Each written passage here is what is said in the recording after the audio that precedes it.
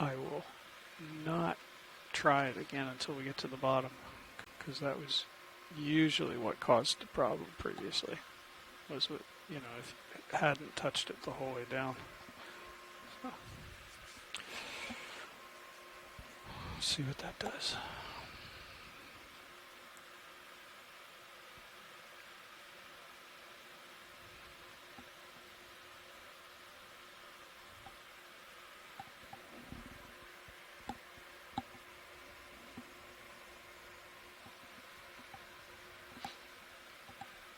$600.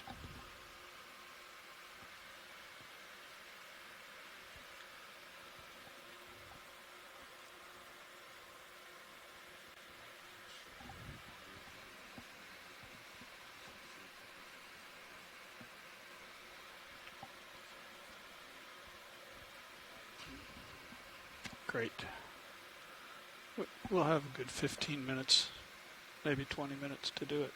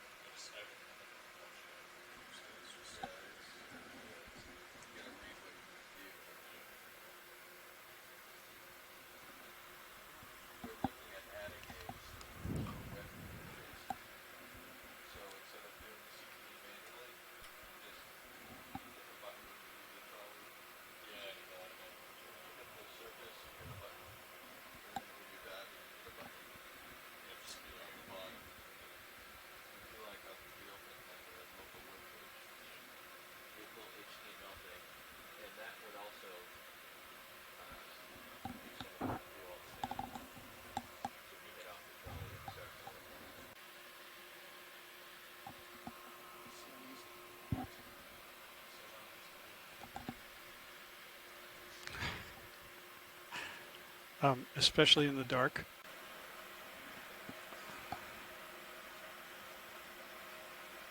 What causes that chromatic aberration on the right?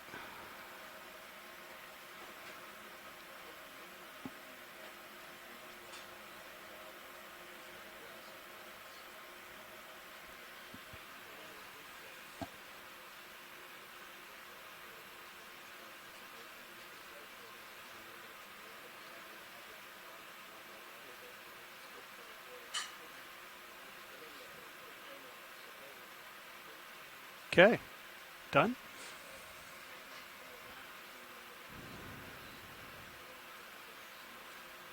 I put the toys away. Oh, okay.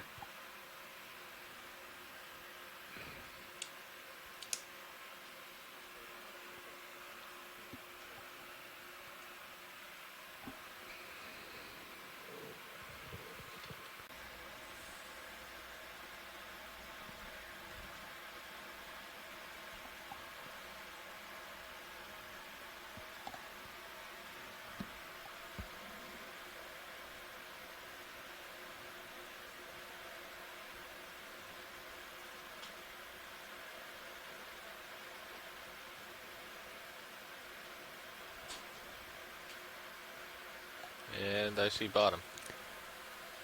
And it's pretty steep.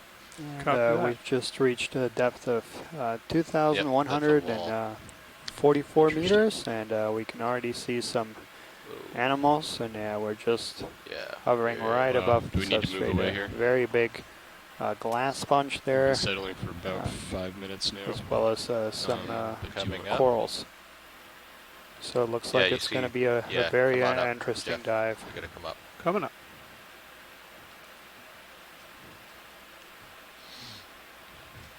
Up, up, up.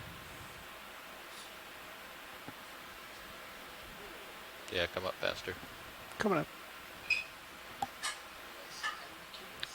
Yeah, we saw quite a few corals and a big glass sponge and some very nice pillow formations. So yeah, once we approach the bottom, this is just standard operating procedures for those of you who are joining us in the first dive. The pilots take a few minutes just to get all of their equipment and systems situated. Starboard. So we are just hovering right above the bottom. Morning, Daniel. Looks like we picked a good spot here. Okay, looks like it, yeah. 7 above you.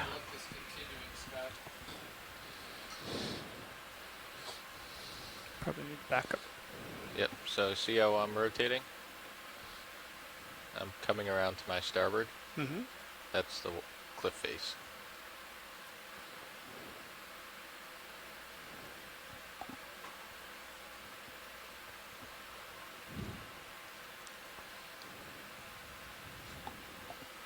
So if you want to go into auto heading and follow me around. So I think we're gradually moving over the flatter top of this bank. Keep you in my over, tail which is kind of a nice overview of what's on the flat top of this ridge.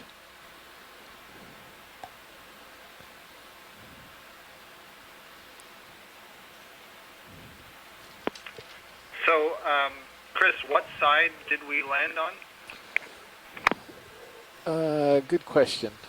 Let's see. Let me get a display of maybe the navigator, if he's not too busy, could answer that. Watch lead.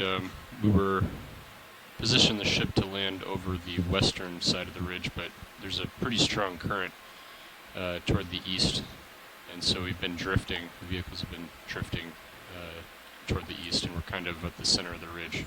Okay, so I'm going to back up. Well, actually, I think that's terrific because that gives us a look at the center of the ridge, and we have animals on the center, so it'll be really interesting to see what the eastern side looks like. And maybe if the eastern side looks a little barren, we could potentially hop over to the western side if that's where the current's coming from.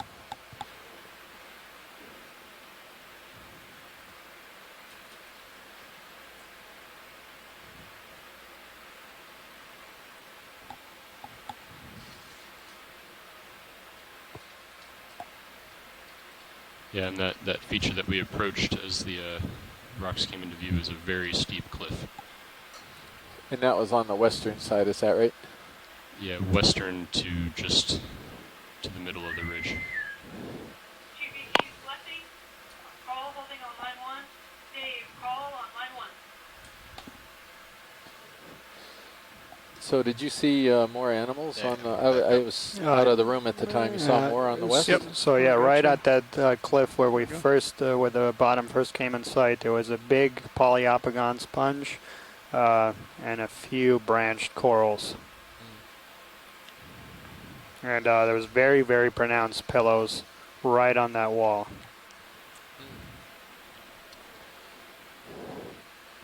Well, one possible dive scenario.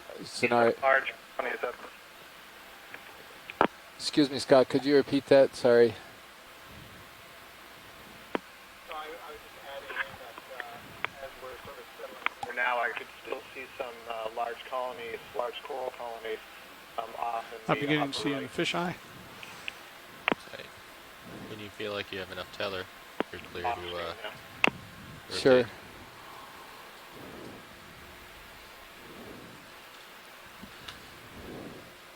Well, one possible scenario is to, once we land, transect a little ways on this eastern side and possibly Okay, cross bringing the my ridge head if around. that isn't too great of a distance and shoot over to the west side and maybe get a look at that too.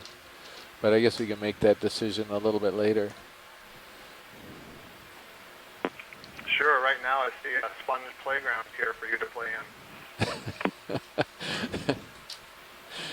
And yes, I do like my sponges. So for those of you just joining the cruise, my name is Chris Kelly. I'm with the Hawaii Undersea Research Laboratory in the School of Ocean and Earth Science and Technology in the University of Hawaii. And next to me is Daniel Wagner with Papahanau Mokuakea Marine National Monument, where you're a host for the day. And you'll also hear some other voices coming on to the phone line. There are onshore scientists, and the voice you just heard was Dr. Scott France from Louisiana State at Lafayette. So this 2200 So contour you're going to be lines, hearing hopefully this from a variety of position is different more like people today 2160. as this dive continues, Looking because we are totally upslope right dependent now. on I'm looking upslope. experts onshore to help us with Have the you turned identification of starboard to animals. see Help determine what we how should that collect and compares what we to shouldn't what the collect as high pack is specimens. showing? Yeah, and that's the very neat thing about the Okeanos Explorer is this Yeah, there's a current telepresence. Is sort of it pushing engages a much my broader aft, scientific so community. from So the it's not west. just Chris and myself What's the here tether there? interpreting and classifying the things that we see, but we can draw upon the expertise of a much bigger scientific body. We have several exploration command centers, which are very similar to what we have here on the ship. Pushing it upslope. A series of screens where scientists watch in real time the same things that we're seeing here on the ship. Yeah, help us identify, classify, interpret everything that we see. Organisms eat.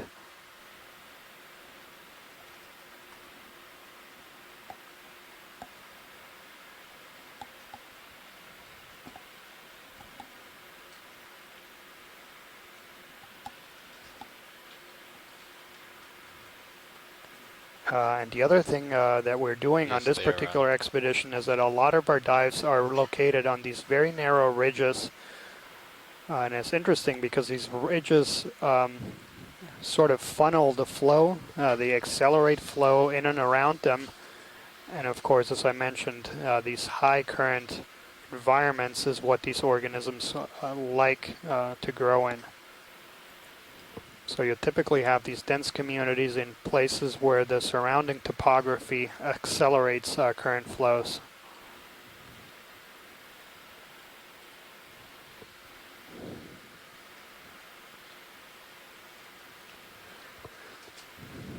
So yeah, we're now officially on the bottom. Our current depth is 2,140 meters. Yeah, and I see right in front of us the very large stock sponge. This looks like something we know as subfamily Eurytinae. And we're not really sure what it is, so we call it Eurytinae new genus. That's that white stock sponge in the background. And we have a lot of small white things on the rocks as well, and we'll take a look at that in a bit. Right underneath me. We have a red coral over on the right, so a bunch of things to look at right away.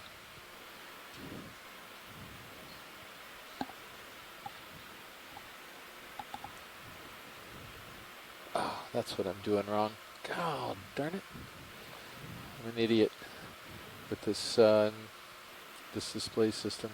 Okay, I got it. No, you can see it right beside me there.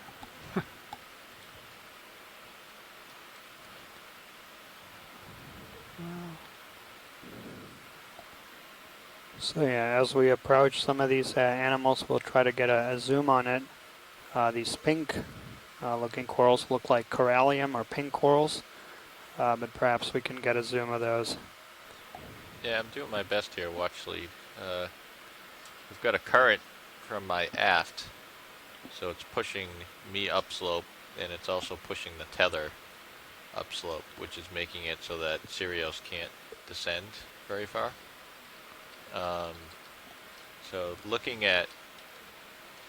Alright, let's see if that works. Can you hear me, Watchley? I blew it again. One more time. Let's see if it's working here. Trying to get our Fleeter mouse display up and running, and I'm being a complete idiot here, punching in numbers. So Watchley, this is Pilot. Go ahead, Pilot. So looking at the arrangement of the vehicles right now, it's going to be very difficult to get imagery. We have a current coming from my aft, and it's pushing the tether up in the Sirius, which means Sirius can't descend very far. It also means I'm getting a lot of tugging. So if we can position D2 in a different orientation, it would help things considerably. What would you recommend, Josh? Any direction, but So watch lead. We need to go south. So watch lead. There's a strong current west to east. Does that mean that we may be more interested on the west side of the ridge? Well, I think the west side would be interesting, and if that's a better direction for you, we can just switch the plan right now. I think we wouldn't have any resistance from that from the shoreside team, given that you can't get down further. Is that so? What if we kind of back the ship away toward the west? Because it keeps our orientation that we have here. Okay. Well, so what would be a good good direction to it's run? safer to go to the east side and have the I tether think be we have pulled flexibility away at from you. the site. Yeah, copy. Well, ultimately, we want to go south, right? Yes. Yes. So let's. So we need to figure out which side of the ridge we want to be on. Well, why don't we get oriented to the south and then See what it looks work sideways, east and west. Because if we can at least get oriented south and get the tether out of the way, then we can get better views of things. That's true. like. So I'm going to bring my heading around. I did it again. I did the same freaking mistake again. That's Yeah, you want unbelievable. to follow me. And there we see a very a stock sponge, and I for can't those even lateral into it. for those of you who did You not can see follow all the the marine snow conversation going there, by you, our like pilot has informed us that we horizontally. have very strong currents here from the west to the east, and we're currently trying to reposition the vehicles in coming up. such a way that we can get effective imagery. So for those of you who are following this for the first time, there's actually two remotely operated in the water column. There is the Sirius, which is tethered to the ship, and then there's the Deep Discoverer, so the vehicle whose cameras you typically see that is tethered to the Sirius. So this three vehicle array takes quite a bit of skill to navigate, particularly when you have very strong currents like what we're seeing right now. You're tugging me all around Yeah. now. Okay, oh, but you've gone back down. Okay, I'm coming down.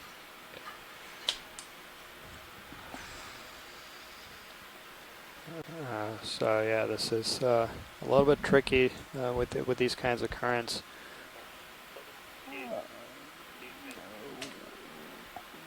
We do quite a bit of work studying these communities in shallower reefs where you can still access them through scuba diving. And in those cases, yeah, it's also very problematic because, as I mentioned, these communities like strong currents, which are most of the time impossible to swim against. So if you imagine that remotely operated vehicle is having a little bit of difficulty with these strong currents, imagine what it does to a diver. Yeah, if you look at D2's view, you can just see things moving horizontally across the screen.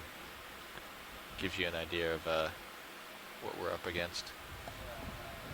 Looking at that, that's pretty amazing. And actually, I'm surprised we haven't had more of this problem so far. I think we lucked out. Mimi, I don't know what I'm doing wrong.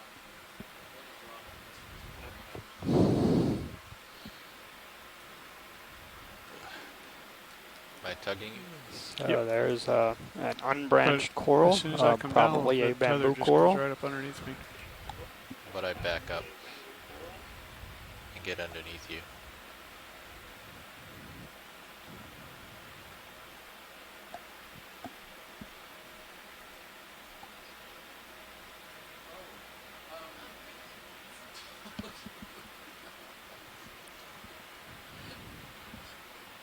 it looks from the side, it looks so much like Okay, my head is south now. So I wonder if it's going to be worse if we come around the. So if you just joined us, we're currently at 2,136 meters. The arrangement we have now We're is diving working, in a 'cause very now the remote tether is location of the blowing off. Hawaiian archipelago, up in the northwestern Hawaiian Islands, in a very poorly studied feature that's only known So as we're Bank comfortable 9. maneuvering up the We're ridge. diving on the right northern in the middle portion of where this we're at. feature, which I- actually We can try. gets Okay. to within Yeah. 150 meters of the surface. So any ship moves. But today we're see there's planning to dive depths around quite a bit 2,100 of to layback. Any 2,000 ship moves, meters. should we just go due And south? we just landed on the bottom here about Up the 10 ridge. minutes ago, but encountered some very, very Yeah, strong something like currents and are currently working to Or, reposition I the guess vehicles Sirius is heading so that as we can effectively 175. image this very high current environment. Yeah, I'll come right to 180. So that's 180. Okay. Yeah. Do we want to go ahead and try this? The auto can't even hold position. I have to. Auto XY isn't going to hold. So let's try to do some imagery here. Okay, I'll keep it where we're at for now then. How about these white things on the boulder, if that's a possible first thing to take a look at?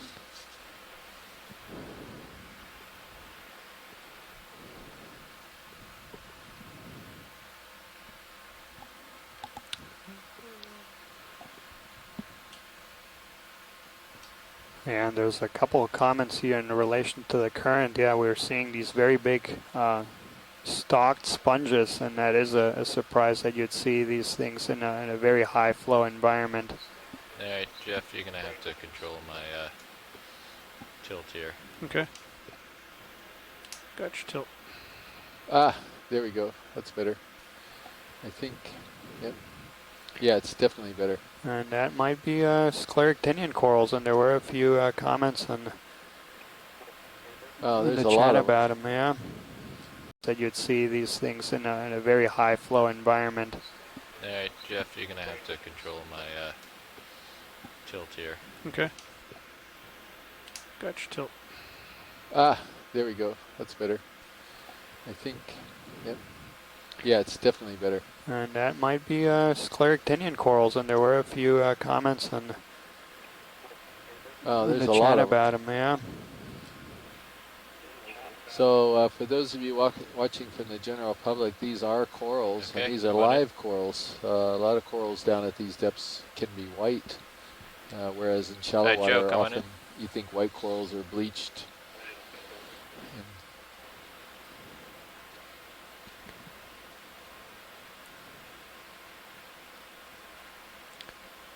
And I'm not so sure. It's starting to look a bit like Come in tight. Corallium kishinoye, frankly. And Yeah, maybe. yeah, you can see the polyps Uh, there. Just You know, Scott collected the type species and the paratype species of this. Maybe he has an idea. We'll see how he. Well, I don't know. It's looking a Yeah, I little. did. I thought my recollection was that those were yellow. So I'm waiting to get a closer view on these ones before I make any more comments. I thought they were Arctinians, actually. yeah. Well, no. Wait it's. for that close up. Yeah, go ahead. I had nothing further. Yeah, I'm very confused because the branching looks like it's the typical stair-step type of branching of a scleractinian, but it doesn't look right. Something's different about it. Well, and we can ever so faintly see the polyps, and this is one of the first clues. And where you can see polyps, they look like they are unbranched, which would. If I And they move, also look pretty wide, Dan. I'm dead. I'll so. bet when we see these from the front, we're going to find that this is something like an Enelophthalmia type Scleractinian coral. Yeah, Yeah, I agree. I agree.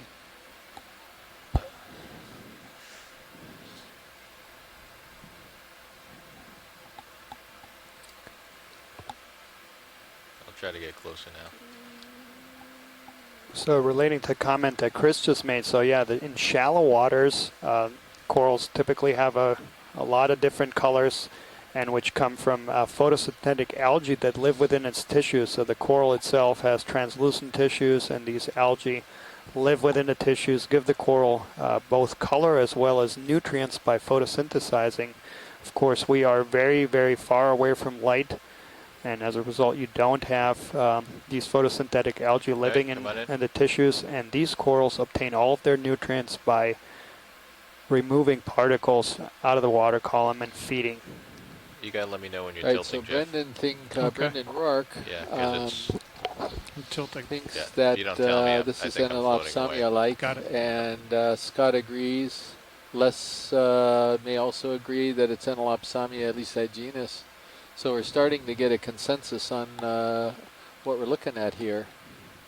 And I'm leaning in that direction as well. I think it's starting to look more and more Enelopsamia. Pilot, are there any colonies where you could get a view of the other face, the polyp face, that maybe further down this boulder? They all seem to be oriented the same direction. I can get on the other side of the boulder. I think there's one that's on the side of the boulder if you pan down and to the right, that might, because the current might be wrapping around the boulder. Yes, I see what you're saying. One of, well, no, not really, I guess. How about a little bit further down, if we could look just slightly.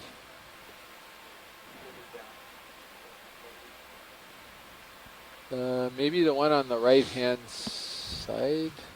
I don't know. So for those of you watching from the general public, these are corals, and these are live corals. A lot of corals down at these depths can be white, whereas in shallow water often you think white corals are bleached.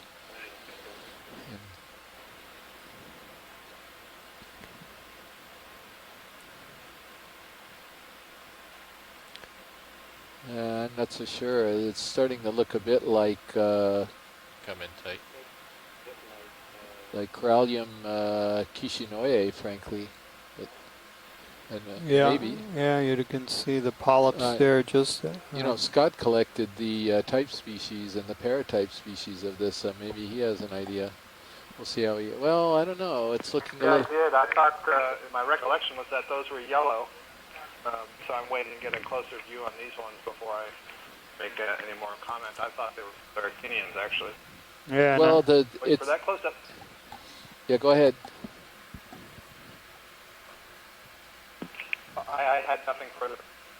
Yeah, I'm very confused because the branching looks like it's the typical stair-step type of branching of a scleractinian, but it doesn't look right. Something's different about it. Well, and we can ever so faintly see the polyps, and this is one of the first clues. And where you can see polyps, they look like they are unbranched, which would... They also look pretty wide, Daniel.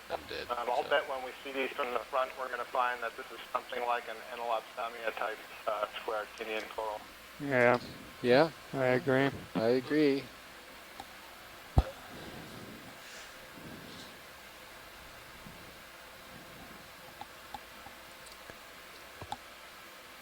try to get closer now. So relating to the comment that Chris just made, so yeah, in shallow waters, corals typically have a lot of different colors, and which come from photosynthetic algae that live within its tissues. So the coral itself has translucent tissues, and these algae live within the tissues, give the coral both color as well as nutrients by photosynthesizing. Of course, we are very, very far away from light, and as a result you don't have these photosynthetic algae living in the tissues, and these corals obtain all of their nutrients by removing particles out of the water column and feeding. You gotta let me know when you're So tilting, Jeff. Brendan Rourke Tilting. thinks you don't tell me, this I is think I'm floating Enelopsamia-like, and Scott agrees. Les may also agree that it's Enelopsamia, at least that genus. So we're starting to get a consensus on what we're looking at here. And I'm leaning in that direction as well. I think it's starting to look more and more Enelopsamia. Pilot, are there any colonies where you could get a view of the other face, the polyp face, that maybe further down this boulder? They all seem to be orientated the same direction. I Well, can get on the other side of the boulder. I think there's one that's on the side of the boulder if you pan down and to the right, that might, because the current might be wrapping around the boulder. Yes, I see what you're saying. One of, well, no, not really, I guess. How about a little bit further down, if we could look just slightly.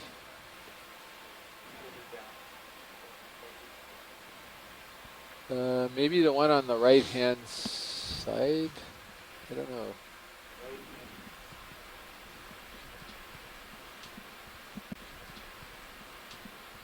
Yeah, maybe the one all the way down on the right-hand side on the boulder. Yeah, one of those. There's a couple that we might be able to see the polyps on. All right. Come on down. Tilting. And come on in. Ah, you buggers, you're facing the other way.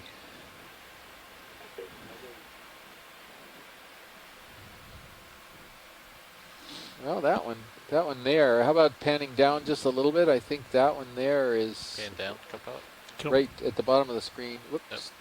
There we go, right there. There you go. And the one slightly to the right on the boulder. There we go. One. Perfect. Any chance we could get a little tighter on one of these? Just Tilting up. Yeah. Roger, Maxim. So does that help anybody? It looks like we're still trying to get a good view. There's a few comments here that suggest some characters that resemble more of a scleractinian polyp, and some others that resemble more of a hydroid polyp, and we'll need a close view to be able to say conclusively. Yes. yeah. Sorry. So for those of you who've been following the dives during this cruise, you'll note that once again we've arrived at a completely different community, even though we're diving at relatively the same depths. And so we've noticed this before. I'm a little concerned in the current. On some of we the can tilt the lights down, dives the we've upper done, lights down.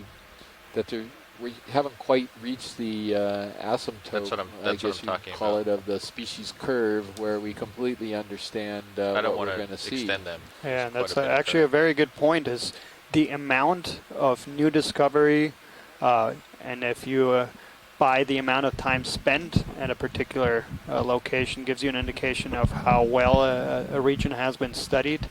And then pretty much every single dive we have found new things, and that gives you an understanding or appreciation of how little we know about these.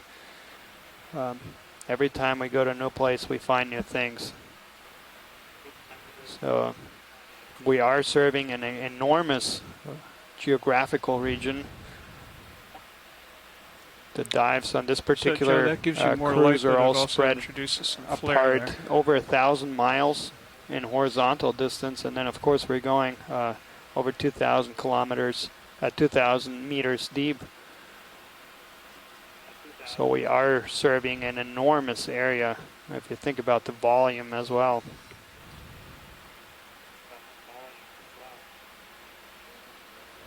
All right, come on in. Jeff, you can take my camera. Got your camera. Go ahead.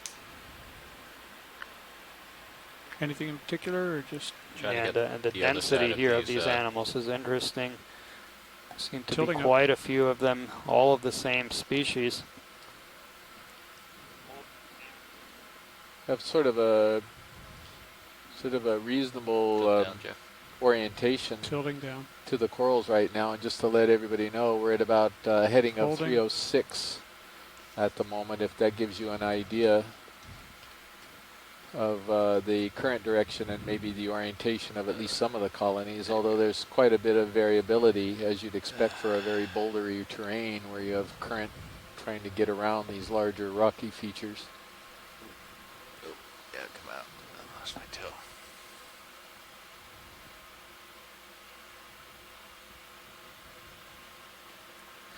That's the current. That's when I take my hand off the stick, I'm flying away like this. This is no thrusters. That sponge that we just passed in the lower right, that's Feria near Oka. It's been our friend on almost every dive we've been on. Did we want this? That's sort of a younger one. If you look in the background, you can see some older ones, at least one other older one that unfortunately has passed away.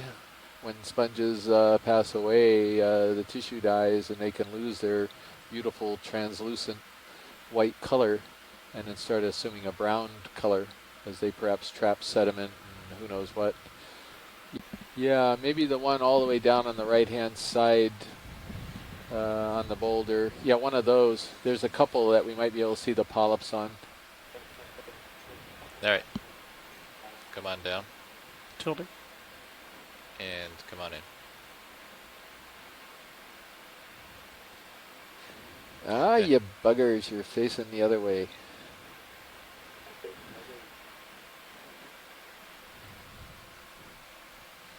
Well, that one there. How about panning down just a little bit? I think that one there is Pan down, come out.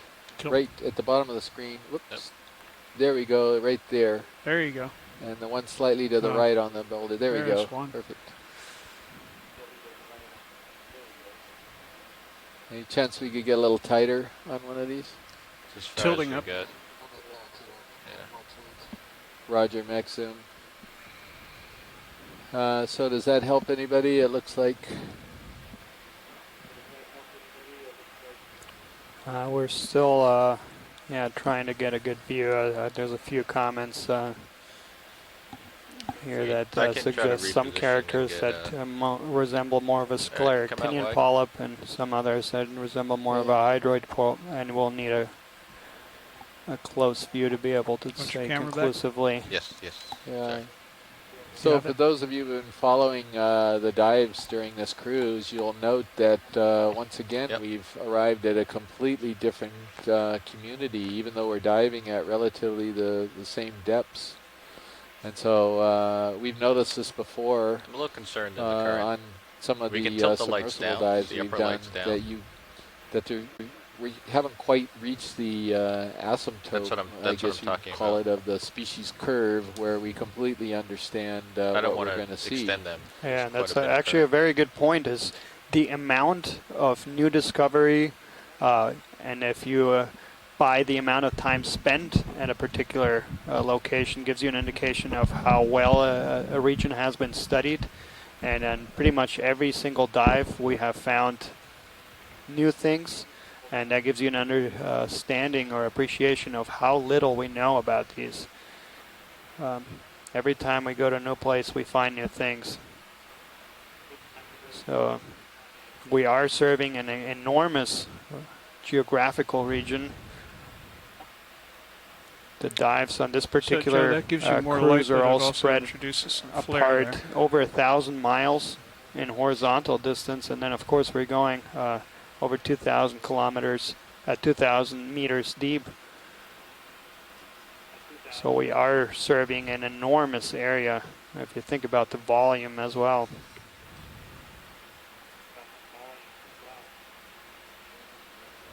All right, come on in. Jeff, you can take my camera. Got your camera. Anything in particular, or just? And the density here of these animals is interesting. Seem to be quite a few of them, all of the same species.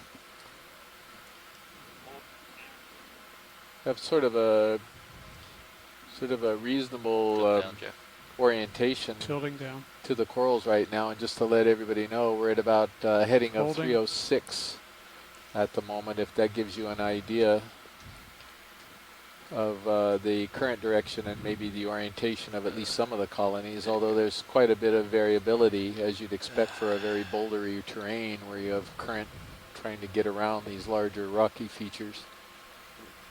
Oh, yeah, come out. I lost my toe.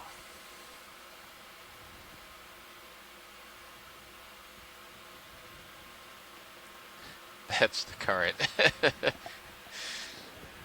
That's when I take my hand off the stick, I'm flying away like this. This is no thrusters. That sponge that we just passed on the lower right, that's Feria near Oka. It's been our friend on almost every dive we've been on. Did we And want this? that's sort of a younger one. If you look in the background, you can see some older ones, at least one other older one that unfortunately has passed away. When sponges pass away, the tissue dies and they can lose their beautiful translucent white color and then start assuming a brown color as they perhaps trap sediment and who knows what. Yeah, if we could get a picture of one of these pink ones, that would be terrific. See what else we've got here at the spot, at the landing site. Tilting down. And this is an all go ahead. altogether different coral. So this is an octocoral. And we see some anemones on it.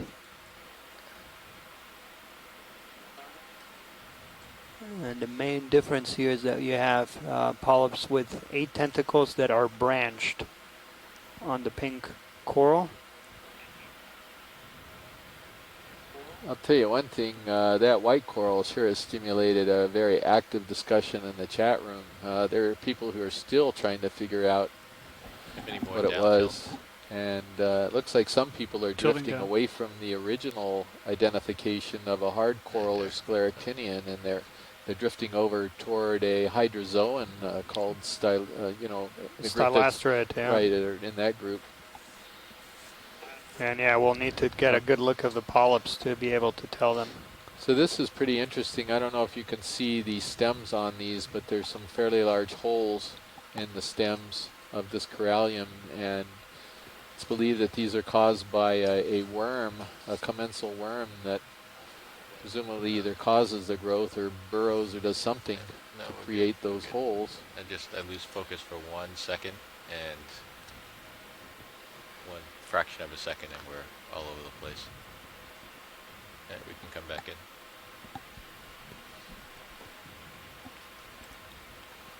Tilting up. Yep. Thank you. Were you able to get a look at these, whether they're smooth or bumpy? Well, it's this one's the one in the center there has got a very textured, I don't know if you call that a stalk, but a lower base, yeah, lower half of the crane or crown, excuse me. But I don't know. I'm not sure I've ever seen that type of texture before.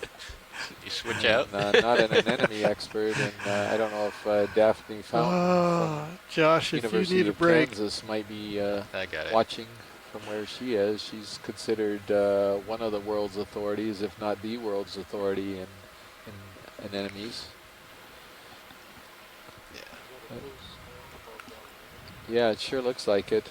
In the background there, it looks like there's some kind of a snail or a gastropod.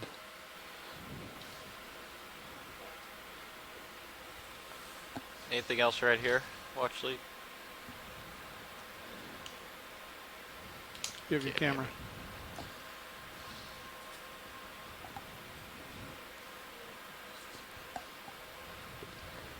So one of the things that we're hoping to learn from the dive today, so I think we can do a small ship move at the heading that Sirius is going.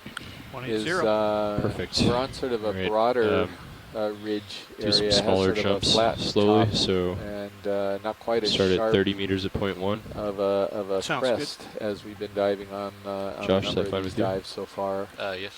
And we're also trying to look at on this dive whether that makes a big difference. And if we do have a broader area, then would you expect the corals to concentrate right on the edges of the ridge itself, where maybe you have the highest current acceleration, or whether they would just continue right across the crest? Bridge nav.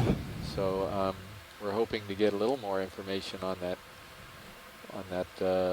So is it Nav this bridge today? Keep pointing? Yeah, we'd like to request To a the ship west. move of 30 meters, bearing 180 at 0.1 knots.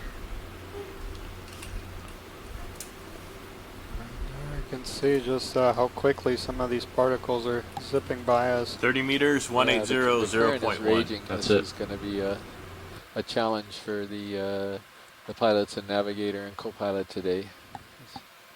Yeah, I'm just keeping my heading into the current here. Right, no, so I I'm know. moving west. So Whatever way we can go, just yeah. so we can And get a look. we'll saddle south, but I'll keep my heading to the west. Roger that, pilot. Yeah.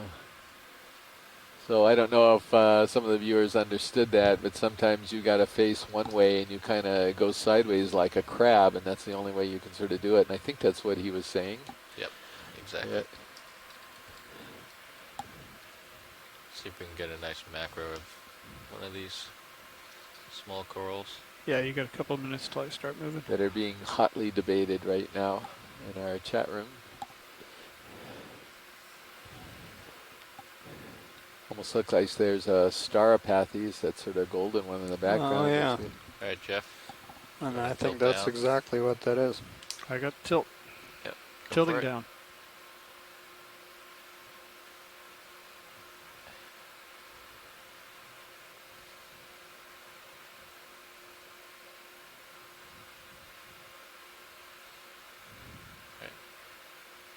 Of course, it's facing the wrong direction, but Lasers are off. come in tight, see if we can see polyps. Yeah, facing the wrong way, of course. So Randy Singer has joined us. He's one of the fish biologists that's been Tilting up ever joining so us slightly. for most of the cruises there, both benthic as well as water column fishes. Good morning, Randy.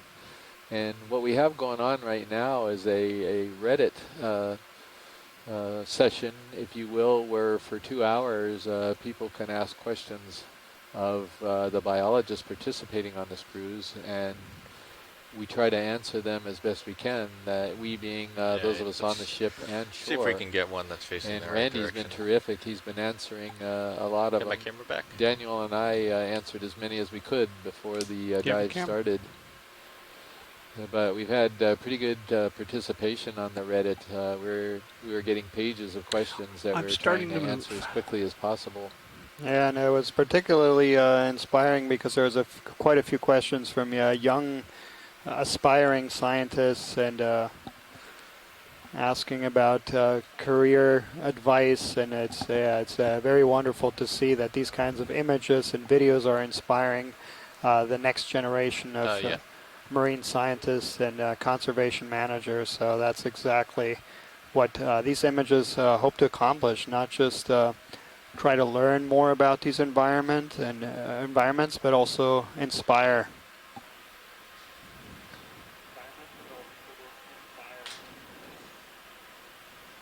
So the chat about that coral is still going on, and I think they're closing in on a possible ID, at least to family or group. I think everybody's leaning more toward a hydrozoan, a stylasterid. There's a very interesting unbranched. Right Yeah, there's an unbranched bamboo. Coming in. Oh, sorry, I'm coming in. Sorry, I'll be more. I'll be more clear in the future. See if I can settle down here.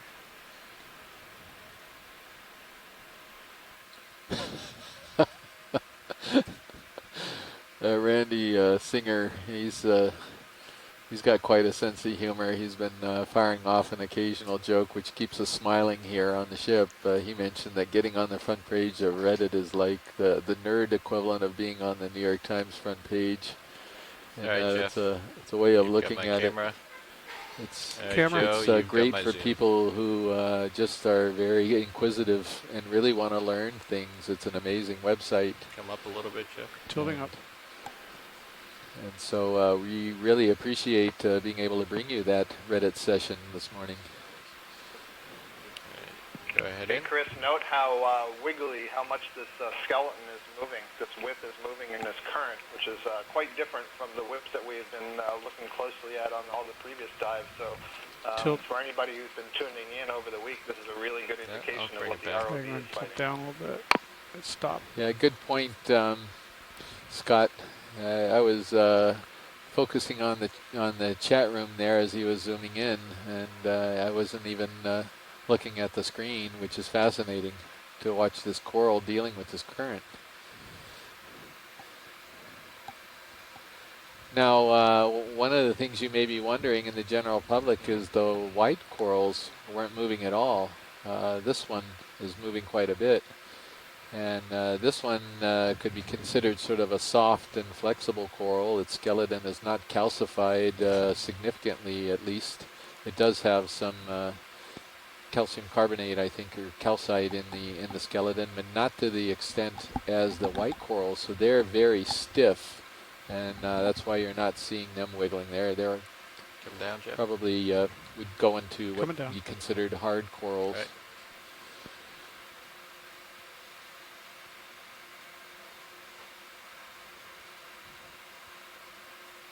And as Chris mentioned on one of our earlier dives, that this ability to move is, of course, favorable if the current direction changes.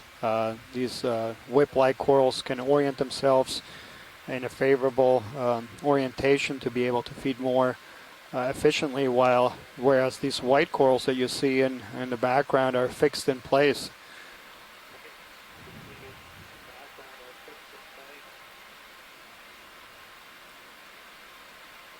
Oh, that's beautiful. That's great.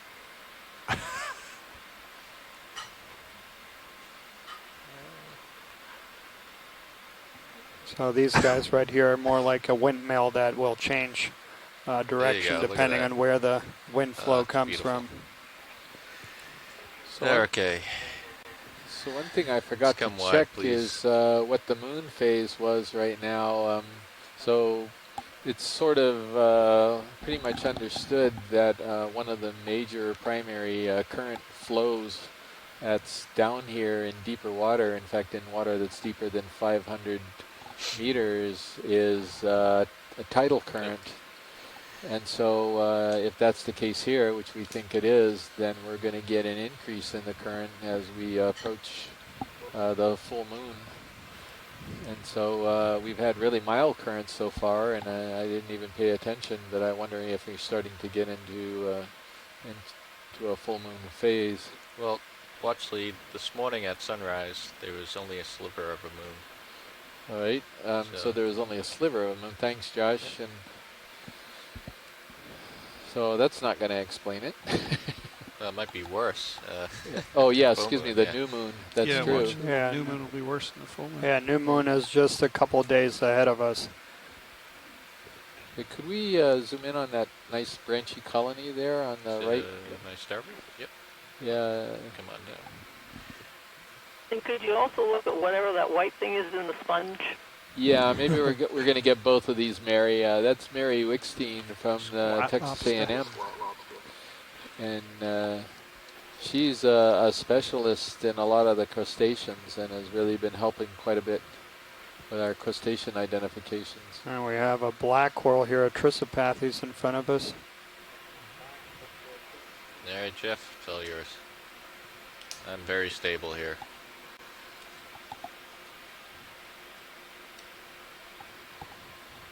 Collisions, come on. So there's some they're on. confusion as to why we're seeing stock sponges in a high current That's environment me like adjusting this. the So lasers. about the only answer for that is these stocks are strong enough to actually allow them to withstand high current flow. Yep.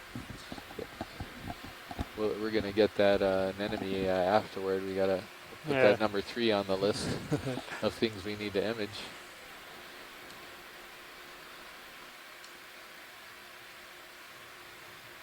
So that anemone on the left, I think, could be an actinoscyphia. I don't know if we have any other comments. Scott is weighing in on the coral itself. And Now, what do you think about the swing arms? yeah, the current on the right, I think, is I a wasn't aware hornithiid. that they would be But the current, challenged excuse me, the by the anemone on the current. right, I think, is a hornithiid. I mean, we You can bring them out. see, if you look closely, the See how difference they- between if the they shake texture of around. the stalk. We just don't want them. The current on the left, to I believe, is develop a harmonic and actinoscyphia. oscillate. Both are considered Venus Okay. flytrap So- anemones. Maybe try the port side. upper You're seeing first. the back side of the You Hormathiid take on the your right corner, camera. and then the front side, or the oral disc side, I guess, of the anemone on the left. Looks pretty nodal, Scott. Looks like the branching is nodal. Yep, it's nodal brancher, and I noted a little bit earlier in the event log, it looks like Isidella trichotoma, perhaps, based on some of the branching down near the main stem. You can see a really nice triple junction. And that's one of the characteristics of that species. There may be what he's talking about right there, just below the anemones, where you get a triple junction.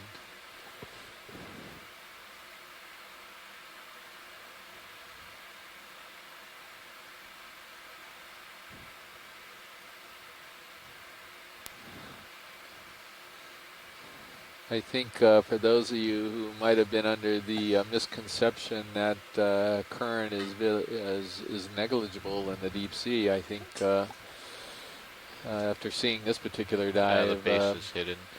I think you realize that you can get very, very upper swing strong arm currents deploy. down here at the sea floor, wanna 2,000 see this? meters down. So there is an anemone after you do with this coral that's over to the left. But I see. Yeah. All right. I'm gonna have to. Joe, have you got the strobes going off every so often? I see strobes flash. Yeah, they're on. So this anemone is Actinurnus nobilis. It's one of the really pretty We can turn the strobe anemones relay that you off find here in if you want. Hawaii waters. Are we going to want to look at this black coral? Daniel? You wanna? Yeah, let's just, for good So measure, pilots, get a it good, looks like the ship is while stopped. we're here. Okay. Okay, go ahead. Okay. So it does look on the very starboard similar side. to Go ahead, the Joe. Chrysopathus tetracrata, which we've seen quite a just few this, times just on this different dives during this expedition. Seems to be a common The inhabitant. black coral. Yeah, might be able to get the tip here.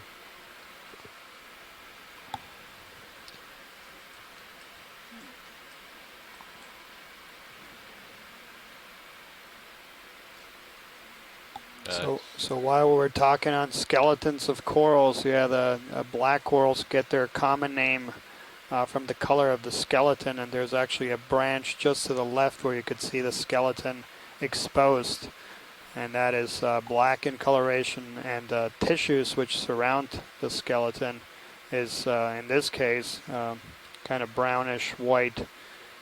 Pretty clear, too. Yeah. Another interesting feature about the skeletons of black corals is that they have these tiny microscopic spines, and that's what we use to differentiate these organisms to species, genera, and families. But it's not something that you could see. Daniel, I noticed that the polyps towards the tips of the branches there seem really swollen around the hypostome or around the mouth, and I'm guessing they may be full with some gametes. What do you think? I could not get a good view, but yeah, this is something that has been described in the literature, and I've seen it myself in shallow water black corals where right before they spawn, you can actually see, the gametes in the tentacles.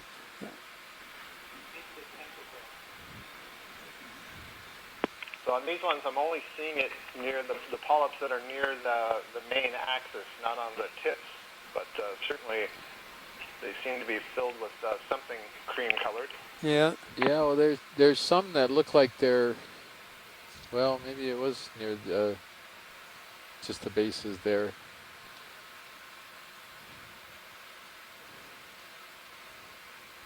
So beautiful imagery. Yeah.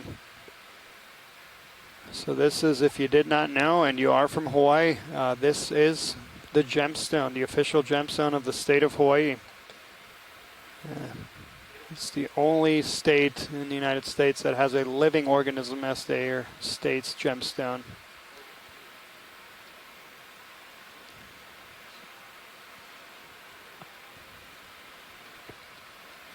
All right. And Let's see if we can get that anemone now.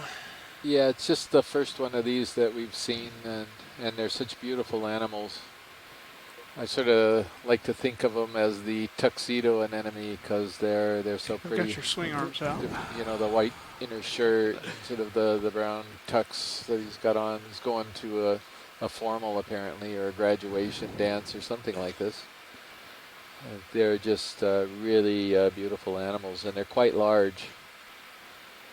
They're so distinctive that they're really easy to identify from quite a distance. There's really no other anemone down here that looks anything like this. Trying to go for the anemone here. Yeah, very distinctive. Yeah, that. And then, all right, Jeff. After the anemone, we can go ahead and tilt. Tilting that crab. The ship store is open. The ship store is now open. Go ahead, Joe. It'll be open for the next 15 minutes.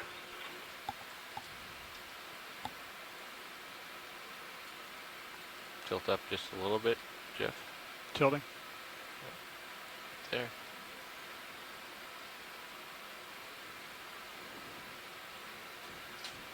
So very, very distinctive coloration, and it's kind of interesting that we had a Reddit question this morning about why a lot of these animals are so colorful down here. Particularly yesterday's dive was amazingly colorful. Yeah. I'm not sure we really know, except that certain types of compounds or molecules that they've got in their tissues, they reflect light a certain way, and the color may have no visual meaning whatsoever. It's just that's the color of the molecules. Exactly, and that's an interesting point, is that color is our interpretation of what light does when it reflects off things. So it might be just a byproduct of other features of this that have no significance. Of course, there's absolutely no light down here. If we would turn off the light here of the ROV, it would be very dark. And pilot, before we leave, if we could get that crab and the sponge, I think we'd make somebody in Texas extremely happy. Yeah, roger that, watch lead.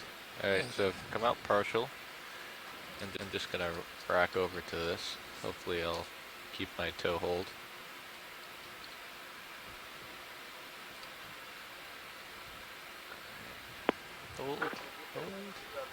Alright, come on in. Tilting up. Yep.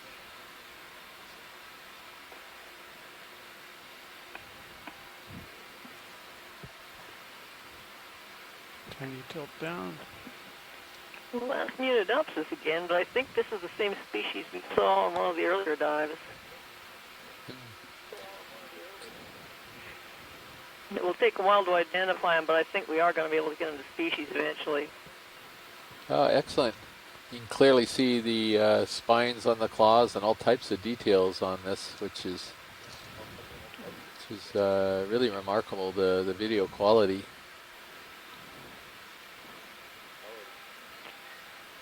They use those long antennae like cat twisters to touch. Try and come down a little bit. There you go. Beautiful.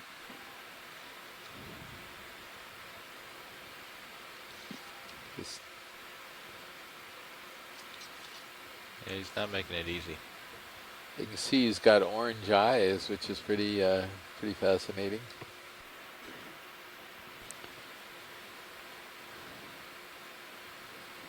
So yeah, the genus that Marius was alluding to, the Munidopsis, that is this genus of squat lobsters.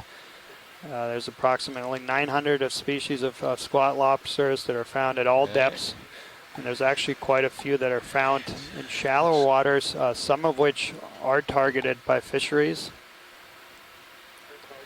So if you've ever seen langostino on the menu, that is a type of squat lobster. So, pilot, are you going to try to go west, or what's your plan here? Just if I think the idea is to try to go south. To south, okay. Yeah. I'm keeping my head into the current and just saddling to my left. Okay. That was the idea. We could try to go up over the ridge towards waypoint 1 if you'd like. Sorry, pilot, what was that again, please? We could go over the ridge towards waypoint 1 if you like and see what's over there. It's just if I have to turn around, it's going to make things difficult.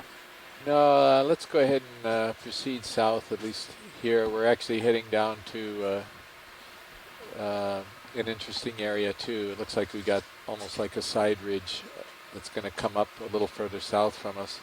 All right, so we can put another ship move in here, I think. All right, are we happy with how's the 180? chat room doing there, Daniel? Yep. Yep. Okay. We can probably just do a 0.2, little I bit think. of comments about the video freezing. Okay. And yeah, Scott nav. mentioned that he thought he saw an amphipod, and yeah, I also thought I saw that.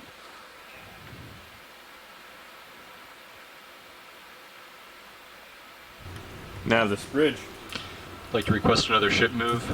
We'll do 30 meters, bearing 180, and we'll increase speed to 0.2 knots. And yeah, a I few copy people 30 in our meters, 180 exploration degrees, command centers have 0.2 had knots. That's it. good Thank you. video. Says Yeah,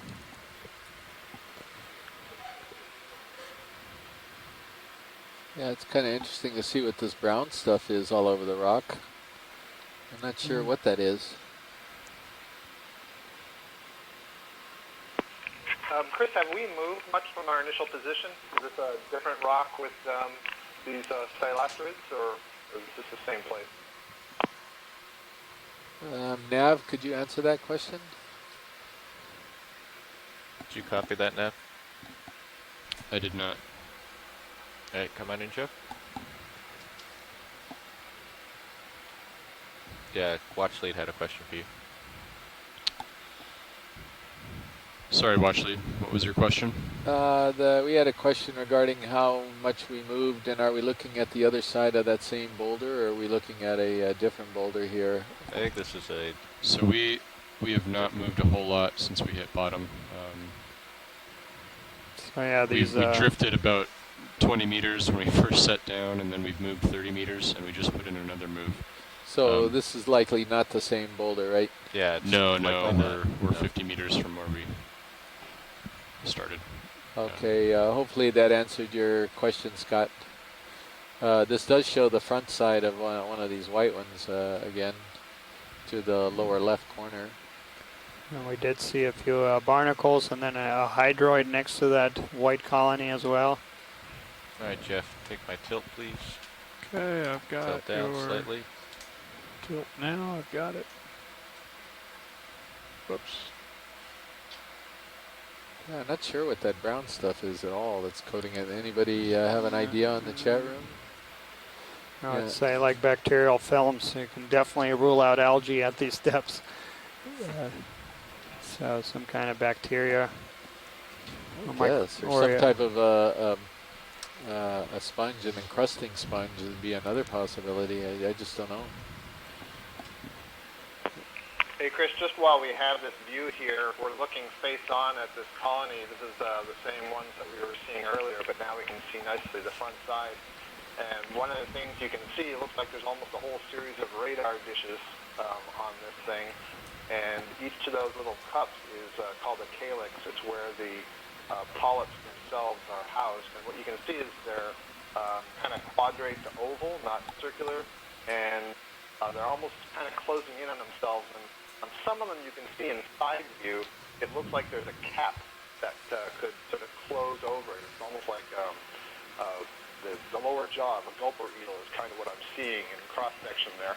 Get a release and to come that on. really Zoom out a nails little that bit. this is a hydrocoral, so it's in the Check the hydrozone relay.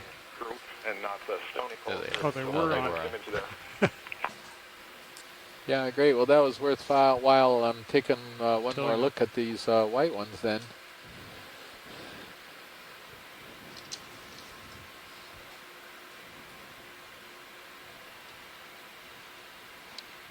Yeah, maybe another look at this brown stuff here if we're waiting for the ship to make its move. I don't know what I'm looking at here.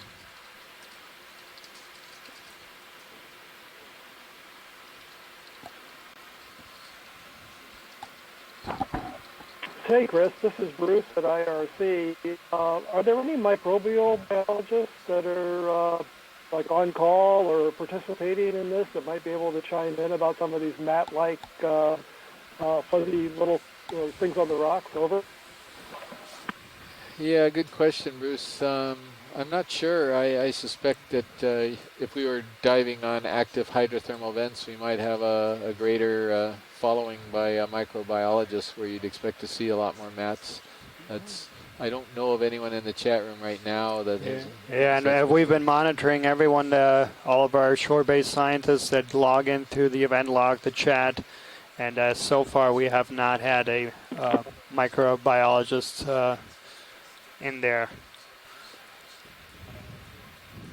I almost look like I'm seeing some type of openings or osculum, and I'm leaning toward this being an encrusting sponge, possibly some type of demosponge or something, but who knows? Of course, this comes from the sponge, enthusiast that saw a sponge in an echinoderm the other day. Yeah. Oh, I see sponges everywhere. See if we get something really close. Keep going, keep Well, going. whatever it is, it's no good for barnacles. All those barnacles are dead. Yeah, that's a good point, Mary. But you can't blame my sponges. They're in between the sponges. There's something else that's killed them. This is unlike Chris Maw's sea stars that are wiping out sponges and corals voraciously across the seafloor. Maybe tilt down a little bit. Maybe we Wiping can get them something out. tighter. Okay, tilting some more.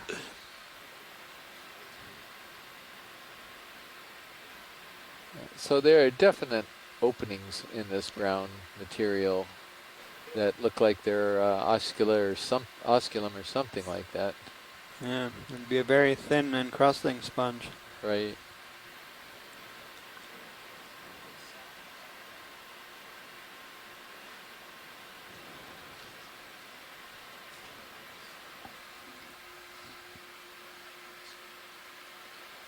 I've only got a moment here, and then I have to move on. Sure, thanks, Josh.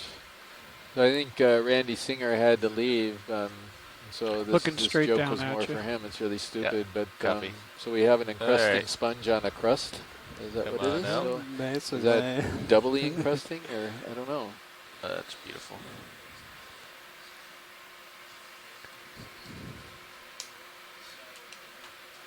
Camera back, please. Okay, you've got your camera Can we back. take a quick look at the crab on the right? I'm sorry, looking Mary. straight down The at pilot just informed us that we got to move. So right now we need, are waiting for the ship if you to can, actually to get turn going. to the left and go in that And direction. it has now. So, but I'll bet we see some more crabs. Yeah, it looks like that ship move is complete now. See, we'll get pictures of those as we can. Can we brighten it up a little that's bit? a nice view to see how dense Thank you. Yeah. or how many of these stylasterid corals, these hydrocorals we have, this white. And that's a beautiful view of how steep the terrain is. Okay, I need you to push out. So yeah, Hey, pilot. Oh, excuse me. Hey, Carl. You're right. I'm totally So here we have a screwed up. strong So current north from the would put west. us opposite. Yes. We are going south along track. Just advised of that. Yeah, I think you're right that the ship is stopping. And I got a good night's sleep too last night. I really have no excuse.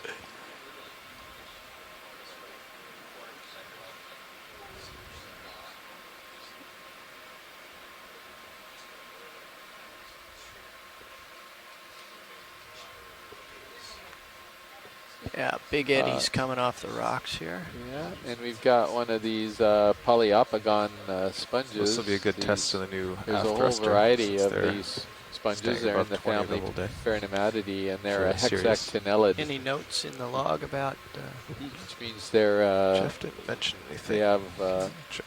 siliceous microscopic parts called spicules. Yeah, this patch of sediment looks like what we've seen on several dives, something that we interpreted as maybe barnacle plates. Looks very similar in texture and size of the...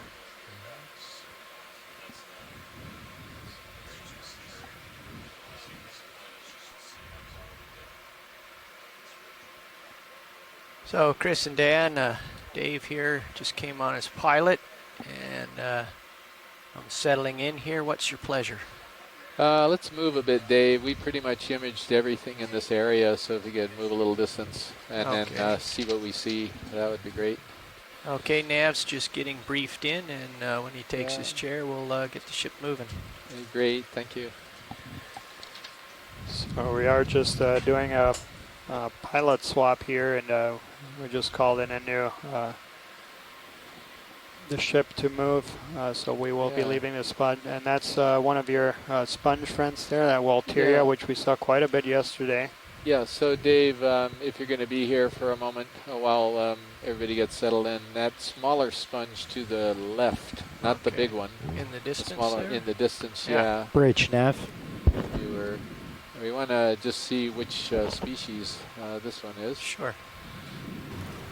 Nav, this bridge. We've seen this morning. Bridge, could I get an update on the current ship move? Yeah, he's got all the little Thank you, stuff on him. Stuff coming off laterally and from him. Bridge, while I got you, the bailout is due north? Doesn't have to be along. Yes, still due north. Great. That's what I've got from past time. Great, thank you, Bridge. Structure, the framework. So he's now off screen, just to let you know. Oh, I saw stuff, big stuff coming off. You want no, delicate that one. stuff coming that off. one right there. Aye. Okay. Not all stuff is created equal. Yeah, I just need to get my nose into the current here.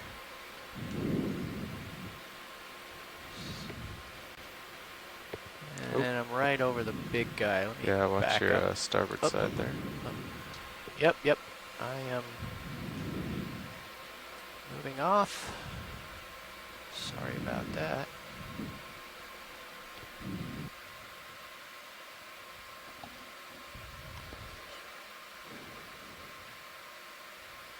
So this sponge is called Walteria. And Nav, co-pilot. It's there's two different species that we're Go ahead, aware co-pilot. of here in Hawaii. Yeah, they're so actually that's us to image this while we're waiting, but I think after this we'll be ready for another move. Well, excuse me, there is Okay, one that's what do you have in described, mind? Walteria Still flemmingi, 180? and the other one is yeah, what was close the to last something, distance and speed? called The last Walteria, distance was 30 Lucardi, meters, but we're not sure and the it's last same speed color. was 0.2 And you knots. can tell when you zoom in Copy on that. the framework Let's of do the that again. sponge. It's right in the center. Okay, standing by. Let me know when it is we're shape. trying to look at right now. Okay, video, we can start a slow zoom here. Still bouncing around. There's quite a bit of current here. It's somewhat challenging. Yeah. Pilot, are you okay if we call in a 30-meter move to the closer, south? and I think we can answer good. the question. We're good, Nav. Thank you, co-pilot. Bridge, Nav.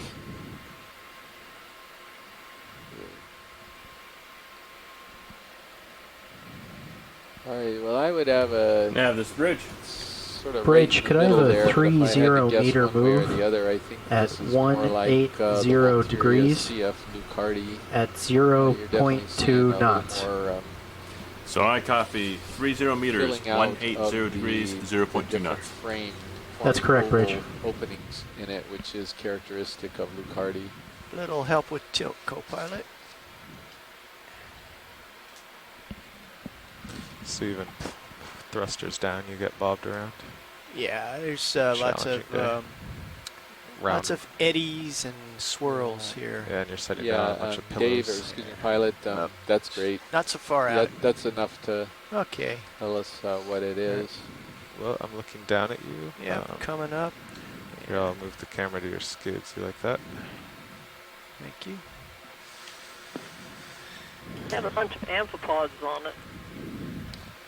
Yeah, I'm he's looking down, but it'll be a few minutes before I start moving. This will be a Get challenging in that environment today, Mary, for close-ups, and they'll be doing what they can.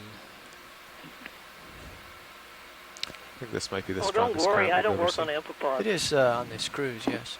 And now you've broken our heart, because we actually spent some time yesterday sucking out what we think are tiny little amphipods from the bottom of the ROV collection box, and those were going to be a surprise for you, but oh well.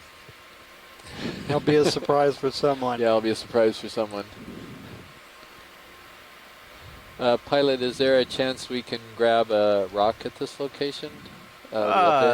Yes. We'll have to probably have to stop the ship, but I'd be happy to take a grab at a rock. And if at all possible, a zoom on that brown colony to our right would be Okay. Nav co-pilot? Just getting, Yeah, just calling an easy stop to bridge, please. Copy that. Just checking. Bridge, Nav. Neighborhood here. I don't want to So disturb anything. Nav this bridge. Bridge, can I have an easy questions stop? that we got on Reddit that. where, Easy stop. because we've talked so much about sponges and corals, whether we're also looking at other organisms. And yeah, Chris just mentioned amphipods. So a lot of the specimens that we are You definitely actually want a flat place too. So almost you're not every bobbing single around one on of the a pillow. sponge and coral samples that we brought up had associates, commensals on them, polychaetes, amphipods, ophiuroids or brittle stars, and yeah, of course all those get saved too. And yeah, the idea is to characterize these assemblages as best as we can, look at all players, not just the sponges and corals, but of course the other invertebrates, the fishes. Okay, I'm settled. I'll need a little help with tilt, but we're good to zoom here. So this looks different than anything we've seen on this Yeah, cruise. Is that right, Daniel? That's what and What do we got? Scott's offering Staropathes. yeah, and that's what it looks like. Yeah, there you go. But yeah, we haven't seen this elaborate branching, but that is described from, yeah, so it's definitely a Staropathes. Yeah, why do you say that? What are you looking at for everybody who's So watching? these planes, and is basically, yeah, it's hard to see from this, but so if you know the Bathypathes, where they have these kind of pinnules, and then each one of these has pinnules that are again then subpinnulated. So what you're describing is sort of the palmate or sort of palm frond kind of branching here, but it isn't just a perfectly flat palm frond. You actually have secondary growth coming out from the fronds itself. Is that what you're saying? Exactly. So if you imagine a palm leaf, so if each one of those leaves were then also sub-branched. And Scott just put it in much simpler terms, a fan-shaped colony with a lot of branching. You didn't call it fan-shaped, he called it flabellate. That's not much simpler. Flabellate? Flabellate. I was just trying to do the translation so that everyone could understand.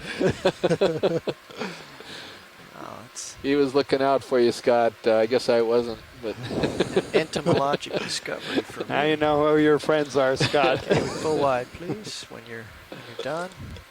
Okay, look for a parking place. What about that little one in front of your right skid, as far as a rock? That looks pretty good, actually. Let me get see just how well planted I am. 98% down? Yeah, I'm teetering on something. Let me scoot over. So yeah, thank you, pilot. That was a good view. Yeah, so Dave, they always prefer the angular rocks, as you know. Zeroing in on what I believe to be. And what is that? Yeah, what is the coral right here? We'll look at it. Sorry. It's all right. I'm here to serve. You know, I guess, from a line from Carl. I'm trying to think what the line's from, but as we're looking for a rock, life intervened. A living animal. And that's the bamboo coral there. Okay. Again, we talked several times about the skeleton on this type already, and there again you can see the outside where you still have the polyps, and closer to the base of this colony, there's this exposed skeleton, and you can see these dark nodes which give these kind of a bamboo-like experience, and that's why the common name of bamboo corals is derived from. Yeah, and as I don't know if yeah, Scott is going to Isadella, so this is similar to the one we were looking at previously. I didn't peg it as a bamboo initially. I guess I wasn't looking at the right spot. And this is a beautiful feather star, or a crinoid, that is attached to the top of this colony. So they have little feet, if you want to call them feet, or series, or a way of which they can actually grip onto things to get them up off of the bottom where they get better feeding or exposure to water currents for feeding. So they're really a beautiful animal, and they're very commonly seen on corals like this. Coming right. So are you eyeballing that oblong one, or are you looking for something else, Dave, the rocks? At the left margin of the screen, halfway up, was the current candidate. Yeah, that's what I was looking at too.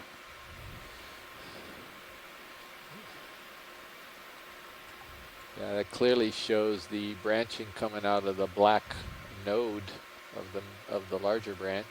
The side branch is coming out of that. And you also see a worm. We're seeing here a double node. They're very close proximity to one another, and in the past couple of dives we've been talking a little bit about the fact that some of these corals can repair injury, and I wonder if that double node is an example of previous growth or overgrowth. You can see some of the polyps down below it are really small, and it looks like the skeleton is a little bit thicker there, which suggests to me that there's been another layer of skeleton deposited from the original. Just a hypothesis, though. Yeah, and Scott, when you were mentioning the, what is it, tripartite branching? I've forgotten the term for it. Is that an example we're looking at right now, where you have basically 3 branches coming out at one point? There's a barnacle down there. Branching kind of looks like a trident, or trident I think is the best term. Oh, there's a little stalked barnacle. Yeah. Ungulate barnacle with his tree out.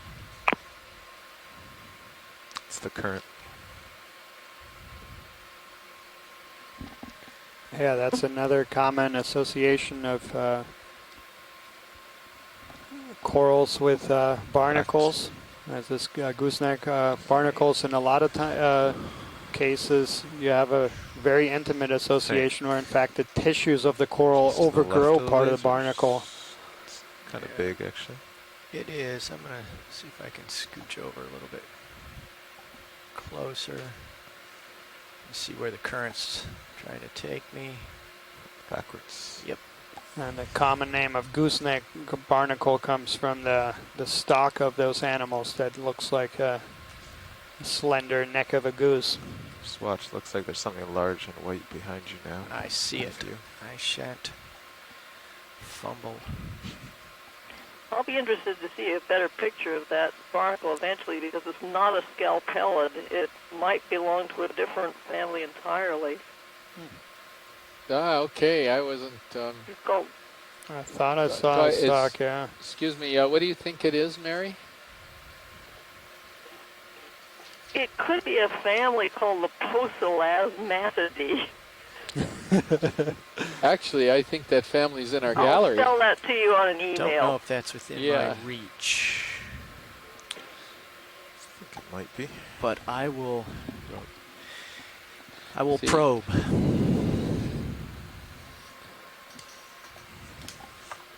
And where will we put this, should we be so fortunate? We would put this one into the port forward rock box. Okay. All right. Go ahead.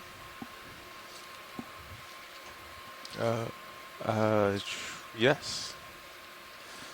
Okay, so I'll do the port wing. Are you looking at that kind of angular one that's sort of to the slightly lower right now? Would that be that's pretty angular. Just right of the lasers is where I'm going. I'm not sure I can reach it yet until I get some I see. perspective, and something just happened. Oh, your port got faulted. Blown. Is that what it happened? Okay, yeah, stand by. That's okay. It's not a magic place for rocks. We just have to fix a little something here. Thrusters disabled. There's our first paragorgia of the dive. So got it back. So the family name that Mary was mentioning is... Was it an overspeed or over? I did not look. Pocolasmatidae. For that. Pilots, it was The overspeed. image we have on the Hawaii Undersea Research Laboratories animal guide right over here. shows these gooseneck That happened barnacles to living when we on maxed out the urchins. thrusters at dockside, and we said, well, I guess we should. Looks like another example, I think, run is them from so fast. coral too. Yeah, I'm And a third try a example different is on black coral. planting method. Which that is a very common association, yeah. Yeah. In fact, there's quite a few species of barnacles which have only been described from certain species of black coral. So Dave, we probably would want one a little bit bigger than that one, a little more bulk. I think the one we got him yesterday might have been a little small. It was great for us in the lab because we didn't have to, deal with it. It was what was it, 5 pounds or 3 pounds? What did it come out to be? 3.4. 3.4 pounds. Yeah. And we have this little game in the lab that once the rocks get back in the lab, we get to guess the weight. How about I'm bringing the lasers to it. That now. oblong one? There's two oblong ones there. How about the closer oblong one? Would that be something? I like the looks of that. that. That's a nice rock, I think. Yeah, that is nice. How's my clearance to biology? I'm trying to be gentle here. There's a sponge about half obviously really tricky behind terrain for him to set down and stabilize on. It's I extremely can get uneven. myself locked in a little better here. Yeah. Just have to wiggle around. Yeah, let's try to ease off on the thrusters a little bit, give them a break. So a rock at this location is particularly important. 70% down. Because this northern edge. So a little call out to some of our shoreside scientists that are participating this morning. We have Abby LaPointe hydraulics off, and Amanda Ziegler and Astrid my Leitner hydraulics from are the off. University of Hawaii. Thank you all for joining. They're joining in one of the exploration command centers there that was set up at the university. My hydraulics are. We have Andrea Quattrini with USGS and Amy Bacco-Taylor from Florida State. And let's see, we've got a bunch of other. Brendan Rourke from Texas A&M. And Diva Amon from the University of Hawaii as well. Both your cameras back. She's probably at the ECC. And then, of course, we got our NOAA scientists, Michael Park and Bruce Mundy, who have been joining us pretty constantly from the other exploration command center in Hawaii at Inouye Regional Center on Fort Island. Might try. I can also see some other University of Hawaii lining up into the current rather than the direction Mackenzie of the Geringer and Nick Crab. Palento. Look, if I think that's what Nicole Josh was Morgan doing. Is joining us, who's part of Amy Bacco-Taylor's lab at Florida State. Scott France. But then I wouldn't be able to see you, right? Louisiana State at Lafayette. Oh, I see. So these are just the participants on the chat room, and we have others that are participating more remotely. Les Watling from University of Zoology, Mary Wickstein from Texas A&M, just to even name a few. So watch leads, is there anything in the current view of interest for a closer look? No, I think we could go ahead and actually do that ship move, and hopefully we won't. Okay. I won't distract you again. That was not a distraction. That was a call to action, and it was fun for me. It's okay. Watch leads, Nav. Roger, Nav. Go ahead. Could I? You again. That was not a distraction. That was a call to action, and it was fun for me. It's okay. Watch leads, Nav. Roger, Nav. Go ahead. Could I confirm the specimen number? It should be SPEC01 Geo. That is correct. Thank you, watch leads. Looks like we're getting into some more corals up ahead. And that's always great. We'll monitor the chat room. These look like that Isodella trichotoma, at least superficially. Here's a big one. High up, there's a big one. Looks like it's could be the same species as well. The Walteria sponge. Yeah, we're starting to get a different community now. If you'll notice, we landed in an area which had a lot of these small white, potentially stylastrid corals. They've pretty much disappeared. And now they're getting replaced by this other community of bamboo corals, it looks like. I think I'm going to get myself southward in anticipation of the ship move. Guys, sing out if anything needs a closer look. Right, we're monitoring the chat right now. I'm flying high to avoid any collisions, but can maneuver closer if need be. Watch lead, Nav. Roger, Nav, go ahead. So are we going to continue up this ridge?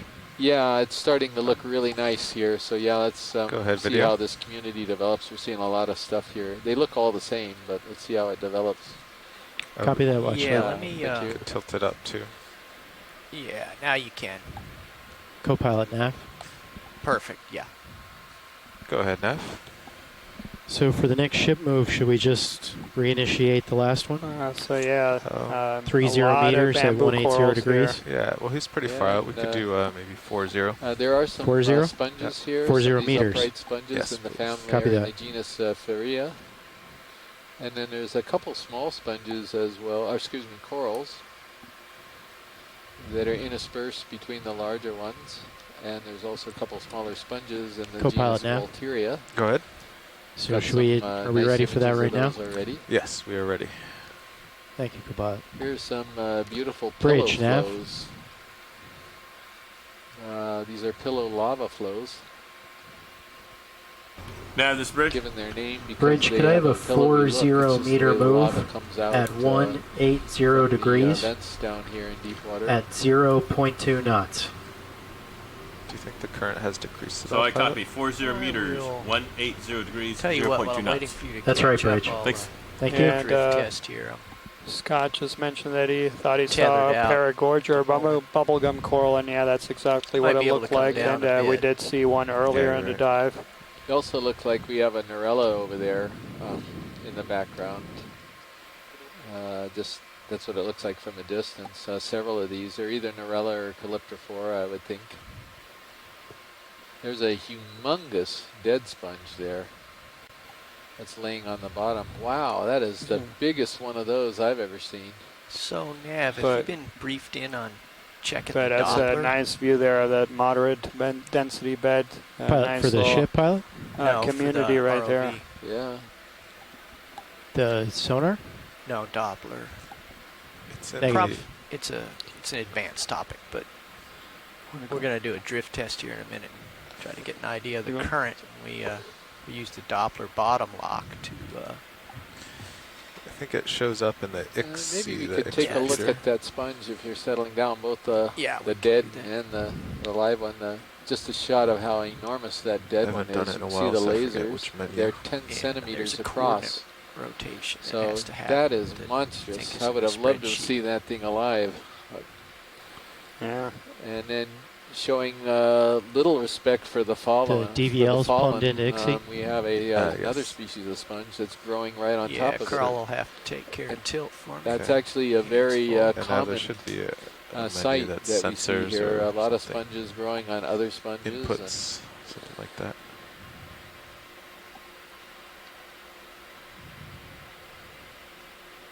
Yeah, so this is something new. I don't know what it is. I'll come left a little bit. First guess might be something like a Bathydoris, but I really have no idea. I think it's going to be in a little Co-pilot quarter now. called the Lysacinosida. So I see where it should be plumbed in, but all It's gonna the be one of values these are things we call zeros. soft sponges. We don't. I'm Is on that the because we don't bottom have bottom lock? Yeah, I'm too close right now, but when I lift off, you should get some data. Okay, I'm standing by then.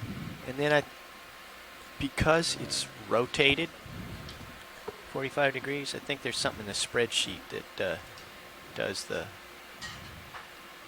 vector math to get fore aft. So what we're looking for is current fore aft. It doesn't read water columns, so what we do is we let the ROV drift without thruster input and read the you bottom can, velocity. Clearly see there are some animals Copy that. living I see within where the that is. tissues, Okay. and All that's it a does is comment I made calculate the earlier square that root of all the 50 squared. specimens we've Yeah. collected Let's so think of far that. Yeah. have had commensals, other species, smaller invertebrates growing on them. And we've had So several I'm questions standing by, about pilots, when you whether wanna we're do just that. focusing on corals and sponges, and no, yeah, we're trying to understand Lift off here. the whole community. Push up current. But we are targeting corals and sponges because these are typically what's referred to as ecosystem engineers. They create habitat for all kinds of other No bottom lock. species There it that comes. live So do you within have them numbers and now over amongst the branches of corals I or do. the tissues of the sponges. And yeah, this is a nice there shot of this forward speed and denser starboard speed or community here of I have bottom speed X, Y, and Z. yeah. So it's probably the XY that bamboo corals. we combine. Once he starts drifting. Okay, I've stopped all thruster input. I just maintain some heading here due west, and I should start to take off backwards real soon now. Just visually though, looking at Pilot, is it possible to get an estimate of current velocity? We're actually going to try to get a measurement. Okay, We have perfect. some instrumentation, and we're getting lined up to measure our speed across the bottom with what's called a Doppler velocity meter. Excellent. Thank you, Dave. looks like you're moving pretty steadily. Just looking at And the particles Scott made a moving very by good and the corals observation bending, here, though, is it that seems once like it's corals come find a down bit. place that's suitable, they seem to populate it pretty well, and that's something, that we don't really understand that well, is how these beds are formed, whether something relating to the environment or something that's related to was coming up. how these things Not fast reproduce. enough. So when you have these dense aggregations all being of the same species, a lot of times that's been interpreted as So being I have a either couple measurements that here, they have pilot. larvae I that can work don't on move getting the current speed very for you. wide, that they settle very close to where they originated from, or in some cases have been interpreted as being asexual reproduction, so fragments breaking up and reattaching. This is back from whence we came. But yeah, this is a nice shot here of a dense community of things that all or most of them look like Video, they you are can the take same the skids out species. if you like. Good.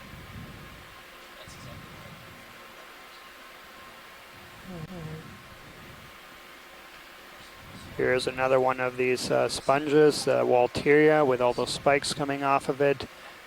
And behind it looks like it's a bubblegum coral or Paragorgia. Yeah, working on it.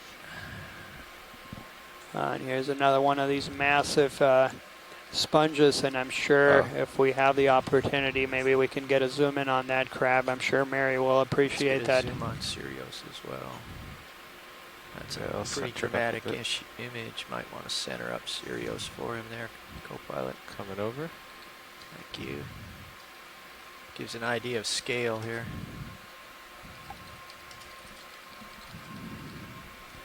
Pilots, I have that current estimate when you're ready. Thank you. Sure, what'd you get? So I have a current magnitude of almost 1 meter per second, 0.97, at 114 degrees. Thank you. Actually, that 114. So it must be 2114. Yeah, I was pointed 270, so something got rotated there. It should have been, the major component should have been purely fore aft. Well, I had your heading as 215. Let me type that in. Sorry. Yes, you may. Just trying to do math in my head and fly at the same time. Lasers off, please. Oh, lasers off. So now I have your current at 169. Yeah, very, very.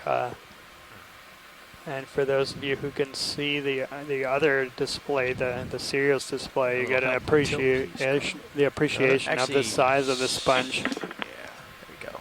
I'm okay now. And what was this? What was the speed in meters per second? 0.97. Was that you, Mary? Got it. Oh, so yeah, we just Do you have lost the meters per second telecon. to knots?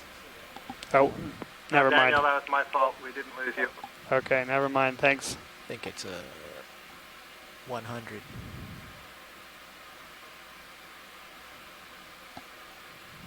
Not going to be able to hold that for you, Joe. I'm flapping in the breeze just like all the rest of the corals here. Yeah, no, that was a beautiful view. Thank you. Alrighty.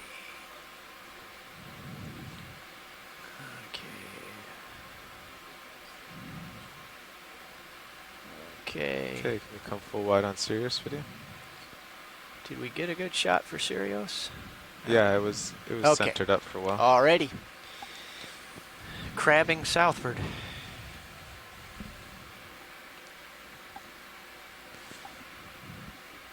Now, I have a memory of writing the...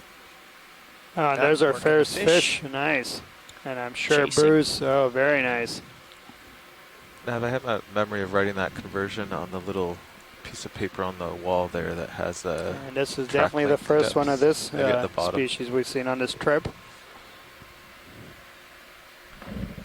Yeah, it looks like a codling. Copy that, co-pilot, I see it. And the species is Antimora microlepis, I think.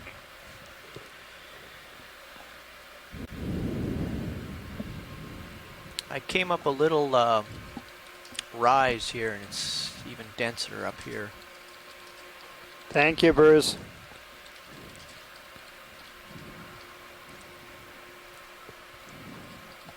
I'm going to have to admit to a sponge bias here just because they look so Dr. Seuss.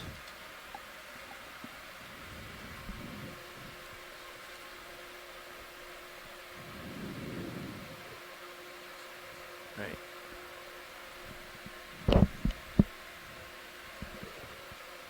Faces in strange places. Yes. About at the end of my tether here, so... the sponge we're looking at right there is a bolosoma.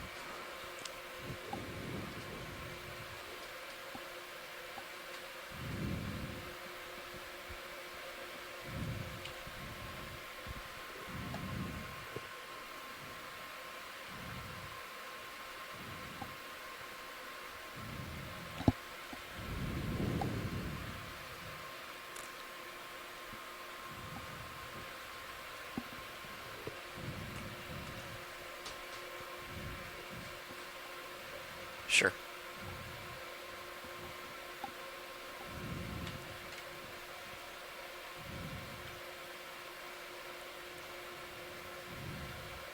Tilting up a touch.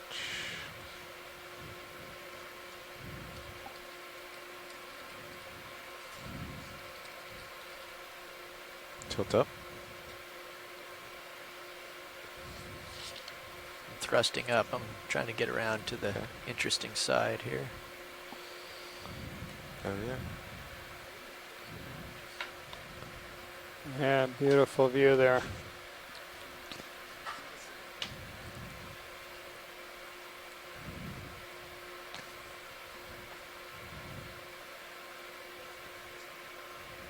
And so yeah, if you just recently joined us, we're currently at a depth of 2,144 meters. We're diving on a seamount up in the northwestern Hawaiian Islands, very poorly studied location, only known as Bank 9. And so far in the dive, we collected one rock sample, and this is very significant because let it go. rocks have never been collected from this particular feature. And as a result, we don't really know how old it is. We expect that it's of Hawaiian origin, having formed over the Hawaiian hotspot sometime in the vicinity of 20 to 30 million years ago. We think that because it does come within close proximity to the surface. This feature actually is just about 115 meters from the surface. But the rock sample we collected will hopefully shed some more light on the origin and age of this particular feature. Pilot's nav. Go ahead, Nav. I could be wrong on this, but it looks So, yeah, like there's, 1.88 knots. So many of these I believe that. bamboo corals here, and yeah, I was commenting on this earlier that it's interesting that in some places we find these dense communities where it all appears to be the same species. Very different for those folks that joined us on yesterday's dive. Very different. Yesterday we saw a bit more diverse, a very diverse assemblage. And here they all appear to be the same, or most of them are just a few species. Daniel, if we're here for a moment, there's a primnoid coral colony there that we haven't had a look at. There he is. Yeah. Coming left. Yeah. Good eye. That's the fella. Clear to zoom.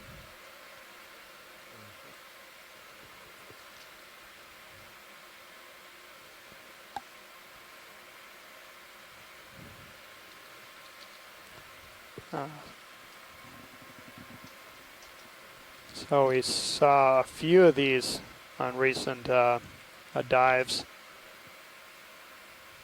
So believe it or not, that is a mollusk.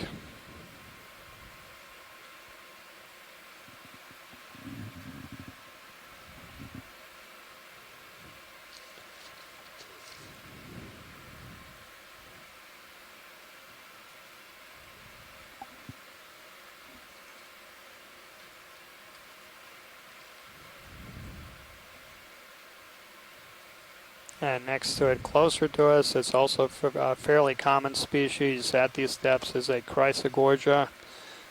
Come left. And the first one we've seen on this dive.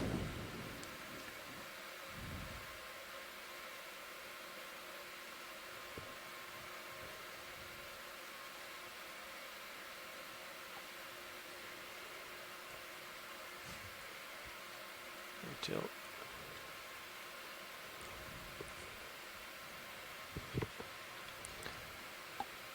Yeah, and Amy just was wondering whether this is Chrysogorgia geniculata, and that's what it looks like to me. They're the ones that are in our galleries here are the geniculata, and then stellata, which has a much more roundish and smaller. This is geniculata being a lot more elongate and narrower, but we did collect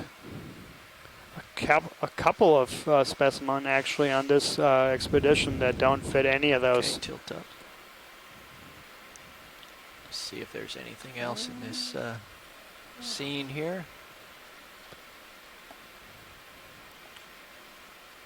Anything else, Dan? No, I think that's good, Dave. Yeah, appreciate it. Off we go. Okay, I think we're ready for another move then. Got my tilt. Lifting off, pushing west-southwest. Co-pilot Nav. Go ahead, Nav. So the last move was 40 meters at 180 degrees. Yeah.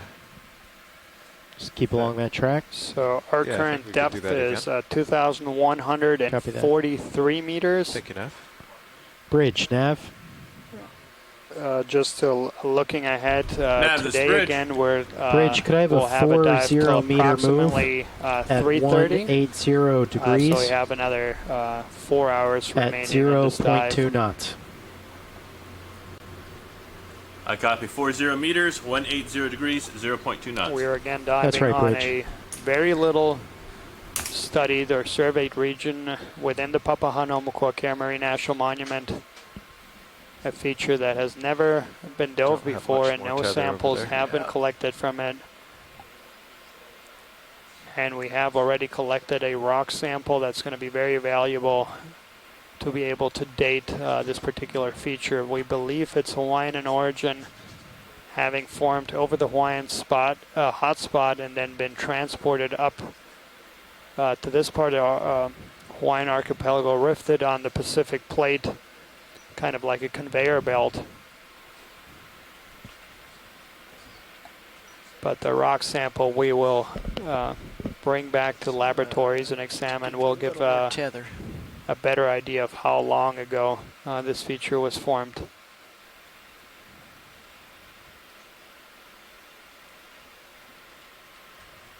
There we go. So I need to push a little more west to get you due south. We have an I'm almost there, 175. and there's our first iridogorgia of the due dive. south now. This spiraled on a long stalk. Always a crowd pleaser. Very beautiful coral.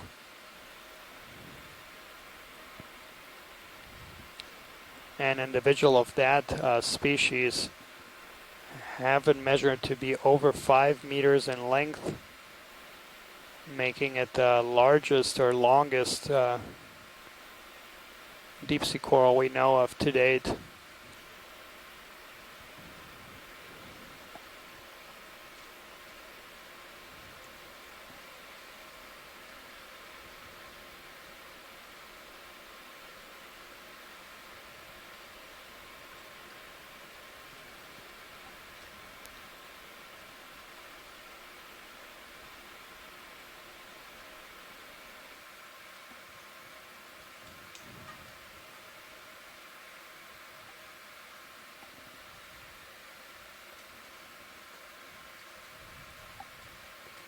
And yeah, that design of that particular coral is a very elegant design to try to feed and filter and remove particles from the water column.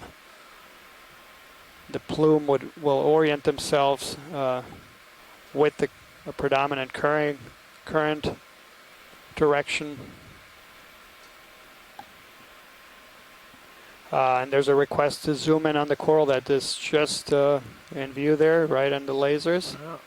And Scott is already suggesting Jasonisis as a possible genus for that coral.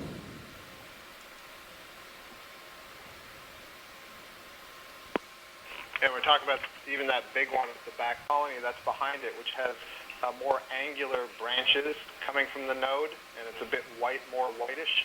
The Jasonisis has more smoothly curving branches, Carl. not quite as planar, and is more good spot here. orangey pink. Yeah. And lasers after we get a little bit of a measurement. Lasers. Should still branch from the node Lasers off. if this is Jasonisis. Excellent. The tissue should be a little bit thick, and I don't think there would be any prominent needle polyps if we were able to see that much. Excellent. Yeah, we'll find out shortly if it does in fact branch from the nodes. Video clear to zoom. Great.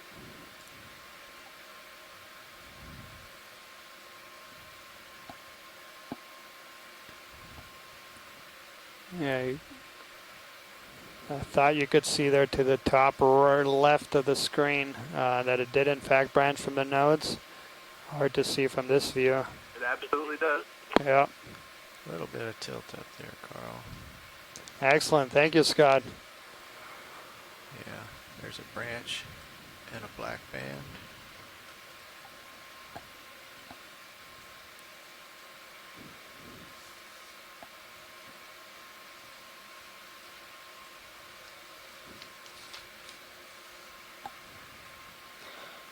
All right, could we continue to tilt up a little bit, pilot?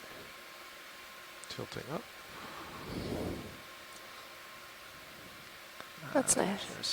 That's associates. Fine. Yeah. There's one in the back. Yeah, a couple anemones.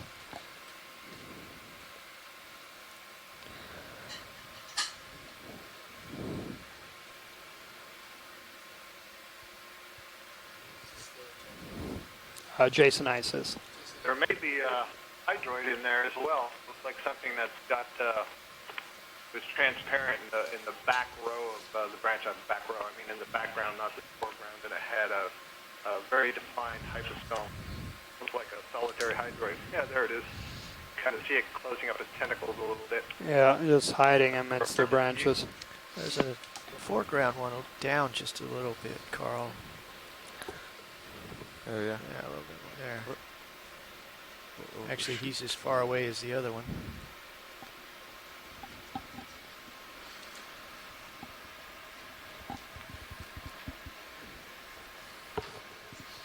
Looks like that might be a snail up on the top, too. Snail? Yeah. Top of the screen. I'm going to tilt up to it. Sure. I don't know if you don't have any more zoom though, do you? No. Oh, okay. Might be difficult to distinguish. Hey, Nav, this is Come out Bridge. for a minute and see what else is around here. I might Go ahead, Bridge. Yeah, we're looking out. at maybe changing our heading 20 degrees. Any other Just regions to of point interest, into the wind. Watch leads. Stand by, Bridge. So I'm back. I took a quick lunch Pilot's break, nav. and I'm replacing Go ahead, Daniel Nav. here. Hi, Chris. Bridge Hello, wants Dave. to rotate their And, heading 20 degrees, 20 you're waiting degrees. for a ship move, is that what it is? And so we're We got a ship move going, Yes, but we that sat sounds good. down. I guess just Scott and some others were keep an eye on it interested and in check, this. double check with them that We've rotation's gotten around the the macro A-frame. shots, and we're wondering, is Copy there that, anything else co-pilot. on this animal that's of interest to you? Bridge, Nav. I'm not seeing anything Nav, in the this chat Bridge. room, so Bridge, you can go ahead on that Scott, rotation. Please make sure that it's around the A-frame. And anything else Roger, the in rotation is around the whole A-frame. scene here? Thank you, Bridge. not in the immediate view frame. Okay, let's tilt down a little bit, Carl. Just catch Chris up on our neighborhood. Hi, Chris. Welcome back. We were comparing this zoom was on Jason Isis, and to its immediate right, the nice Stella. There was a nice contrast between two different total That branching bleached one is fans. kind of cool looking. I see what it is. They're side by side, so you can clearly see the difference between the two. Is that what you're saying? Yeah, exactly. I was pointing out the Isidella has much more angular branching. The Jason Isis on the left has much more smooth curved branching. The color is somewhat different. And Yeah. Attachment, as opposed to a Okay, I'll Lophophilus stand by for attachment, that which then. is more of filaments that grapple onto the rocks. And this particular sponge is well known to us here in Hawaii. It does not have a name right now, except we know what its genus is and the subgenus. And Dr. Henry Reiswig up in Vancouver, one of Yeah, the actually, if you look at premier my sonar, the sponge ground or rises glass behind sponge me and specialists, falls is away. now working on Yeah. this animal So and it might have some its awkward relatives in the maneuvers same for a while. genus to try to describe this whole group. And he is probably in his basement lab working on a specimen right now as we're doing this dive.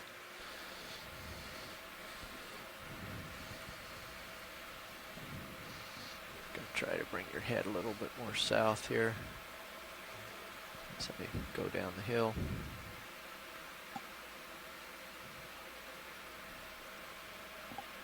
Like just a solid hard substrate, and you wouldn't be able to tell. So I hope to see that. I was planning to live for a couple more million years, so maybe I'll have a chance of seeing that. I think you'll be a lot wiser about a lot of these things.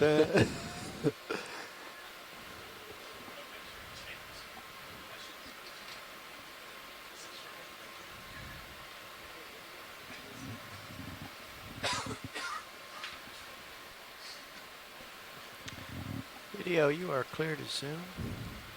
Roger that. So I'm pretty sure we are looking at a different species of Caulophacus. I think this is actually the first of the cruise. And we are seeing a couple of those benthic ctenophores again on top of the sponge. What are those, Daniel? I mean, what are you looking at? The red things, right? Correct. Yeah. I'm just going to ask, you guys can recognize these now. Yeah. Jolting up slow. So this particular species of sponge, it actually has both a genus and a subgenus name, and it's Caulophacus caulophacus. And this benthic ctenophore is the red thing that's decided to settle on it and use it as a perch. And the ctenophore's got one of its feeding tentacles stretched way out to the left. And he's got two of them, I guess, and one's retracted and one's out. Just one fishing line in the What water. we're looking at right now, the right tentacle is out, and on the left, what's called a tentacle sheath. You can see that coil, that white stuff. That's the tentacle all sort of bunched up and retracted.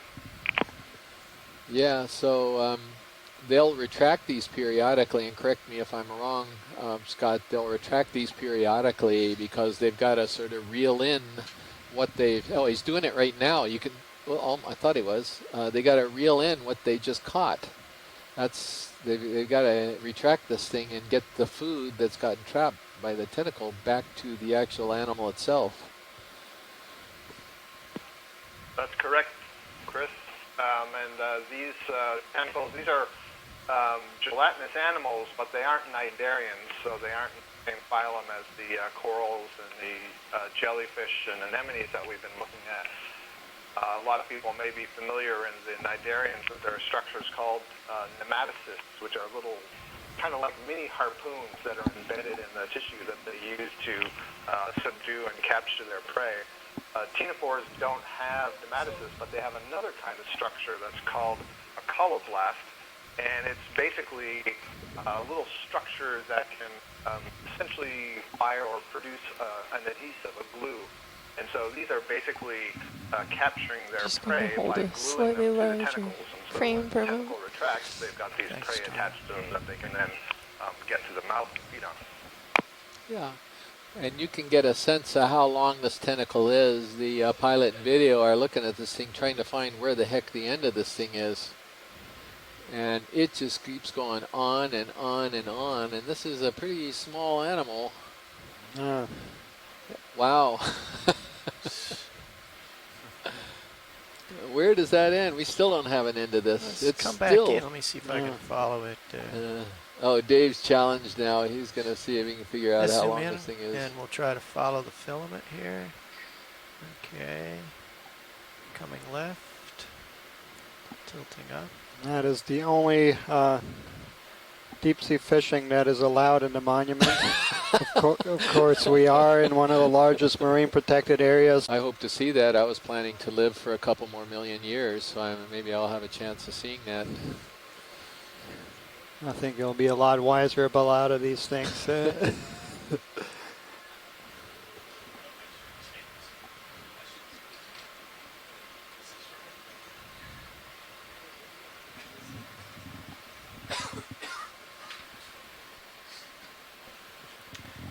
Video, you are clear to zoom. Roger that. So I'm pretty sure we are looking at a different species of Caulophacus. I think this is actually the first of the cruise. And we are seeing a couple of those benthic ctenophores again on top of the sponge. What are those, Daniel? I mean, what are you looking at? The red things, right? Correct.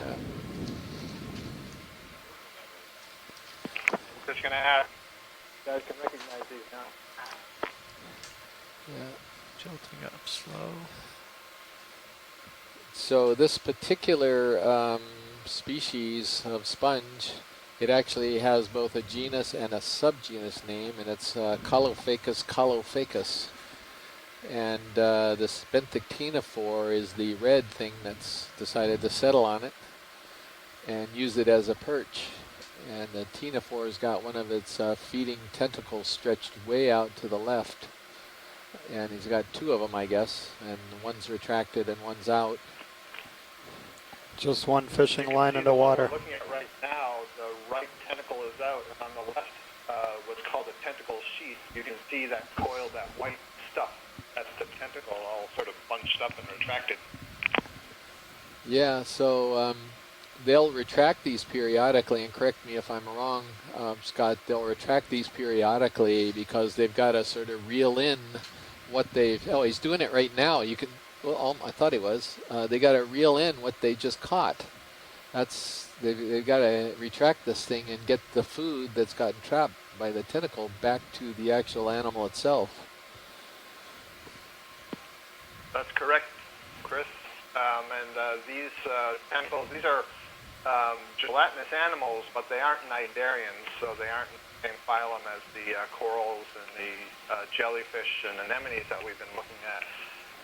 A lot of people may be familiar in the cnidarians with their structures called nematocysts, which are little kind of like mini harpoons that are embedded in the tissue that they use to subdue and capture their prey. Ctenophores don't have nematocysts, but they have another kind of structure that's called a coloblast, and it's basically a little structure that can essentially fire or produce an adhesive, a glue. And so these are basically capturing their Just prey gonna hold by a gluing slightly them to the larger tentacles. And so frame when for the a moment. tentacle retracts, they've got these prey attached to them that they can then get to the mouth and feed on. Yeah. And you can get a sense of how long this tentacle is. The pilot and video are looking at this thing, trying to find where the heck the end of this thing is. And it just keeps going on and on and on. And this is a pretty small animal. Wow. Where does that end? We still don't have an end to this. Let's come back in. Let me see if I can follow it. Oh, Dave's challenged now. He's going to see if he can figure out how long this thing is. And we'll try to follow the filament here. Okay. Coming left. Tilting up. That is the only deep sea fishing that is allowed in the monument. Of course, we are in one of the largest marine protected areas in the world. We are in some of the most pristine waters. No fishing in the monument waters. Still got it. I've still got it. There's more. That's is that the it? Is end that of it? it. It Wow. ends right at the coral. Let's come out just a little bit, video. Oh wait, No, there's it doesn't more. end, yeah. There's does. Back in.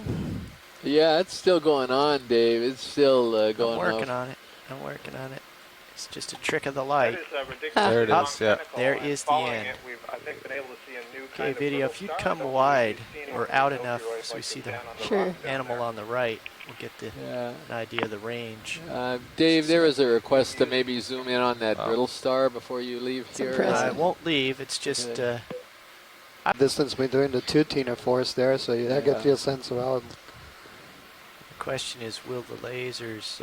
So I'm just curious how he retracts all that thing all the way. Oh, look at this. We've got a swimming sea cucumber coming in the scene, trying to steal the show.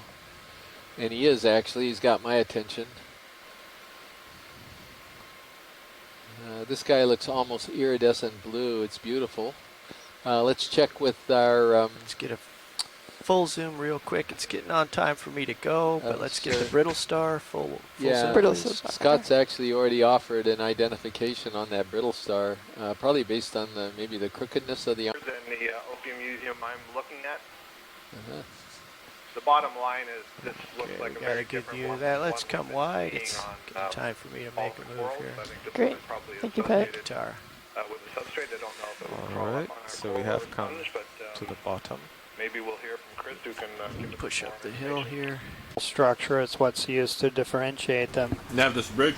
to Bridge, species could I have a level. 40 meter move A lot of times you need at to 180 collect degrees a specimen and look at it under a microscope. at 0.2 knots. Be able to differentiate them. And there's another one of Copy, these 40 beautiful meters, stocked 180 degrees, 0.2 knots. sponges. That's right, Bridge. Thank you. Again, enormous in size. For those of you who can see the Sirius footage, you can see how big it is in relation to the Deep Discover ROV.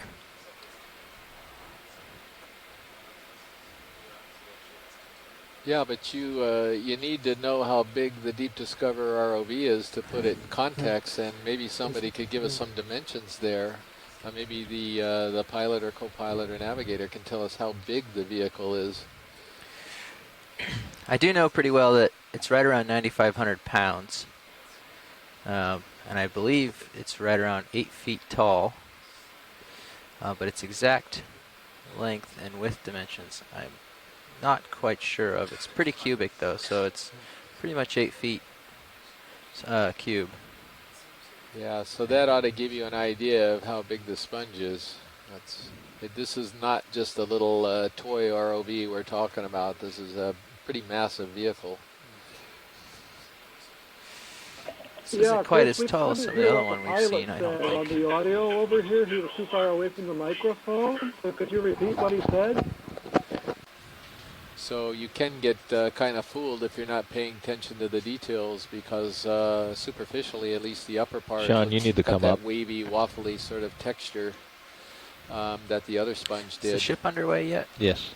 Okay. One of the reasons that See your sponges delta? are, a fair number of them have kind of these Yeah, bumps that's and you're waves way too and, far down. this type of structure is they are filter feeding, and they're Video, if you wanna trying come in on to this. expose as much of their surface area Say it again, to Pilot. current If you'd like to come in on this. Great, as they thank can. you. And so probably many of the audience knows that a good way to do this is to fold your surface and allow the water to flow through a folded surface, and you're getting a lot more of your tissue actually exposed to the current rather than if you had just a flat sheet. Tilt your camera down. Yep. Not you, Sean. And there we see some hydroids growing on the tissues of the sponge. So you need to be very aware of where your tether is, Sean. And I think we're looking at Because what you don't want to have star happen there, is right? you to Yeah, and go that's down what and heave. Tina Video, when you're ready, Molotova also and hook that suggested. tether And it's hard to with the see vehicle. from this That angle. would be really bad. Yeah, welcome Tina. Tina is currently at the Smithsonian. You're off and to the starboard here, Jeff. Yeah, I And see he's that. starting to I was move. just talking to a Yeah. video to get us zoomed out. Whenever you're ready, video. Oh, Thanks. great. And she's a specialist in Thanks many a lot. groups of cnidarians and other That's good. invertebrates. Yeah, I've been fighting the current west just in And case she I is visiting us or from east. If I Russia, get a little working push at the from the Smithsonian current, then I end up Institute. centered. Around the hydroid, the apocopter. Come up faster. Oh, thanks very Thank you. much, Scott. So Yeah. it's not a genus name, it's just an alternate name for apocopter. Yeah, thanks very much for the clarification. All right, you're in a better spot now.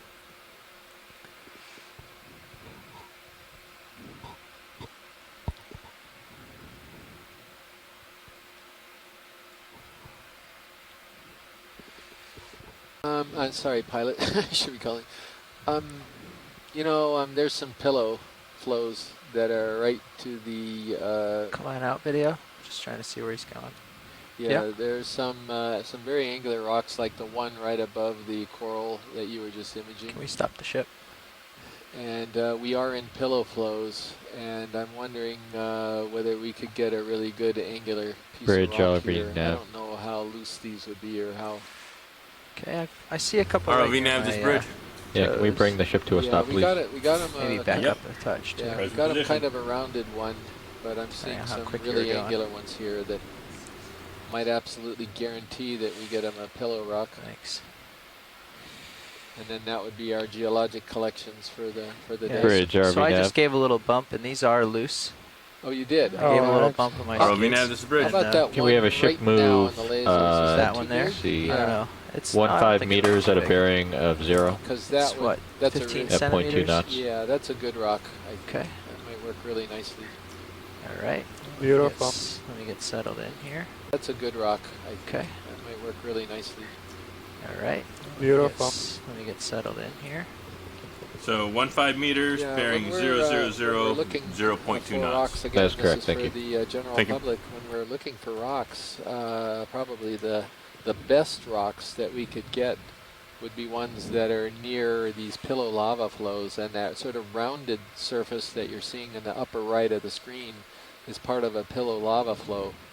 And so it's very likely that the rock we're looking at is basalt, and that's crucial for the geologists in order to that type of rock is crucial for the geologist to have to try to age the seamount. Okay, co-pilot. A little bit, It's Sean, either audio on the wire. weigh in or in the chat room weigh in, because we're here and I'll one wait would till be easy we're to grab. settled with the ship. And they are very, very common, yeah. Yeah, so Tina, we imaged these corals really beautifully when we Yeah, first that's landed. fine. I'm not sure you were That's with us fine, at that Sean. time, but we've got both the front side and the back side, and the Yep. current You consensus is backed the they're ship up a little, right? species of stylastrid. Correct. Okay. Yeah. So you'll start getting better soon.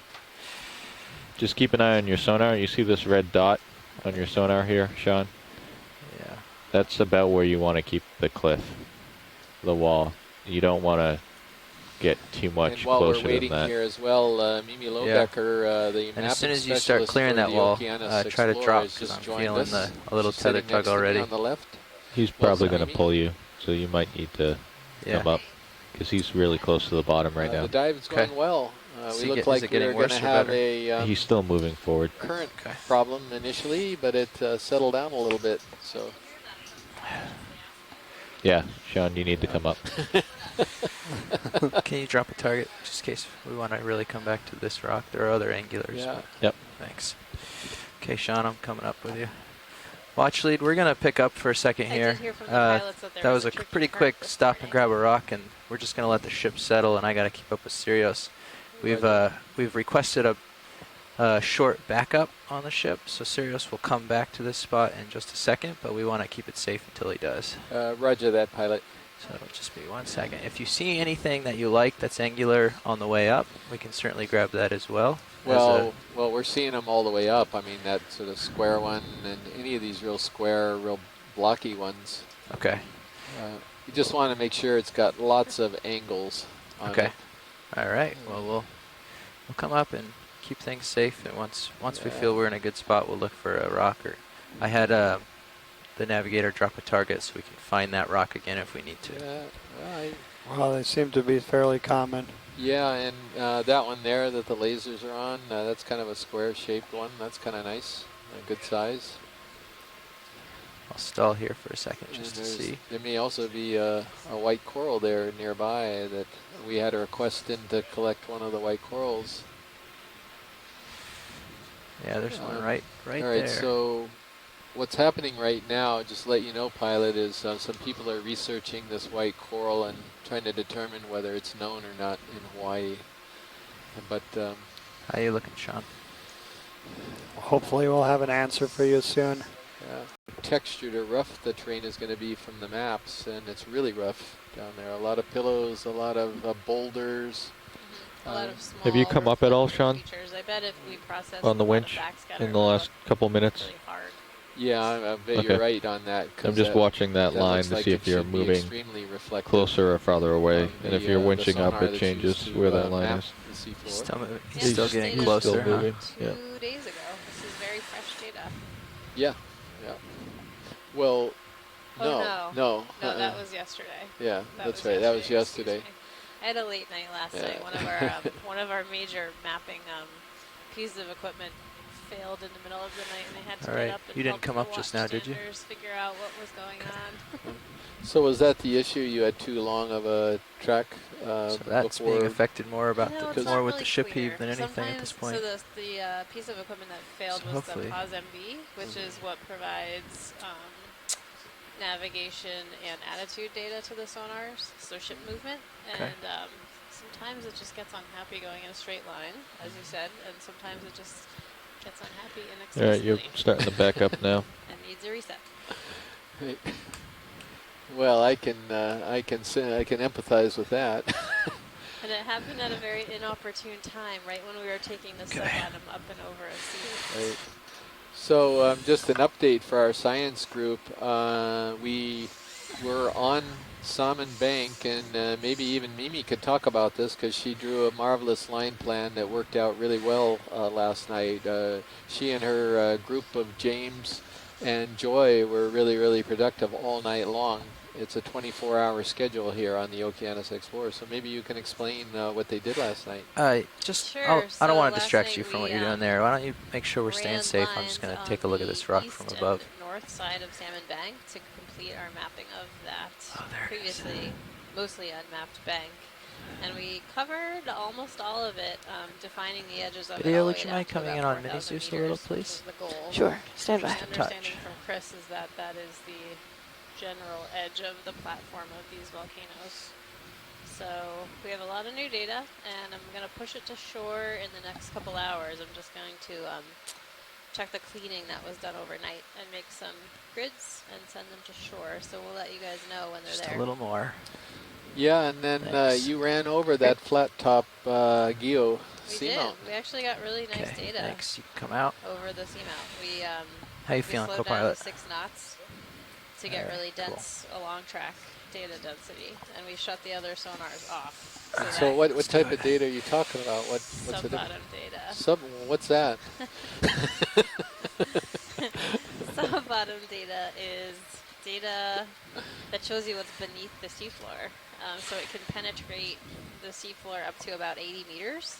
So if there are layers of sediment, we can image those. If there are pockets of gas, we can image those. If there are rocky outcrops covered with sediment, we can image those.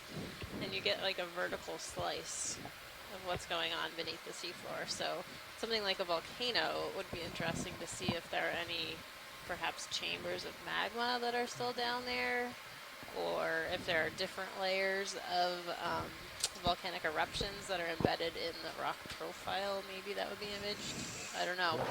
So we ran that last night. Again, we ran it at 6 knots. You get really good along track data density if you slow down, so your pings are closer in space. And we shut off the other sonars so that that sonar could ping at will and didn't have to wait for the other sonars to ping. If we're running all 3 of them at the same time, they kind of take turns pinging. But if you just turn one on, then you get better data. Yeah, and you really didn't need the other sonars on because you had really good multi-beam data for that flat top seamount or geode already. We did. That was that Falkor data? That was Falkor data. That's really nice data. That's from the Schmidt Ocean Institute that funded a 72 days worth of mapping up in the Papahanaumokuakea Marine National Monument where we are. This was last spring. And made these dives that were on this one included possible because that was the first time anyone had any good imagery of these seamounts. And we can't dive on a place that doesn't, oh, this is great.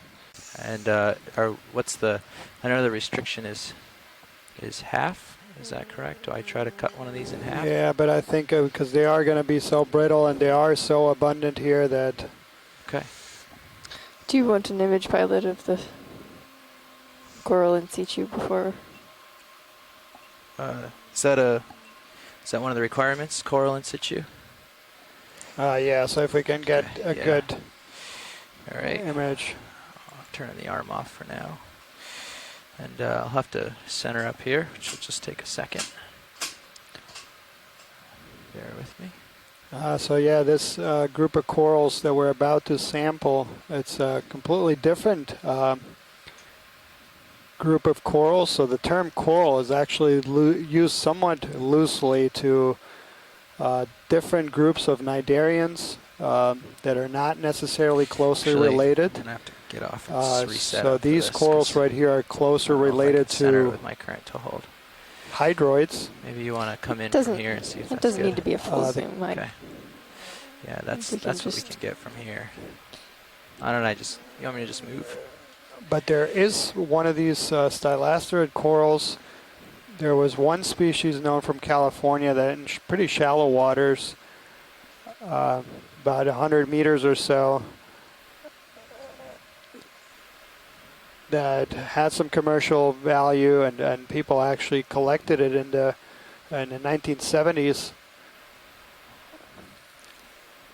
to make jewelry again. So using the skeleton of these things, polish it, and then make it into necklaces or rings.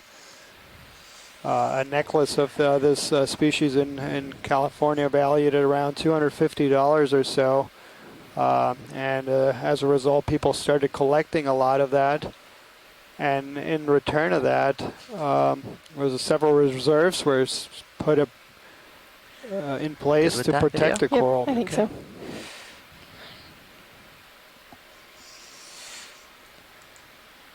So there's, all kinds of different corals that have been used in the precious coral jewelry industry.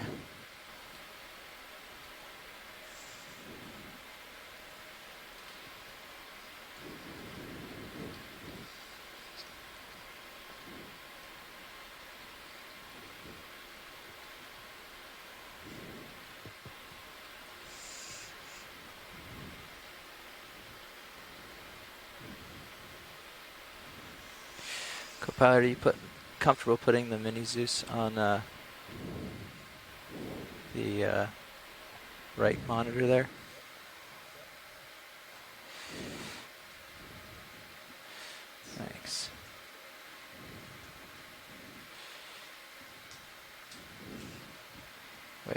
Where's Minnie's just pointing right now? I thought. Could you tilt? Yeah, could you tilt down? Sorry, I thought that was the coral I was going for up there. It's this one. Similar plane. There you go. Great. Thanks a lot. So yeah. Actually, that one might be easier. Yeah, and actually, if there's something on a rock that you could pick up on a small rock, I don't know that, because yeah, these are going to be very brittle. Actually, why don't we tilt back up? I think I'm gonna have an easier time reaching out for this one, if it's not out of reach. You might want to grab. And if this is a bad spot, I mean, this coral appears to be very abundant, and we'll likely also see it later. So yeah, it's too far. I'll let you decide what you think is easiest.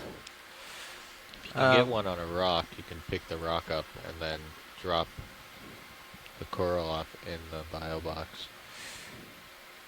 Okay. I don't know. Yeah, I hear what you're saying. That's one, like just sort of knock it off its knock it loose and then put the rock back. Yeah. But I don't see any on small enough rocks right here. Yeah, can you I'm gonna tilt down here. Tilt down a little. I think there's a couple down here on rocks.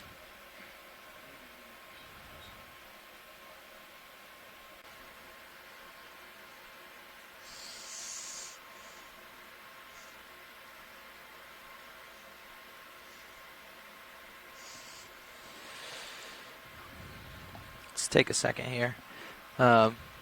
These are pretty abundant. I think I'll look around a little longer and see if there's one.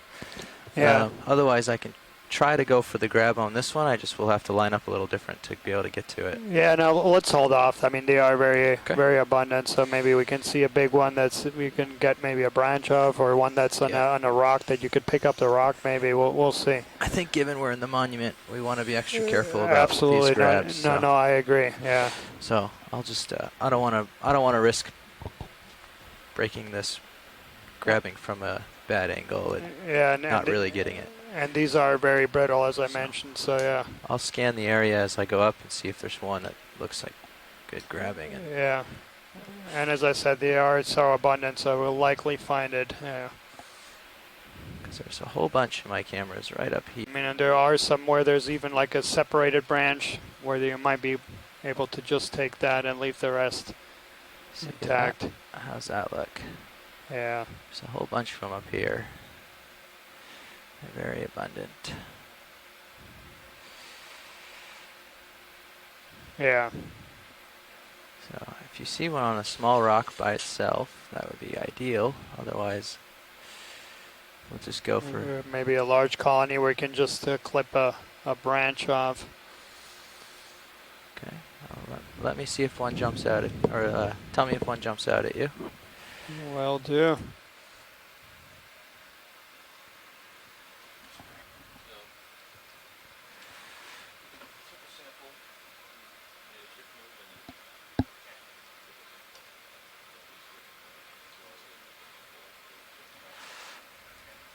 So many of them here. I'm sure one of them ought to work, but maybe not.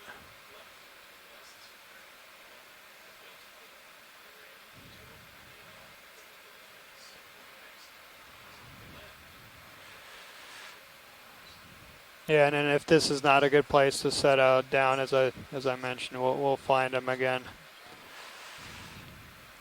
Yeah, I just don't want to. Oh, what about that? This looks like it's on a rock over here.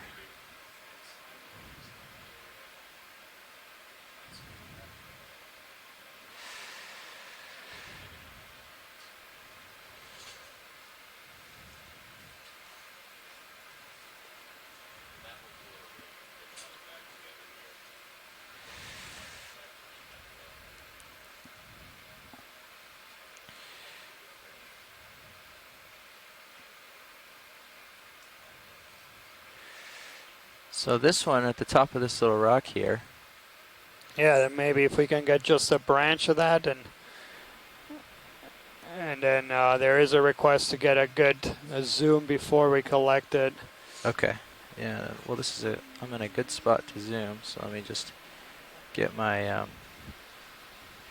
autos dialed in here.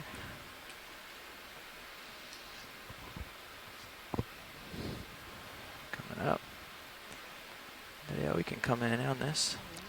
And there's an interesting comment here in the chat that this looks like a coral very similar to what they saw in Puerto Rico, where they also, and of course we were facing the wrong way. We're facing the wrong way? But yeah, that's all right. You'll get to see the other side in just a second.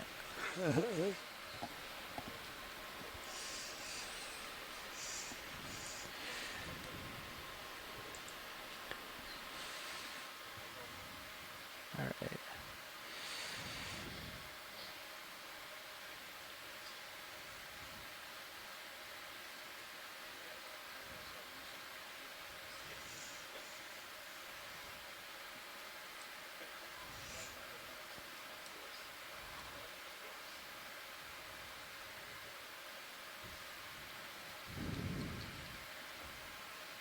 Get a quick establishing.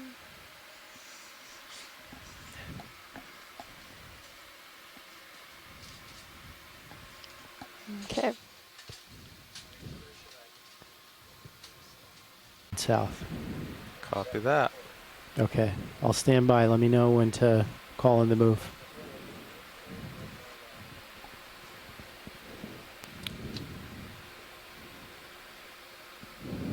That brown thing is a dead sponge.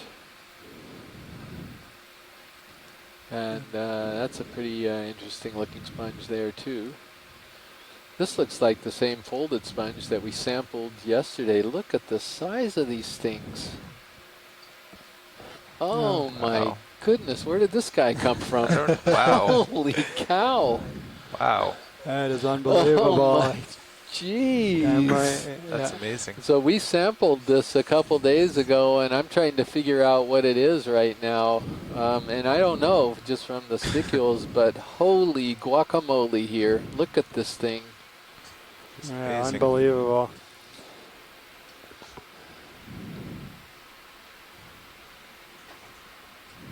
Absolutely and beautiful. Bruce pointed out he's not sure which is bigger, the ROV or the sponge.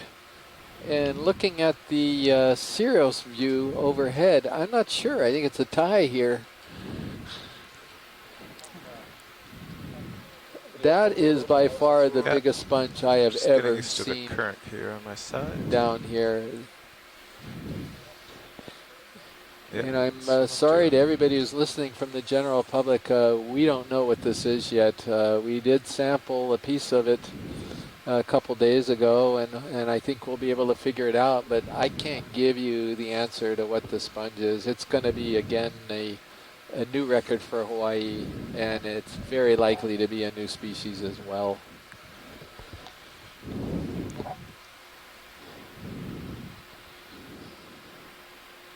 And you see one of these big, huge sea anemones at the base of it, and these things are normally really big anemones, and this thing looks like a tiny little anemone compared to this monstrous sponge that we're looking at.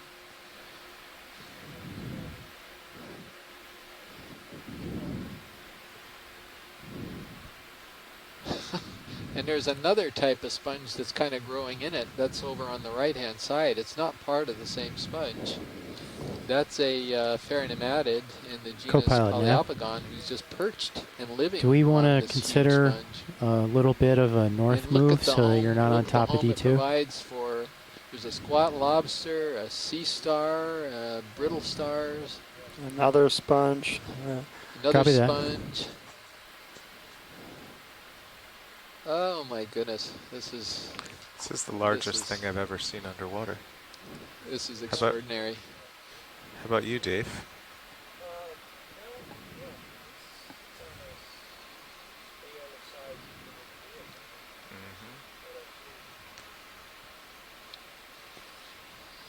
You know, some people may be wondering right now, if they're looking at this, how old is this thing?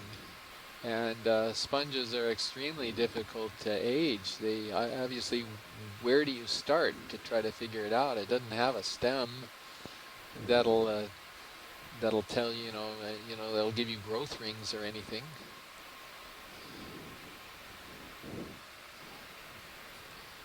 this brown part of it, this is a dead part of it, so a little bit of it has died, but most of it is alive. And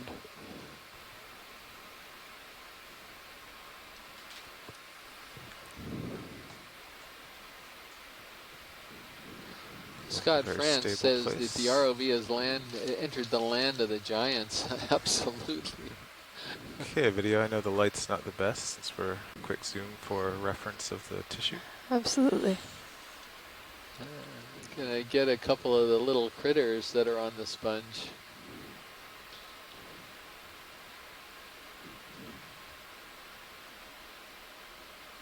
Yeah, Amy is pointing out, Amy Baco Taylor down in Florida State is pointing out the occasional little dead spots. Say again, you want to tilt just up? Natural, to the left. Something eating it, or what happened to explain these little dead spots scattered throughout it. And Bruce Mundy Can we see the lasers on this that just works for a too. moment so we can more perspective of size? Yeah, great. Well, we did see at least one sea star on it, so it might be something feeding on it. Yeah, when they zoom out, maybe they could put the lasers on it a little bit, or maybe even have the lasers on it now if you want to look at the size of the animals on it. We're too zoomed in for the lasers now, but either way, if we're too far, there they the are. lasers will look too small, so maybe some mid-distance image. Yeah, you've got the lasers on at the bottom of the screen, and for those of you who are wondering, the distance between the dots is 10 centimeters. So we're looking at, if I'm doing my math right, just a little bit less than 4 inches from dot to dot. Okay, let's get the whole creature with the lasers. Wow. Yeah, it's gonna be. We may have to back up. Wide? Yes. That's the problem. To get the whole creature, you have to be out of the light. That's what I figured. As we moved out, it would be really hard to see those lasers. So small with respect to the sponge. Yeah, this is really something else. This is incredible. Brendan Rourke, we even have coral people, not sponge people, some crossovers. Amy's kind of working on corals and sponges, but Brendan is definitely a crossover now. Brendan's comment is amazing. Amy, wow. Just nobody can believe the size of this thing amongst our science group.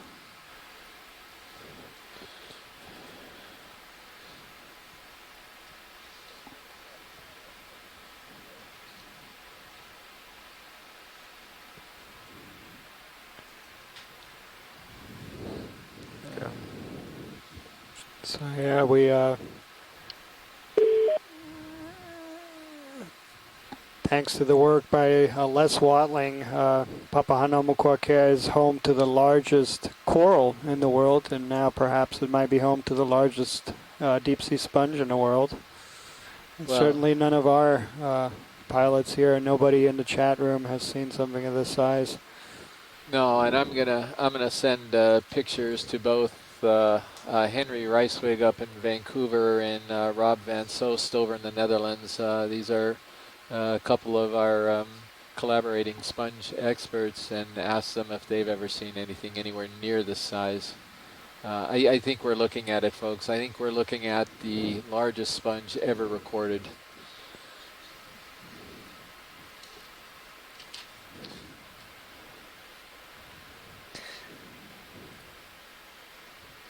So, zoom serious, you say? Of course.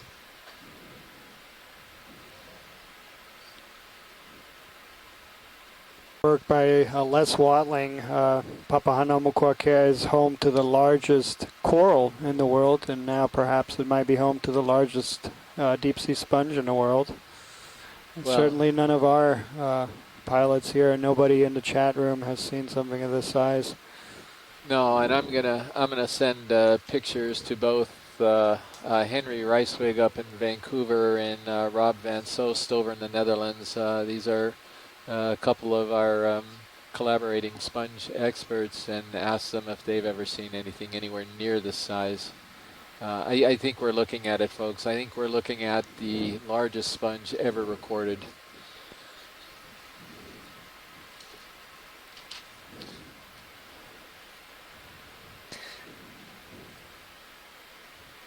So, zoom serious, you said? Of course.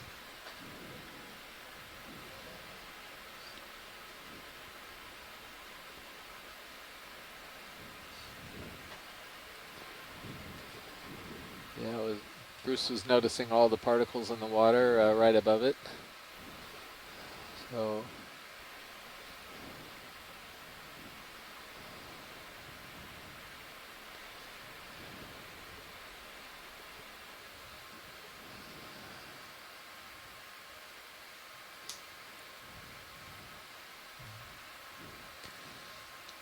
Yeah, this is something else. So I guess we got to leave this thing pretty soon and see what else we can find. Yeah. See what's studying this for a while, but see what's hiding behind the sponge. Wow, that's amazing and serious. It's about the size of a minivan. Oh my goodness, I'm looking at the Sirius Found picture now. Oh jeez. Okay, we'll watch lead pilot here. So, Roger. strictly from the starfish perspective, is there any way to zoom in on what's feeding on it? There's at least two. Pilot, we have a request for that white starfish that's sort of in the slightly upper right. Copy that. Ready for zoom, pilot. And here is Dr. Chris Ma from the Smithsonian, who wants to point our attention to his evil, evil creatures that are eating this glorious sponge. So I guess we could. Oh, come on! This is like this is like a flea on a really huge person. That's still a flea. Yeah, Amy. Maybe we found out who the culprit is, who's responsible for those brown dead spots on it. You know, and we need CS. Well, okay, maybe we need deepwater CSI down here. I think we could. Or it could be the other way around. Video? It could be dying, and the sea star is attracted to the moribund tissue, or maybe the defenses are weakened somehow. Just lost my toe hold. Holding partial. Oh, that's a new come one. wide. Full wide.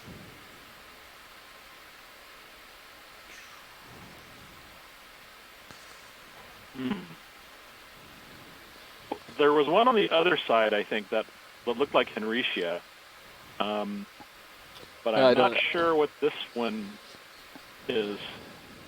Yeah, maybe we'll take a zoom of this, and then maybe we ought to move on a little bit. We got a fair amount of time on this sponge.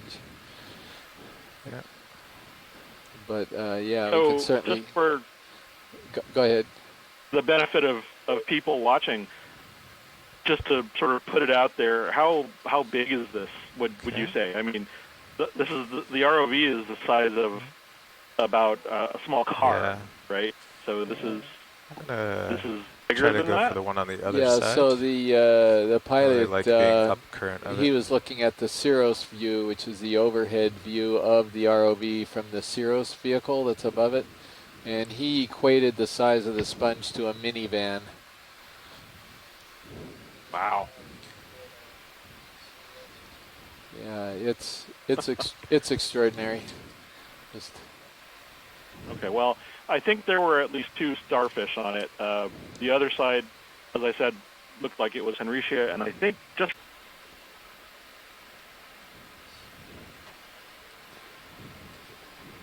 Yeah, Bruce was noticing all the particles in the water right above it. So...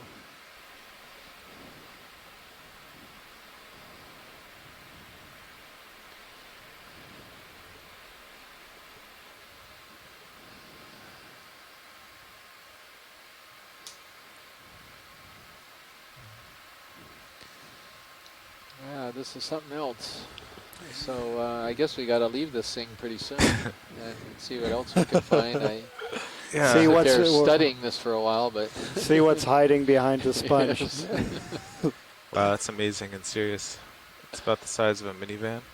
Oh my goodness, I'm looking at the Sirius Found picture now. Oh jeez. Okay, we'll watch lead pilot here. So, Roger. strictly from the starfish perspective, is there any way to zoom in on what's feeding on it? There's at least two. Pilot, we have a request for that white starfish that's sort of in the slightly upper right.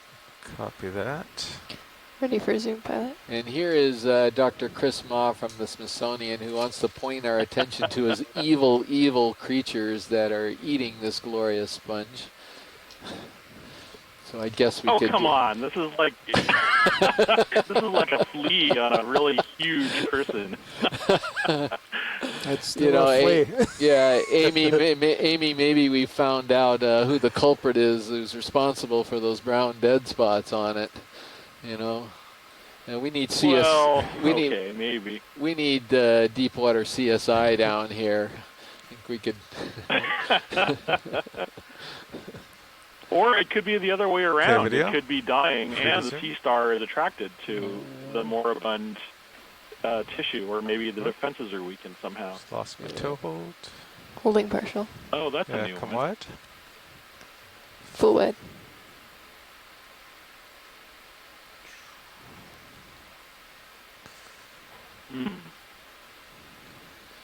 There was one on the other side, I think, that looked like Henricia.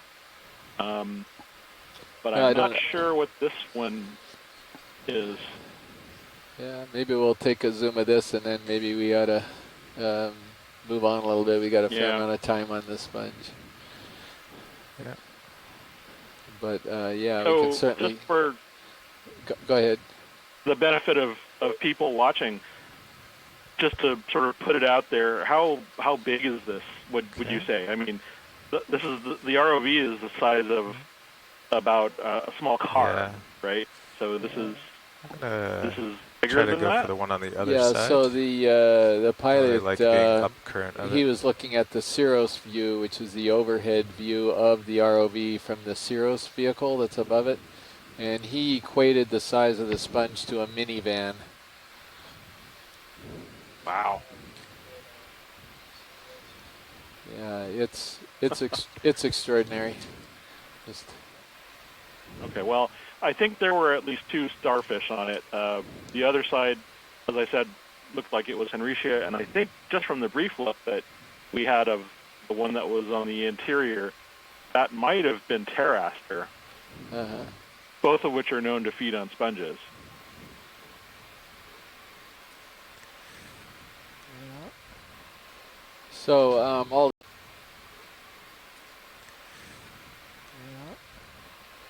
So all these particles are probably kicked up when the ROV Yeah, came out the bottom. that's why I'm coming away Yeah. from the up current side of it. Yeah. It's just kind of disturbing it too much. And I heard there's a starfish on this side to look at. Yeah, his creatures are probably. I mean, can you imagine a starfish that winds up finding this thing? I mean, this guy is set for life. He will never need to find food again. Well, Scott France had a very interesting experience a few years ago where some coral-eating starfish found a Paragorgia or something that had been knocked over, and apparently the starfish dwelled on that animal, the coral, as it was sitting there, and as far as they went back the next year, and those starfish were apparently still there. So some of these animals will stay on a food source for just about as long as they possibly can. And so these sea stars may well be here for quite a long while. Yeah. And Amy, I have looked many times at the picture of the Poliopogon on Pioneer, and I'm pretty certain that this sponge is gonna top that one. Yeah, I know. We used to call that the sponge on 2003 on Pioneer Jabba the Hutt, and Amy Bacco-Taylor, one of our Say it again. participating Go scientists, is bringing our attention to it. That there was I one see. other sponge that was pretty much the size that was observed about This thing 12 years actually ago. blocks me from the current. But anyway, so Scott France was making a comment that maybe I'll enlarge on because it provides a little bit of information about the sponge. He was suggesting that the sponge is so large its feeding current is sucking in the sea star to it. And these animals, they actually can produce their own current because they've got flagellated cells in their bodies which actually beat and create current. And and you know, who knows what type of effect this is having on, you know, you've got so many cells in there beating away, you know. It's sort of a joke, but at the same time, you know, it would be pretty interesting to see how much suction a sponge like this can get. Well, that might be why they're so attractive to the brittle stars. Yeah. What, the brittle stars are just getting stuck on it, you know, sort of like Velcro? Oh, well, the current. No. The Yeah, current's I'm bringing in, just kidding. The microcurrent. That's what I was saying, bringing it's in blocking me particles. from the current. Oh, wow. Chris, Pilot, let's go ahead and move on. We've been on this for a while. Sorry, Chris, we might have missed your sea star, but we're probably going to be boring some people by being so long on this sponge. I work on sea stars, and I'm not bored by this sponge. Thank you. Yeah, you're welcome, Have a Chris. good night. Yeah, bye-bye. Co-pilot Nav. So before we were going 40-meter moves at 180 degrees. How does that look to you? Is that just a bent arm of a sponge or a stalk? It looks awfully square, yeah, but it does look a sponge. It just got bent in a couple places, and it wound up looking like a rectangle down there. To the right of that is one of these massive polyopogon sponges, and this is the type of sponge that Amy Bacco-Taylor was saying that might give the one we just were at run for its money on the largest on the planet. Do you want to give a quick zoom on this square object? No, I think we can see it's a dead sponge stock. It's just very peculiar how square. Just a snap zoom video. Sure. Sure. Yeah. There it is. All right, that's all. Yeah. Confirming that.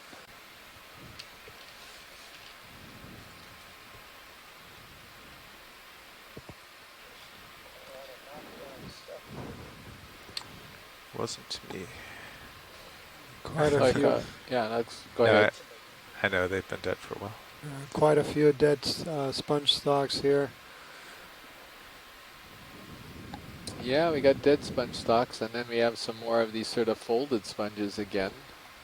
That looks like it's a smaller one off to the left.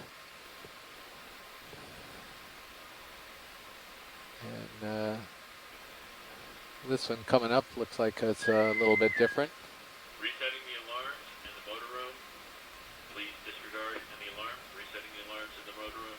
Please disregard any alarms.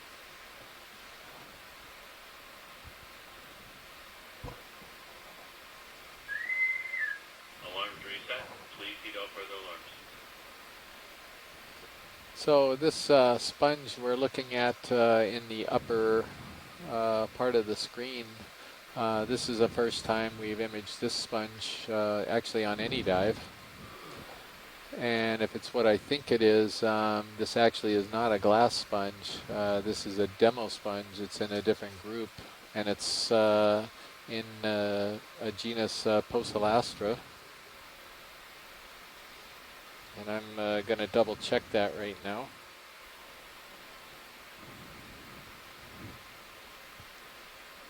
Are these all barnacles lining the rock here? They could be.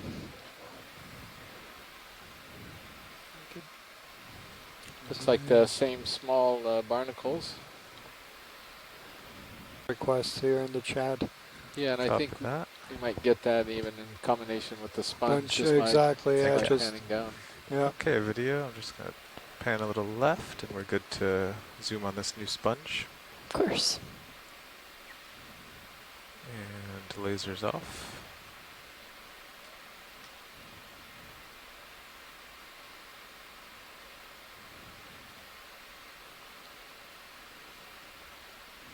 So one of the difference between this sponge and the hexactinellades is this sponge does not have the type of spicule that gives the glass sponges their name. Hexactinellida does not have hexactins in it, which are triaxonal, which means that they're they have rays that go in 3 different axes, X, Y, Z, if you will.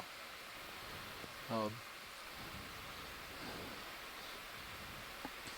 you maybe tilt down a pair? There. Is that better for light? Oh, they're both just great. Okay. We're nicely in the ROV's pool of light. Okay. And then if we could get a close-up of those white spots on the rocks too, while we're here. Sure. Alright, let me You just able to hold get it this by establishing for just go 2 on seconds. panning left for you? Yeah. What'll be interesting to see with those white spots is if they're barnacles or if Okay. they're sponges. Thank you. Let's try tilting down and see if we can get any of the white spots. All right, let's go in video.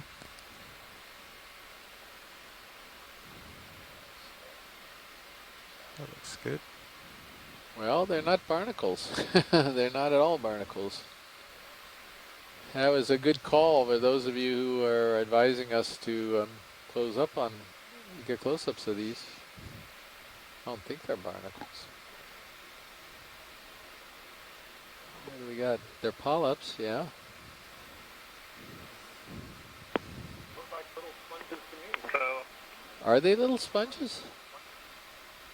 well, the ones on the upper right. Oh, sorry, Scott, we couldn't quite hear you. I said the ones on the upper right still look like sponges in this profile to me. Look like spicules sticking out. Yeah, and Tina Molodtsova also agrees. Well, they're not I was moving. going to say, with all these giant sponges around here, there must be an awful lot of reproduction going on, and so you'd expect to see plenty. Oh, there's some on the rock closer. Yes, You just those might be a better pan target. over, Yeah, and tip it over. we're not seeing the what should be tentacles. They're not wavering Are in you at, the Maxine? water. Yes, They're I am. totally stiff. Okay. So I I think, can come a you, little you wider. guys Pretty cool nailed shot. it. It's a sponge. Co-pilot nav. The ship's move is complete. Yet another completely new observation. I've never seen anything like this. Copy that. And the assumption is from the chat room, Could we Well, tilt various up people just a that were tiny looking bit? at Get the coral in. Yeah. the sponge recruitment event. Perfect. Oh, well, that'll do. These are a lot of baby sponges. That's perfect.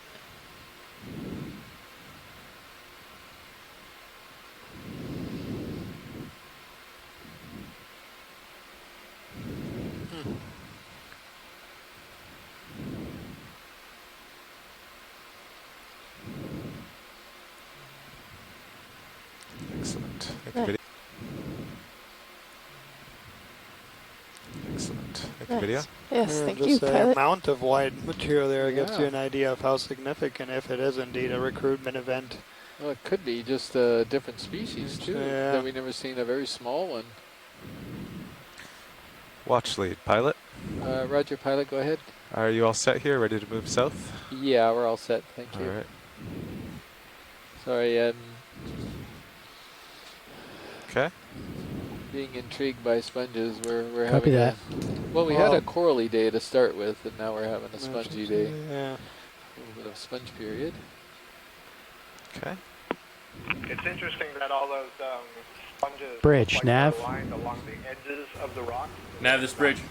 Bridge, could I have a 40 meter move at 180 degrees Except for now, we see this rock. at 0.2 Yeah, knots? but also I'm trying to I copy. understand if this is a 40 meters, recruitment 180 event, degrees, how 0.2 this knots. actually works That's right, to Bridge. create these elongate There I am. rows of sponge. It almost seems like they're reproducing themselves, the smaller ones sort of in a line, one right next to each other, but I don't know.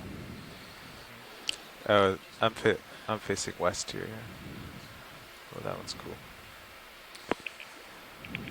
Okay. Well, sponges can reproduce coming by up. producing larvae, small larvae that could swim or crawl, or by cysts that could tumble out of other sponges. Oh, we're still, And so we're going maybe to go out the over this larvae, abyss. Sort of Might want to touched down realign. a weird place that was really dominated by those Return to the what? hydrocoral bands, yes. and then we've been in places that are dominated by sponges. So it's really interesting. It's kind of a microcosm of what Chris just talked about, where we're seeing on this dive different patches and dominated by different sets of organisms. And one of the things that's really exciting about the cruises that we're doing is we're getting to see these observations. Looks like you're pretty much we south. can, later on, sit back and digest all these data and come up with some hypotheses, and then hopefully get an opportunity to come back out and test the reasons why these patches may form the way they do. I'll reacquire the bottom. Yeah, that's a very good point you make there, Scott. That's one of the objectives of this whole program too, is that it is exploration, but it tries to foster research thereafter that's more hypothesis driven. So we're going to all these places that we've never been before, going to depths that we haven't been before. So we don't really know what we're going to find, and now that we are building a little bit of a data set and know what's found down here, then hopefully in years to come we can follow up on that and build some hypotheses and I think we're ready to move. Try to understand how these communities are formed and shaped. To very high current and get carried off of these ridges. So anyway, it's just a theory. Who knows if it's true or not? Head back when was that? 2011 or something?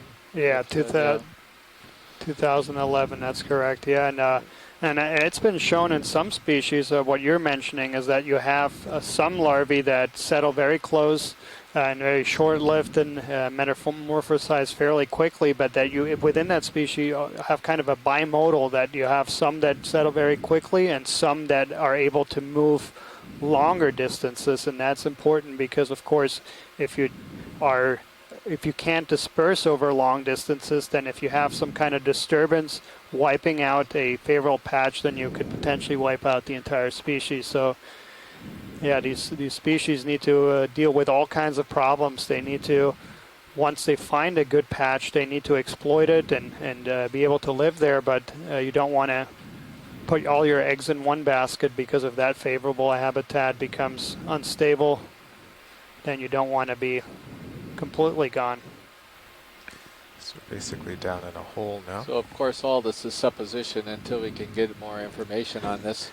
Okay, and I'm hoping that as a result of this cruise and over the course of the next 3 years, we can actually say something about these communities.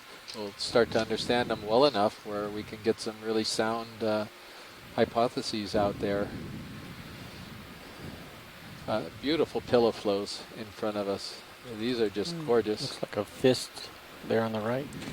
Yeah, no, it's an absolutely good point. Is that on this cruise we're looking more about very basic information. What's there? What species are there? And then with that type of information, it leads to all kinds of other questions. How do these organisms reproduce? How fast do they grow? What feeds on them? All these other interactions that hopefully we can follow up on. The white rock at the bottom of the screen is very different. Hopefully we can follow up on. The white rock at the bottom of the screen is very different. Like it may be a Those crab are just shell. gorgeous pillow flows. Look at that.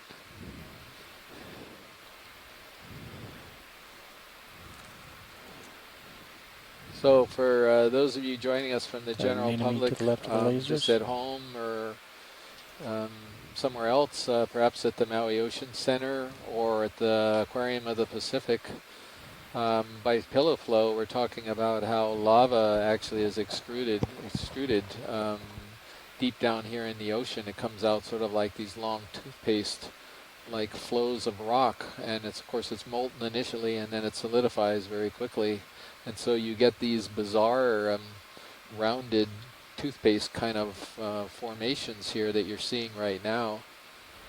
And it's just, even for biologists, we get pretty excited when we see this. It's as though we can actually visualize the process that occurred millions of years ago when this rock was actually coming out and forming.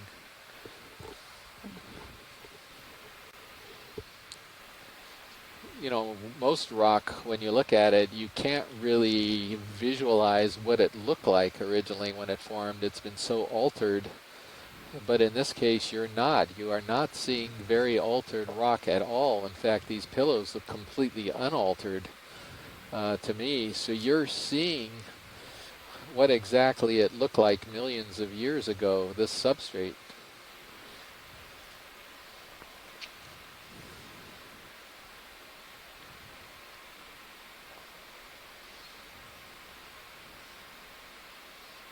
I keep forgetting to check the chat. Have we got any comments? Yeah. A couple comments about the corals. So Scott just ID'd the bamboo coral we passed, the Jason Isis.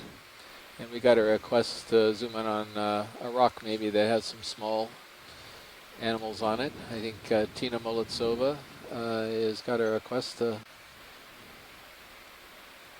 No, I don't know. But that looks like a broken stem base of coral. I think you're looking at the rings of that have been laid down, the concentric rings. yeah, and you're getting some agreement there, so I spoke too soon. Amy Bakwa-Taylor agrees with that, that you can see the rings in the growth rings. It just had an illusion of being a barnacle. They don't look that dissimilar. Chris, can you, I couldn't hear the discussion with the pilot or the navigator earlier, so I understand that we're going through some highs and lows, but could you try to describe to us somewhat how the ROV is more or Co-pilot less nav. over this ridge since we started the dive? Are we consistently So it looks now like we might have a local high somewhere around 135. Edge, I'm not sure which side, or are we kind of moving back and forth in towards the middle as we battle the current? Okay, video. Stand by. When you're happy. Well, I'm going to let the navigator speak for a while and give my tonsils a little bit of a rest. Out. Navigator, could you address that question, please? Thank you, video. Science, did you actually key up to the navigator? No, I didn't, sorry. Nav, this watch lead, please. Nav watch lead's calling you. Nav watch lead. Roger. Nav, we had a question. Go ahead, watch lead. Sorry, we had a question from one of the... Just to sort of show what it looks like. It's a great view from the Sirius camera of what we just came over. Now the pilots are going to spin around to look at it with the main HD. Oh, yeah. Before we continue on. So that is... Yeah, those of you unsure who are seeing the Sirius camera view and the HD together, you can see how steep this little drop-off was.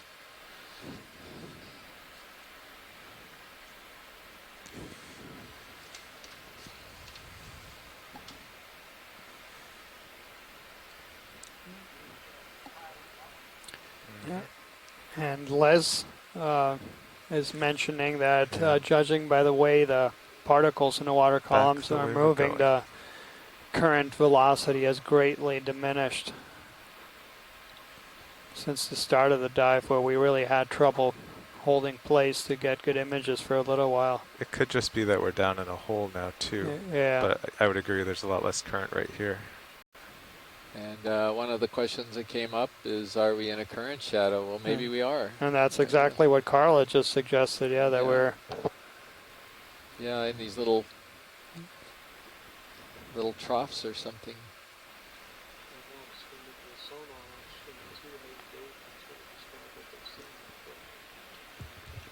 Just imagine if the ROV had sat down here at the beginning of the dive, how disappointed we would have been thinking we're going to see anything. Yeah. Stabilize your sonar. Sonar the difference images. of meters. Looking out to some 80 meters here, and we're seeing, not seeing the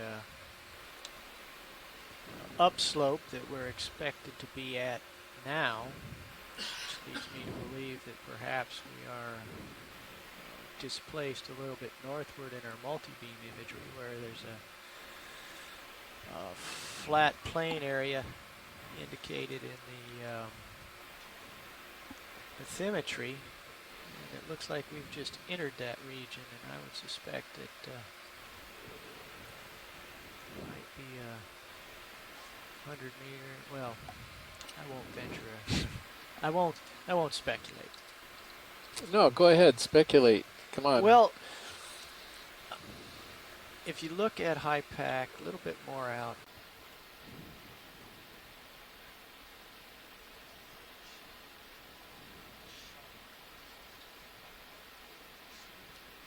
It looks like there's some Walteria. There's a Walteria on the left. Yeah. And also yeah, a little two Walterias. Yeah, there's unbranched bamboo. And these are the boulders that Scott was talking about a moment ago that may have rolled downhill. And there's a lot of dead sponges right at the base of them. And a black coral right next to the boulder. Yeah.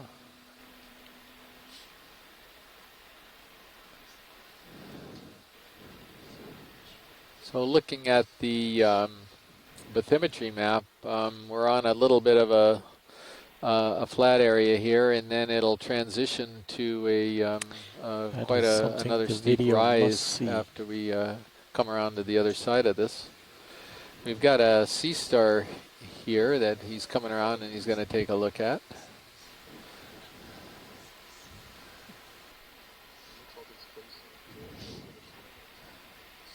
Yeah, and Roland had noticed that it may be facing right into the current. This looks like it's one of these species that actually filter feeds like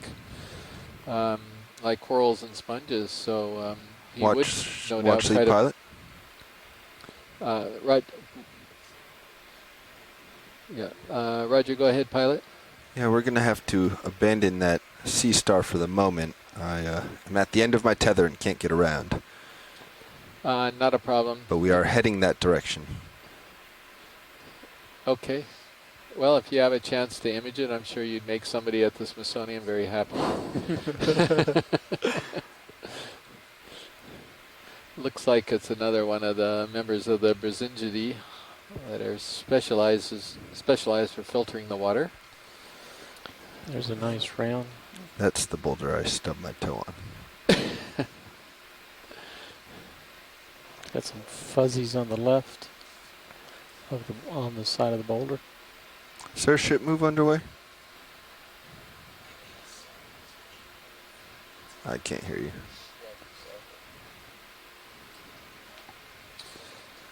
And Scott is just commenting that we need a geologist here to help interpret this very peculiar terrain.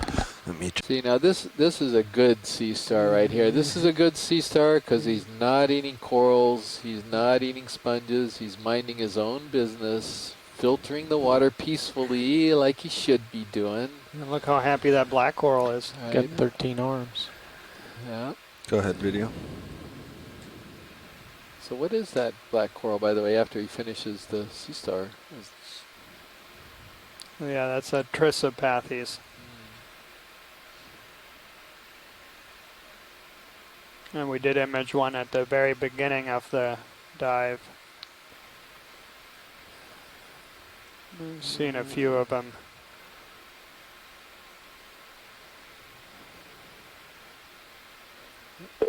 And there you are, Chris. How are you doing? You're catching me right at the tail end. But I would always stay for a Brisingid. So it truly is a gorgeous shot. Yeah. So what are we looking at? What do you have an idea of the species here? Yeah, I was trying to get you a super stable shot. Oh, it's really hard to tell without sort of looking at the plate arrangement between each of the arms from this distance. See the worm in the middle, and the top unfortunately, arm. I think my video is not as good as some. But slight tilt down. It's either Brisinga or Hymenodiscus, probably Hymenodiscus. They tend to occur in deeper water. Yeah, okay, now my stream is, I intermittently lose it sometimes. But yeah, they're often holding their arms up into the water. The spines have little sort of claws that act as Velcro to capture tiny crustaceans. There we go. So it's kind of cam. filter feeding, but it is also kind of predatory behavior. Because once those things get caught, the tube feet move the food down to the mouth where they're devoured. So it's not just sort of inert filter feeding the way that crinoids feed. It is actually predation, and I've actually put the little amphipods out of the cardiac stomach, or not the cardiac stomach, but the stomachs of these. So I know that they are pretty voracious predators. They probably get their food from other sources as well. Yep. But you lead a little bit more in the front, I'll push in. A very direct going to push into feeding the going on there. Yeah, go ahead. But what I saw of it was beautiful. So I appreciate your stopping to take a look at it. Well, so, could you, Chris, could you answer one question for me before you leave? And of course. Also, before I ask the question, Pilot, when you're finished with this, could you pan up just slightly to that weird sort of brown leggy thing right to the upper left? That thing right there. I think there's some interest in figuring that out. But anyway, Chris, this Sea Star has 13 arms. How does a Sea Star get 13 arms? Aren't they supposed to all be even or something? What's going on here? This guy can't count? No, not necessarily. What happens... now we have the picture back. So what happens is when these are small, they are born with 5 rays. And then, for whatever reason, they add them. All right, video when you're happy. So in this case, there's probably some we get a good one close up on the main star or whatever that optimizes the fact that if you have more than 5 rays, it makes them better suited to live in this kind of habitat or whatever. But they then add what's called supernumerary rays. So there's the primary 5, and then there's like 6, 7, 8, 9, 10, 11, and this can actually vary. So they all do start out with 5, and I've seen you look at really tiny persingids, what few of them there are, and they have 5. So forward to seeing more of that and more Sea Star predation on the right. Thanks. So have a good night. I'll see you guys later. Thanks. Bye-bye. Yeah, thanks, Chris. And maybe we could get a close-up of this coral here that's on the sponge base.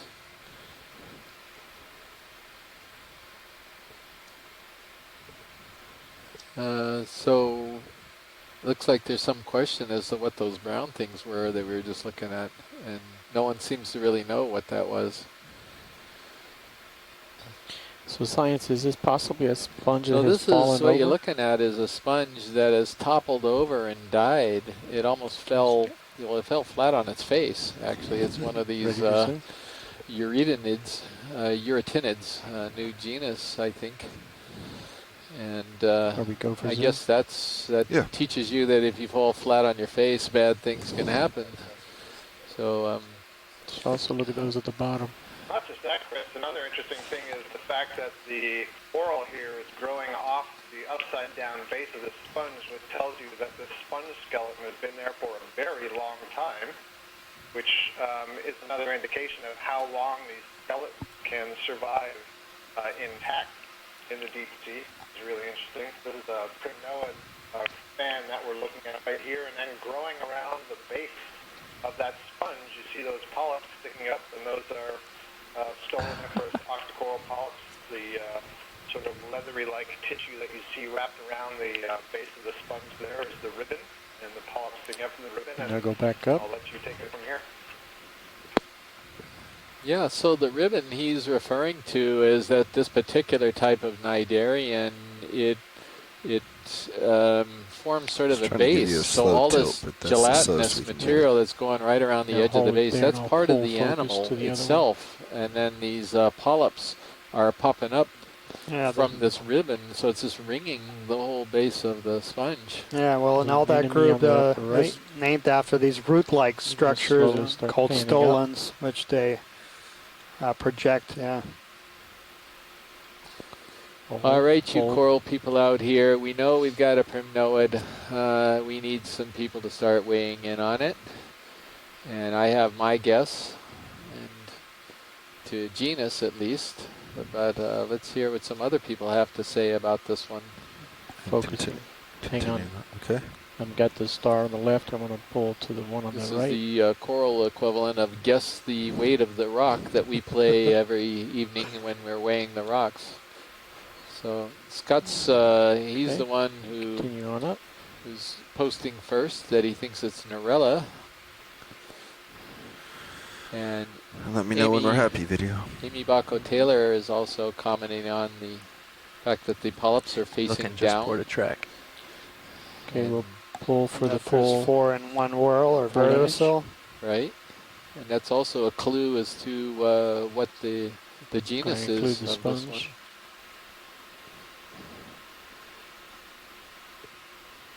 It's good there. So I think, do we want to dial in if more I'm ship not moves? mistaken, I yeah, think we're let me going to check with settle Washington, for make sure Norella it's going being south. Got a video? species in the Got genus Norella. Coming up. Where's the other Going waypoint? out. It is south. Cool. Yeah, I'll make.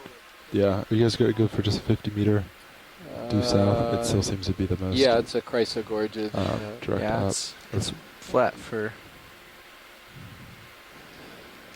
Yeah, at least 50. It's We've totally flat. obviously We can come see on the out sonar, of this so. flat so hard good. pan 50 meters. area that we were in and You are got now it. back into... Oh, there's a jellyfish coming by. Yeah, it's jellyfish is pretty generic. I call everything Hydromedusa or something. Bridge, this is Nav. That's the way he goes. It's in your camera dome. Good, I Nev. think he's too far Alright, in. can I and get a it's ship just gonna move be of 50 too meters? affected by the prop wash. At, We're right there. So, pilot, is there any way we could Nav sidle bridge. over to Move initiated. the east side Thank of you. this ridge a little bit more, or is that a bad direction for us? You know, just We can head east. Yeah, just slowly work your way over to the east crest and see what we can see if that's possible. Did you guys just put a move in? All right. Washley, this is Nav. Roger, Nav, go ahead.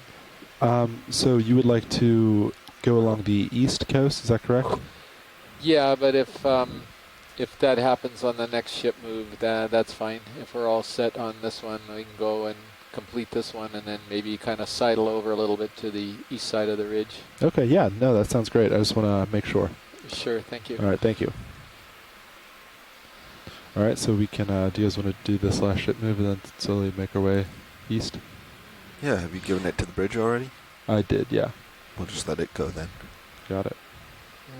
Let it run, and next one we'll put off to the east. One of these light rate bamboo corals that we've seen. And we're right back into these steep pillow flows again.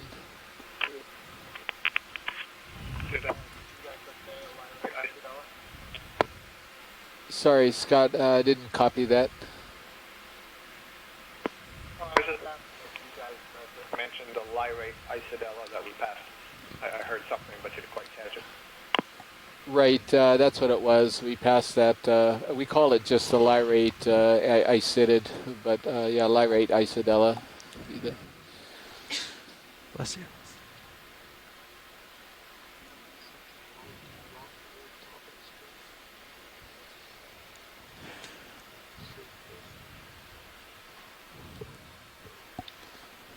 Was it big or small or really? At the top. Yeah, on one of the those rocks, things, yeah. Just, exactly, just to the left of the pointers right now. There's 2 white objects on that rock. Oh, there's actually a coral dead center too. That's on one of those You're Trissopathes. seeing the base of the coral. Okay. Yeah, that may be what it is. And that may be a barnacle at the base of that coral. That's a pretty Let's wild snap guess some. from here, but oh yeah, oh yeah. Okay, come on. Yeah. Take a look at that. Sorry, I'll.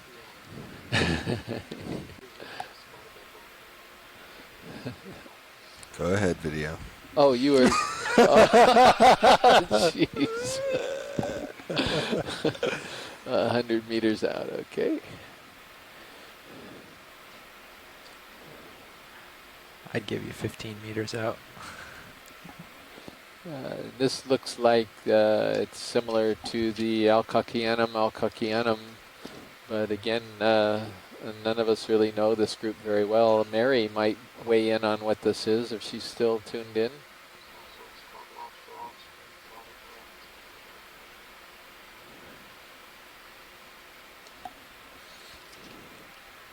Les has offered an identification in the event log of scalpellum. Scalpellum, okay.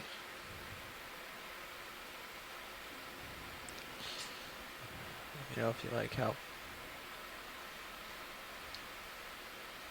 I'm going to stick with, it's a Scalpellidae, so we're in agreement on the same family.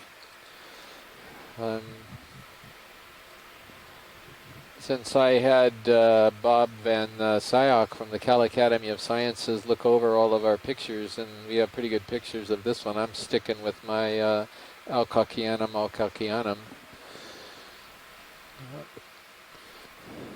Bob Van Sciok is a barnacle specialist with the California Academy of Sciences in San Francisco.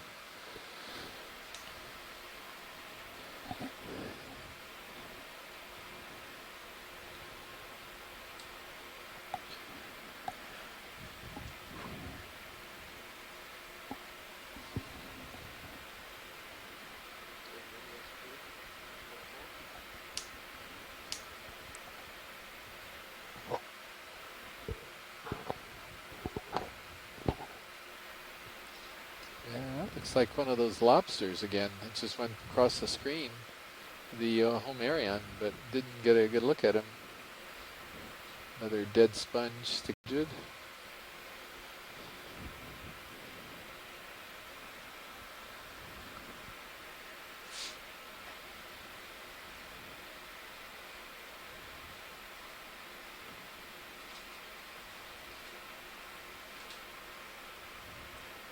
And both Bruce and Scott mentioned that a polychelid swam by the camera. Yeah. So the genus Homerion is in that family, Polychelidae. So it looks like we're in agreement. There he goes again. Nice. A real small one, though.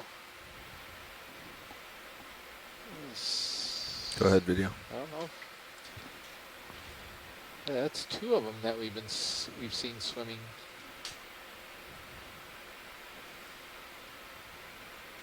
So how does he swim? I'm not getting it. His feet. Kicks his feet. Is he just paddling? Yeah. I guess he is. He's kind of paddling forward to backward, it looks like, unlike the shrimp.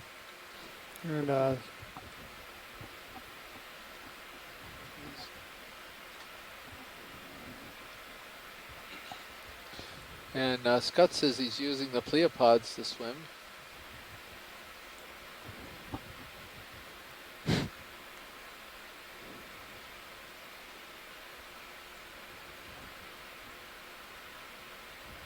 Sorry, Bobby, I thought you had him there. That's all right. He seems to change direction quicker than your vehicle. Well, he's also very, very small, and any movements I make are just going to throw him around. Yeah. So I'm really trying to just float more so than usual. Yeah, well, somebody here says if we move the lasers around, maybe he'll chase it like a cat. We didn't quite catch that, Bruce. Let's get the guy in the right, upper right. We've seen those before, Roland. I said if you move the lasers around, maybe he'll chase it like a cat does. Got it. He landed. That's good, Bruce. Hold there, hold there.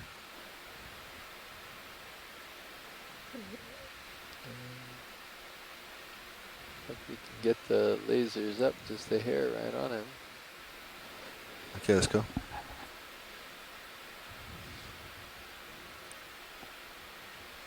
Co-pilot camera, please. Got it. Let me know what you like. Center them up. A little down. Oh, that's sort of often I'll the wait way till I you settle. see these things. A few times I've seen them where they're just sitting still on a Pushing rock down like here. that with their claws tucked underneath them.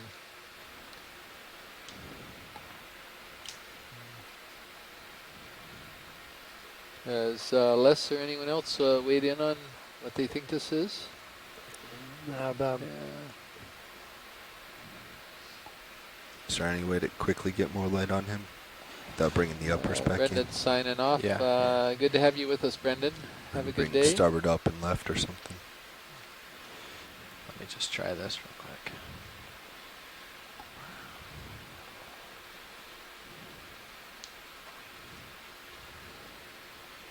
That's a gorgeous shot on one of these. It was great he was able to, he sat down where we could get a Looked like shot it was of him. working. Keep bringing that in. Yeah, I'm just going to point it up a touch. I don't want to shoot in your eyes as I come around.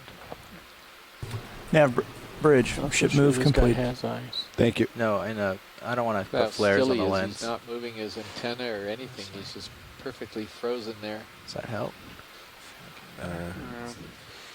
I haven't seen any difference, but I believe we've got enough.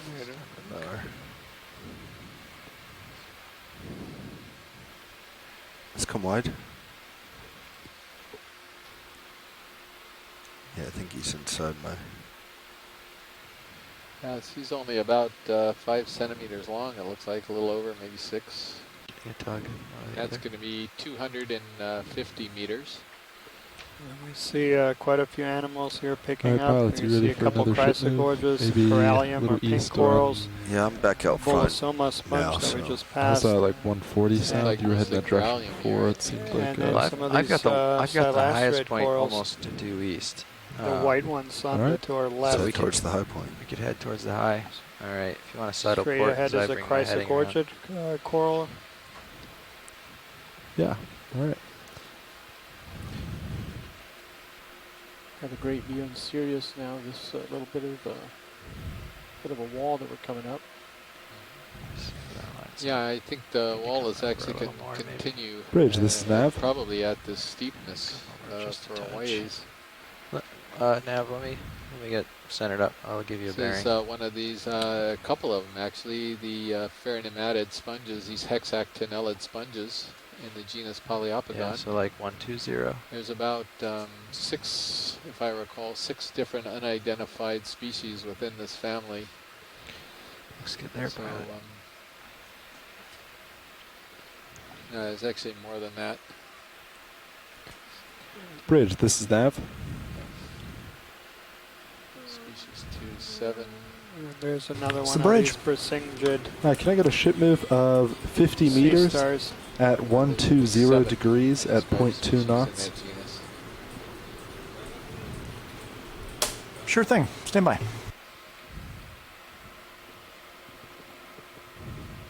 And there on the bottom is another one of these black corals, Trisopathes. We've seen quite a few on this dive.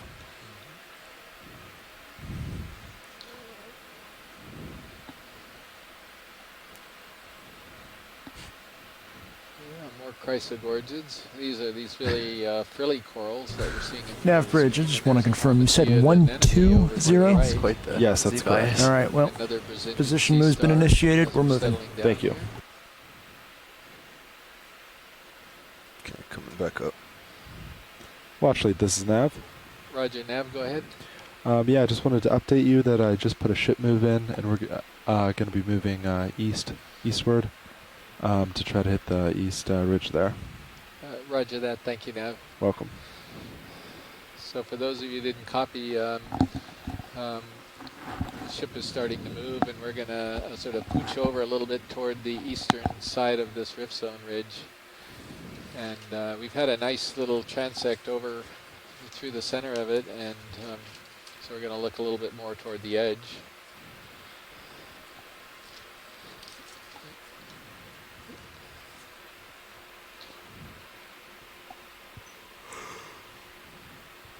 There's one little lonely white stylastrid, it looks like. Yeah.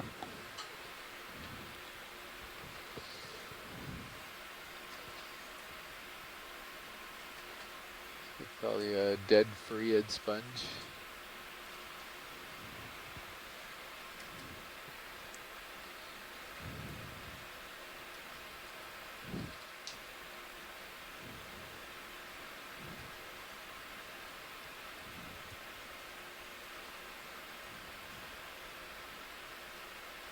And we're climbing snap this, on the coral on the right. this very steep wall of pillow lava.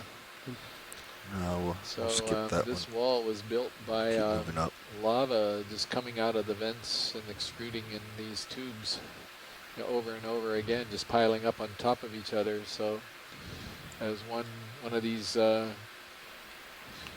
batches or tubes of lava came out, it would cool very quickly. Coral Comes or out sponge. molten and it would cool very quickly. Is that a And sea then star other hang on? I tubes only of see lava 2 would arms. just come out over on top of it, and you slowly start stacking them up and building them Go up. ahead. I just wrapped around the top. Yep, come on.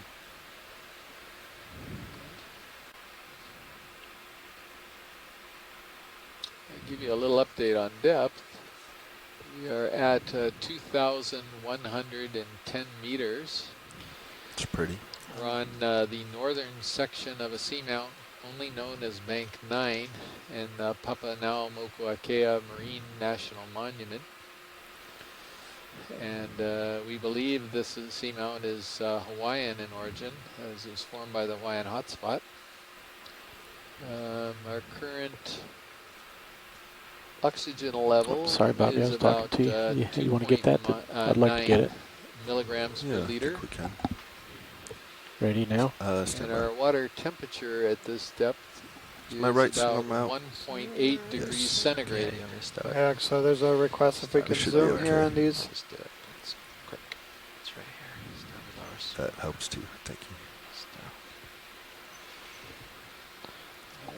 The upper and the lower. And back to your point there about us presuming that this seamount is Hawaiian in origin. We did collect a couple of rock samples, and the latter one, the second one we collected, looked particularly attractive. The upper's okay, right? So that will allow geologists to take the next 15 minutes to hopefully nail that down.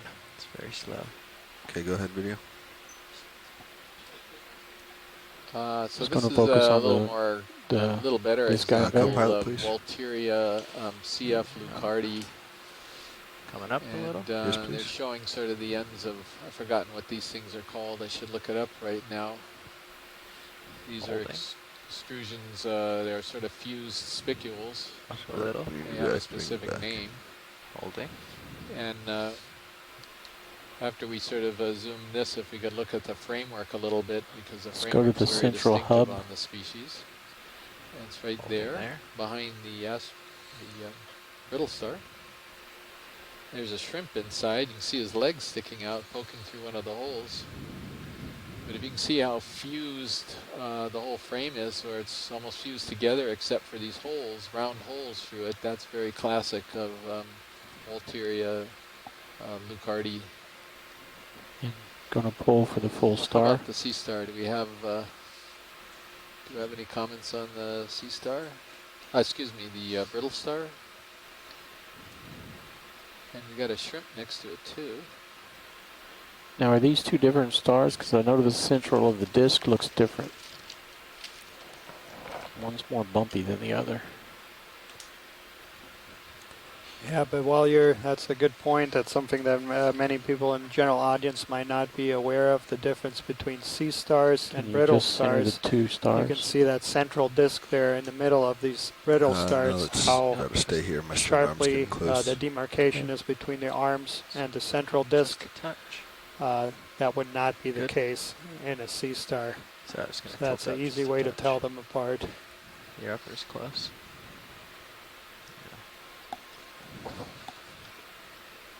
So it looks Okay, like go from down the to the chat, there's some discussion of the possibility of collecting bamboo Bring us down coral. some. That right now has been Looking for the identified shrimp. as Jasonisis, but it's not really clear. Is that it right there you're talking about? The shrimp to the right? Yeah, Yep. okay. We got about an hour left or so in the dive, and so it's time to video, think it's about time what to our move final on. biologic sample is Okay. going to be before we have to go to the surface. Got your camera. Science, don't you? I'm sorry, but we know what that is, and one of our scientists aboard, Amy Bacco-Taylor, as well as Henry Reiswig, have got some gorgeous specimens of this thing. I happened to be up in Henry's house working with him for 2 weeks, and I got to see the specimens that Henry had seen them. We didn't work on them, but I got to at least see the specimens. He showed them to me, and one of those was this beautiful Walteria leucardi that Amy had gotten off of Necker Ridge. It was really an incredible specimen. I think he showed it to me to explain the difference between the two species.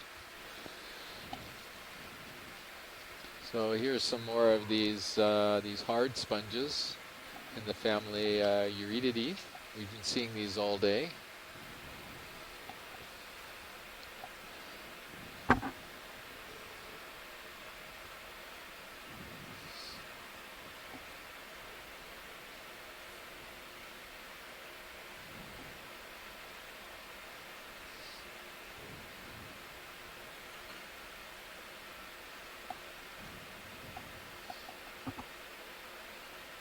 Nav bridge, position move complete. Thanks, Bridge. Big massive polyopogon sponge over there in the lower right corner. Gonna have to deal with the skids.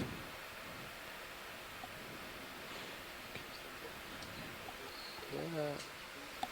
We have either sponges or corals down below. They look more like sponges. Sonar is black for. We're on the lookout for a meters. bamboo coral. Touch out We're cereals hoping for a to second. maybe see another one before time runs out. Nav, when is off bottom time? Something Yeah, that floating looks at like you in a the lot water. of sponges and not much coral. I'm thinking around There could be something on the 120 next ridge. UTC, but that might change depending on what type of elevation we gain. Thanks. You're welcome. Go ahead, video. I think it's just mucus.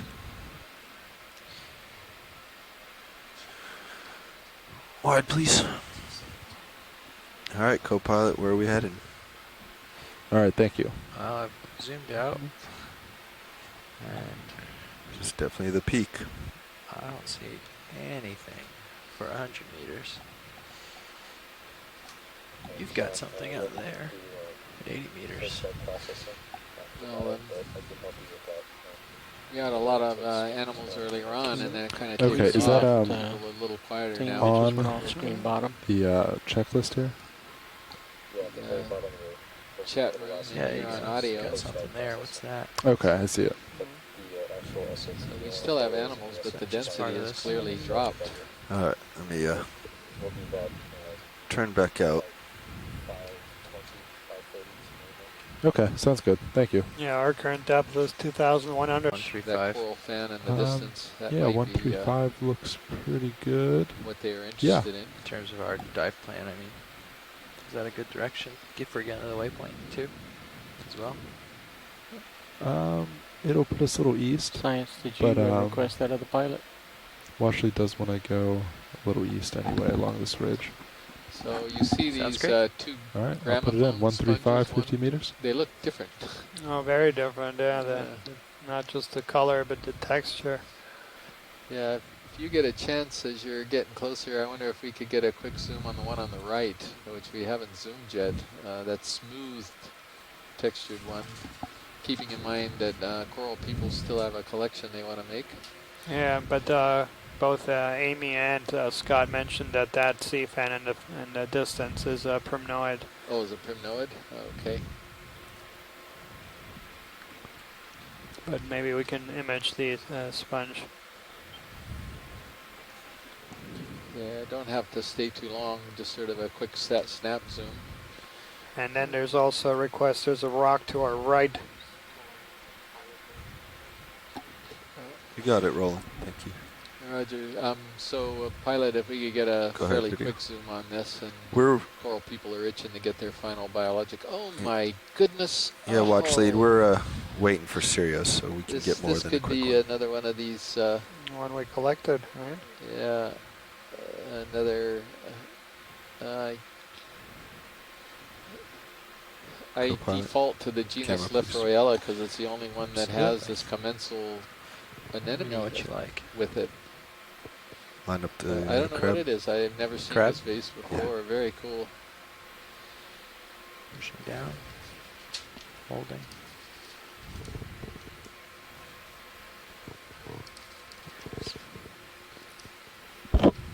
So So we have the main sponge, and we have a beautiful crab, Let's and we come have up the a little anemones where we growing can all see the through polyps sponge. better. That's a pretty amazing sight. Go ahead, video. Lose the lasers. And bring it And back then down. there some. was also a request, there was some, towards the right of us, there was a few white spots on that boulder to our right. Are you happy with this watch lead? So we've got a bunch of sponges the last couple days. Of course, I'm drooling over this one, but we're going to try to get a coral shot. and just ignore we came across the sponge for the moment. Co-pilot camera. Do you believe that this is the same species or a Yeah. different one? Yes. No, I think And it's a lasers different off. species, Oh. but I think Turn it's lasers off. close, They're still potentially on. related. Huh. It's going to be in that hard group. It's going to Just be in capture the the whole thing, subfamily please. Eurydidae. Just working on your lights there, pilot. You can tell by Sorry. a I think lot we of have plenty of different light. features, Just but, turn way down. Never seen I this see. one before either. Looked like didn't have enough. Watch lead, are you happy with Hi, this? Chris. If you think this is important to collect, the Jason Isis can wait till another day. Well, sponges have really stolen the limelight from corals with respect to collections the last couple days, and I'm certainly willing to go with what the majority want to do here. Yeah, it's important sponge, but then, I don't know.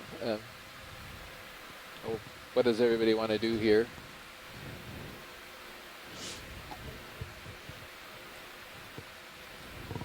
You want to look around it from this side?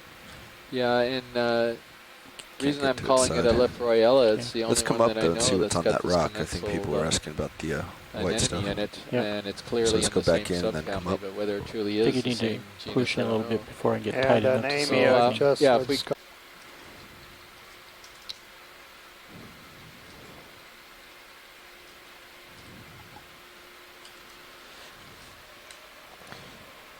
If you're stable, let's go ahead, So video. this Going for actually has macro. a little more of the classic vase structure, but what's really weird about it is the polyps are faced inward inside of the vase, and you can't really see it, but they're actually in little tubes that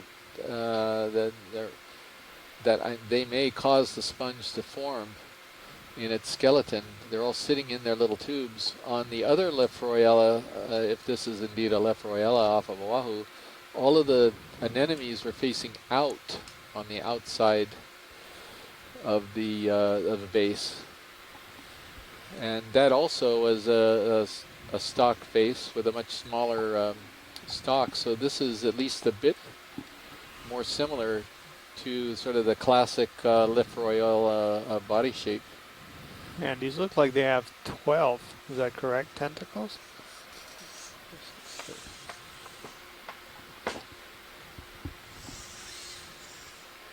I think so, yeah. Yeah, so okay. Because I think we counted 8 Happy with that video? several of them last time, Yes, and that video's was happy. very confusing.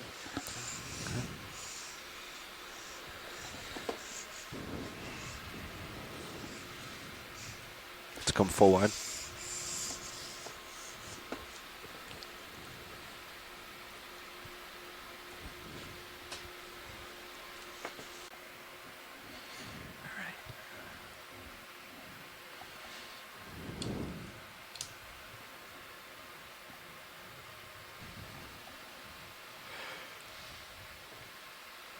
Long-legged red shrimp on the top right of the rock.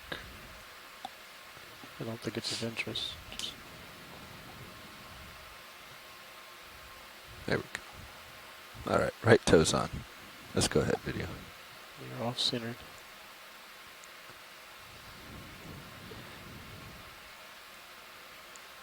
Max in. Go a little bit right. There's some anthropods.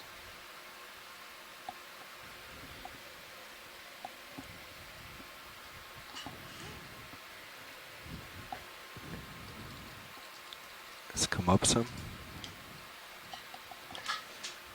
Coming up. Just a touch more. And if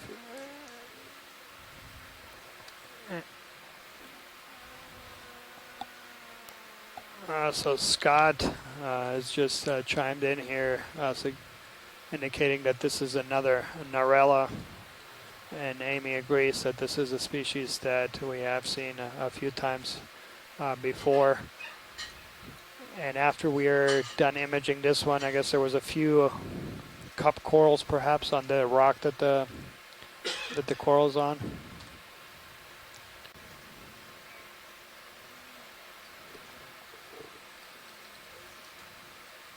Holding that shot. Yeah.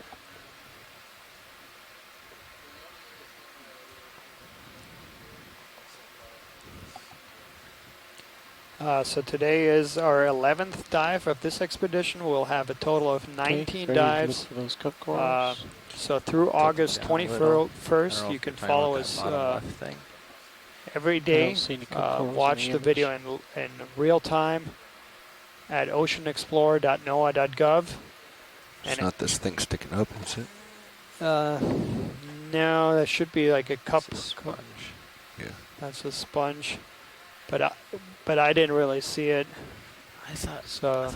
There's a little pink something right there, bottom right. Let's try it. Let's go in and down. You're right. Oh no, that's something. Just like 6 polyps. A baby Silasterid and perhaps a baby pink or Paragorgia. What's that off on screen left? Silasterid. So as I was saying, we'll have a total of 19 dives on this particular expedition through August 21st. You can follow in real time. Silasterid. And then we'll have 2 more cruises off the Okeanos Explorer here in the vicinity of Hawaiian Islands. We'll have a short 7-day cruise in the main Hawaiian Islands, as well as the geologist seamounts. And then in September, we'll have another 22-day expedition that will aim at looking at some of the lower islands in the northwestern Hawaiian Islands, and then heading down to Johnson Atoll. Okay, got it. Part of the Pacific Remote Islands Marine National Monument. Earlier they were looking for whip corals So Mimi Lobecker was just bamboo in here corals. and There's something just went off sort screen of discussing tonight's mapping plan offline. Not sure if it's she's 135, right? Great plan to 135. keep us productive all through the lined night. up. Yeah. As we move to the next dive site. Nav bridge, move initiated. Thank you.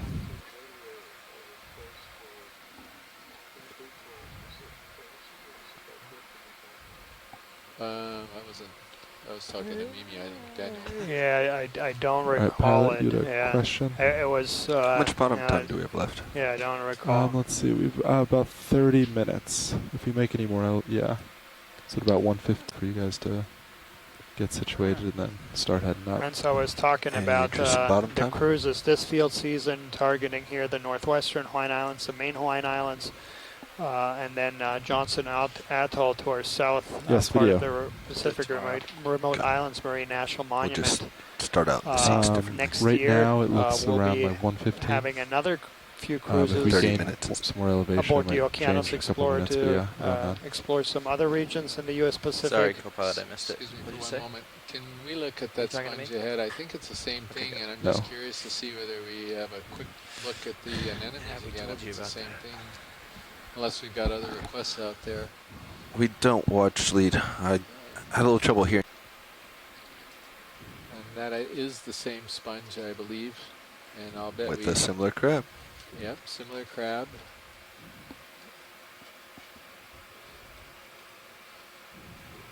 maybe it just regenerates very quickly. And that coral in the background may be the one that they were looking for. Isn't that the curved branches that Scott? So we had gone a little bit further, we would have gotten the Jasonisis. Oh well. Don't be mean now. Sorry, Scott. Bobby, we should also look at the top edge, see how it's fuzzy afterwards. I would have been fine with the Jasonisis collection too. Anemones may be growing on both sides. And I'm pretty sure I can see these anemones just Oh, and there's video, some no on requirement the for zoom. Yeah, you can see them at the on very outer on the rim outside side. too. Yeah, Both- yeah. Maybe these are all on the outside. Is that what it is? So the polyps are on the outside on this All right, one. let's come up, get the polyp edges. Coming up. Yeah, they are. The polyps are all facing on the opposite side on this one. Well, maybe, or maybe not. Both sides. Yeah. I think it's some. Some are on the inside and some are on the outside. Yeah, no, yes, you can clearly see it on both sides. Yeah. Very peculiar association. This one seems a bit more dense than the last. Yeah, I would agree. Pilot, this What the thing's heck packed. is that sponge doing any suspension feeding? Its pores are all clogged up. Yeah.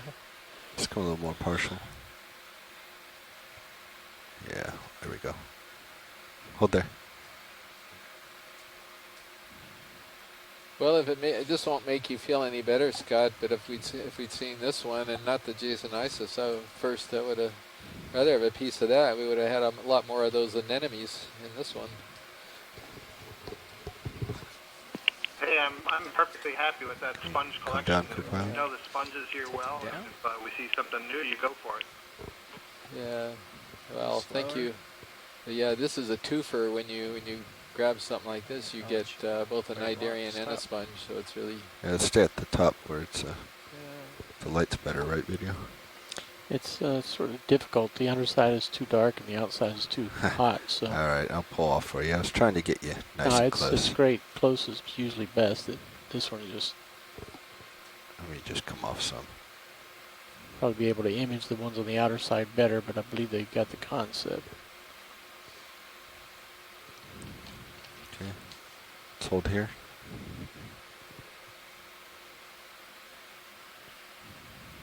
Wow, that is a lot of anemones with that sponge.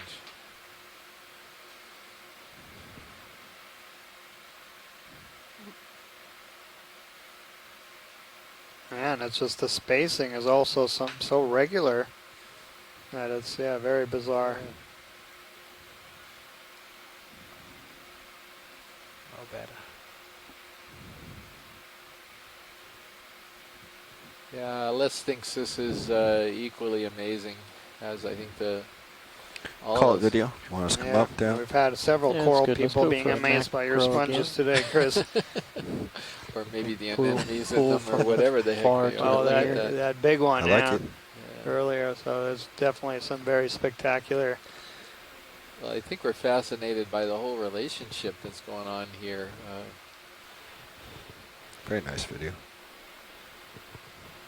So for the general public, we're looking at a very close association between two completely different phyla of animals. The white framing you see is a sponge, one of the glass sponges. And we'll push. And growing all over its surface and throughout its tissues is a cnidarian, which we think is an anemone at first glance, but no one's really sure. It could also be some other type of cnidarian. And this is really unusual. And we'll pull out for the full specimen. In all of our experiences.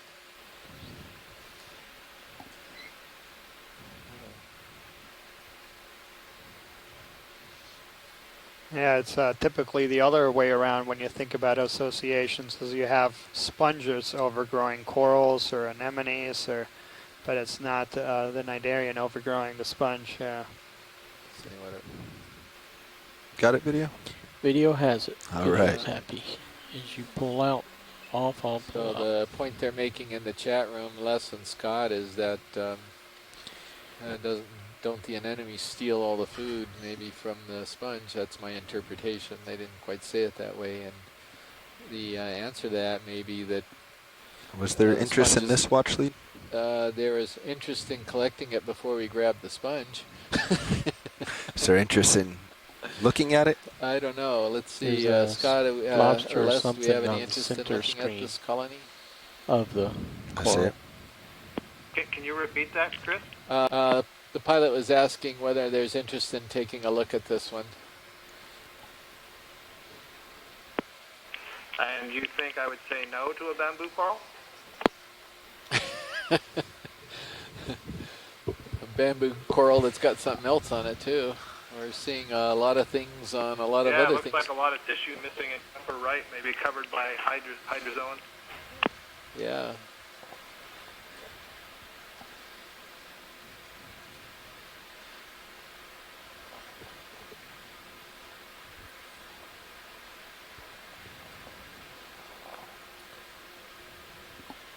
You can go up.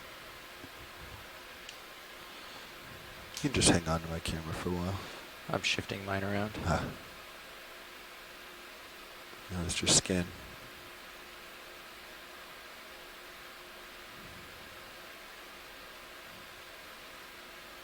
Scan slow enough so we can get a focus still. So make sure you hold. Now I gotta hold on a second for a couple here. seconds. I just typed in Jasonitis.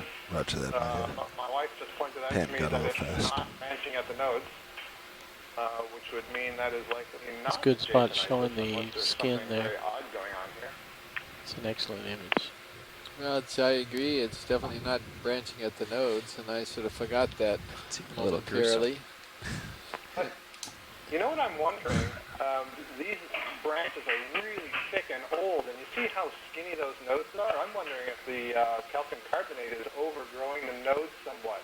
So if we go further out along the branch to a younger branch, It's coming a little bit, tip of the colony, just a little bit wide. I wonder if we'll see that it's branching Yeah, hold from there. the nodes there.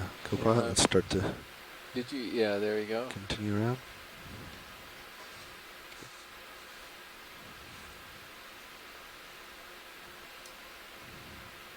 That might be a younger branch there. Looked like a chunk of the skin was hanging there. No node though on a younger branch.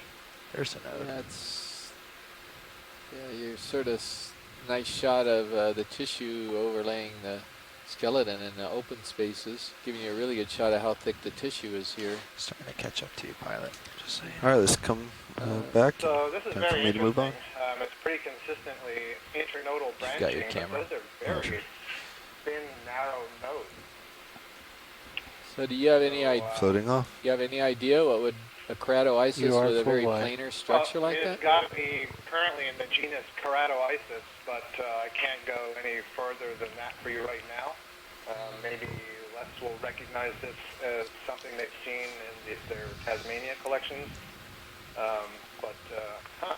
Very interesting. I'm a little And bit stumped, fade but to black. taxonomically, right now, it's the genus Keratoisis. Sure. Oh, there's a the fish. Yeah. He's got What is something in wrong his with mouth. that fish? Just quick snap zoom. I don't have a lot of time. Yeah, he's not feeling very good.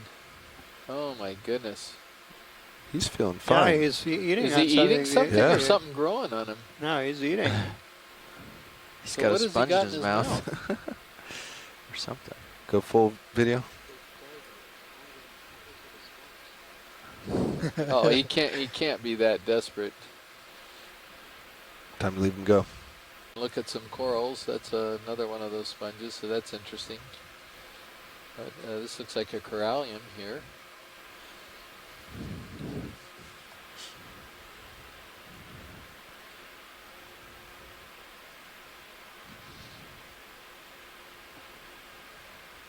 Let's get a Is quick that snap a zoom. corallium or is that I think the one on the left is a Yep. corallium. Has that- the anemones as well. All right, come on. anemones as well.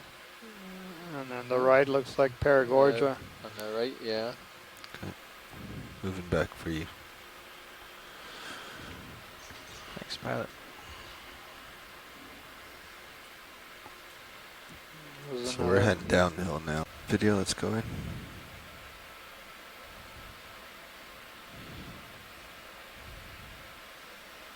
Is it our friend again? I think it is. I think Bruce is going to come in with a With name another- that's got with a another slash. slash mark in it, don't you? Yeah, absolutely. And I think maybe Astrid or Mackenzie might, try to pick one or the other. But let's see what happens here with our fish group. You've got a little, but that's Pilots, there was a request from Washley to spend the last 15 minutes moving along the ridge south. Nice little batch of corals as we're getting closer to the edge. We're just definitely seeing an increase in the density of corals, I think. Okay. Yeah. Gonna come right. Very interesting.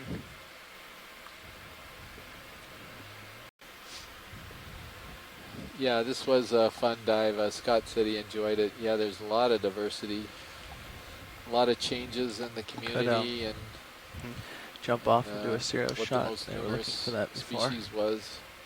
So we went up and down this terrain. I can't hear you. Beautiful pillow lavas.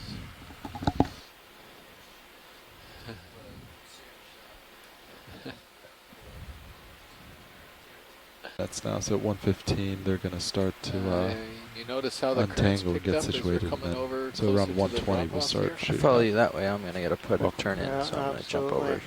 catch you on the other side. See how close we are in this. I'm just 90 Yeah, we degrees off. definitely come closer to the drop-off. Okay. Just looking at the HIPAC screen. Just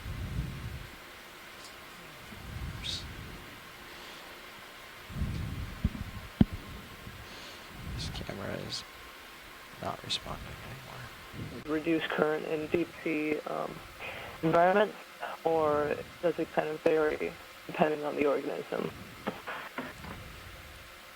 I did not. It like broke apart. Did you get that question? Yeah, so the we're not sure we got the question. It was a little bit muted there. So you were saying something about the corals in the deep sea environment, and we didn't quite follow what it was. Whether the reduced in abundances is due to different current environments. Is that the question? I think the question was whether the fact that corals are hard versus soft is related to the environment or is related to their taxonomy phylogeny. Is that correct? If you heard Scott? Sorry. Yeah, that's it. That's it. Yeah, so Scott or somebody else, you want to answer that? Sure. So it's basically the taxonomy. We're seeing different kinds of corals. So we've seen these very hard, very brittle hydrocorals. They belong to the hydrozoa, and they have what you would refer to as a stony is that time skeleton, off bottom, or is that much like time what to you would start see on setting shallow up? water coral reefs. 1:15 But is shallow time water for you to coral start reefs are setting made up. up primarily of scleractinian So if corals, you can get so off that's bottom yet around another group. They 1:20, belong to the we will be in anthozoan good corals. shape. And most of the Roger that. corals that we're seeing here and referring to are Octocoralia. And Octocoralia are sometimes referred to commonly as soft corals. Soft don't have that stony skeleton. Instead, their internal skeleton is made of protein or some calcium carbonate, but alternating with protein, and so they're softer in that sense. A subgroup of the octocorals is truly soft in that they have no internal skeleton at all, although we haven't seen any of those yet on any of these dives. So I think that answers the question that you were posing. Yes, that does. Thank you very much. We're actually just going to let this one pass. We got nice close-ups of him earlier this watch. Yeah, so we're very close to the end of the dive here, and we're just poking around and taking a look here right before the... Earlier this watch. Yeah, so we're very close to the end of the dive here, and we're just poking around and taking a look here right before they get set up to recover. And we're in a bit of an area of a lower density than we have been all day. It's just seeing what we've got. Everybody who's participated has commented it was a very enjoyable dive because once again we were in an area that showed a lot of diversity, showed us something different than the other places that we've been at. We've seen different corals today than we've seen in other places. Most prominently, it was the white, what we think is a stylasterid coral that we haven't seen anywhere else on this cruise. And I'm not even sure we've seen that anywhere else on any dive. here in the Hawaiian Islands. Saw the very, very unusual sponge with the anemone, commensal anemones on it. And of course, we saw the biggest sponge on this trip, and perhaps one of the biggest ever seen, Yeah, that's right. especially at these depths. Yeah, so what is going on up here straight ahead with So this this is fork going to be our structure? last view probably, watch lead, so we'll get in on that fork structure for you. I gather this is a sponge. That's pretty strange. Can I stay here a minute just for just a second? Don't mind. And we have a primnoid we're going over. This is another one of these Eurytmi. We know that's the subfamily for the sponge. Always sort of curious as to why you would have a double brancher when you typically have a single brancher, and you can see a single brancher in the distance.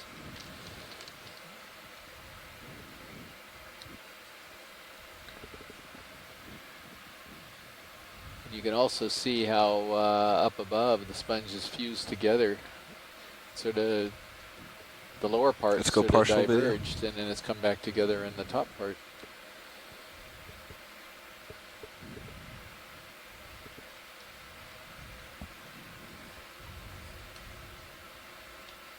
I don't know. I don't know if that's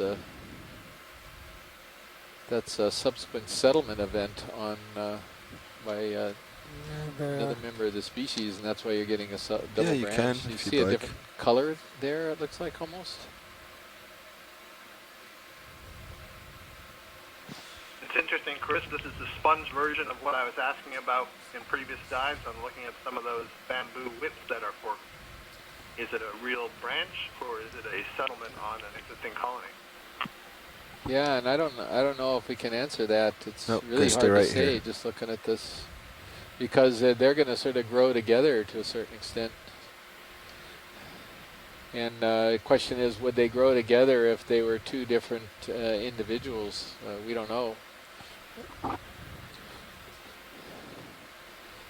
We don't, but we do know that in other studies of sponges, two different species certainly won't grow together, and two different individuals may not grow together. Two different genotypes, I guess I should specify. Watch lead pilot, Roger, pilot, go ahead. could it be a case of damage down early on and it just kind of forked into two? Yeah, that's possible. That's definitely possible. You know, maybe it split a little bit and then it managed to recover and grow up as two forks.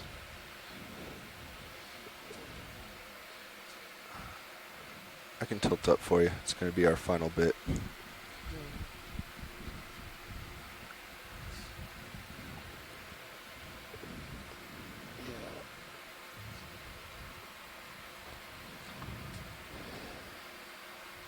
These sponges down here, pretty exotic animals. There's something else.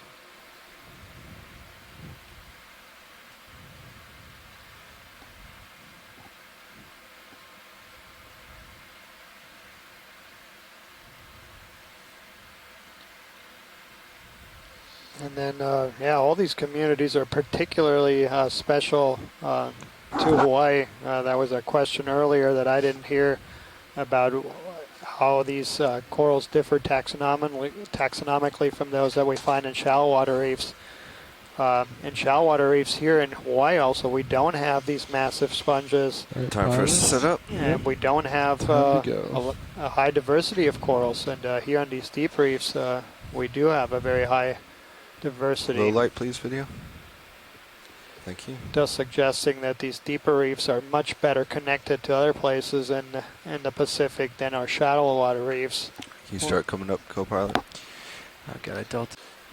Thank you very much for joining us. And those of you who are going to stay with us, hope you see some really neat stuff in the water column as it comes up. Yeah, so we should have, for those interested in water column, we should have about 70 minutes of transect back to the surface. We are at 2,100 meters. Yeah, as Chris mentioned, it was a remarkable dive today. We did see a lot of things that we didn't see on previous dives.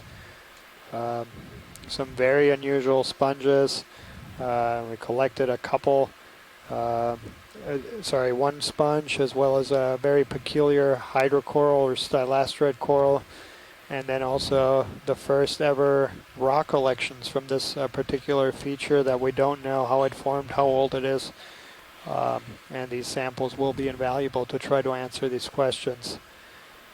But yeah, thank you so much for joining us, and tomorrow we'll have another fascinating dive for you. We'll be diving to similar depths just north of here on a ridge that's just southeast of Pearl Hermes Atoll. And yeah, we should be on the bottom, kind of similar times that we were today. And yeah, thank you so much for joining us, and we'll see you tomorrow. Aloha.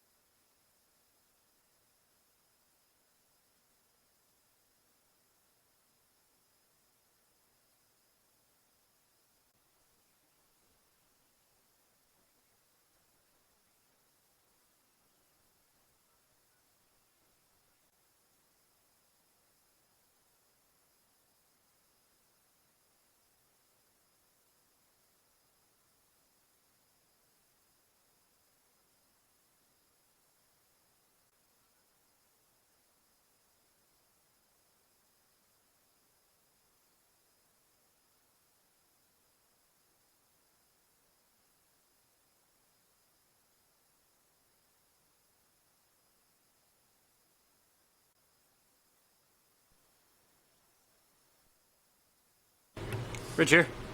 Hi, can I give out the 15-minute warning for 50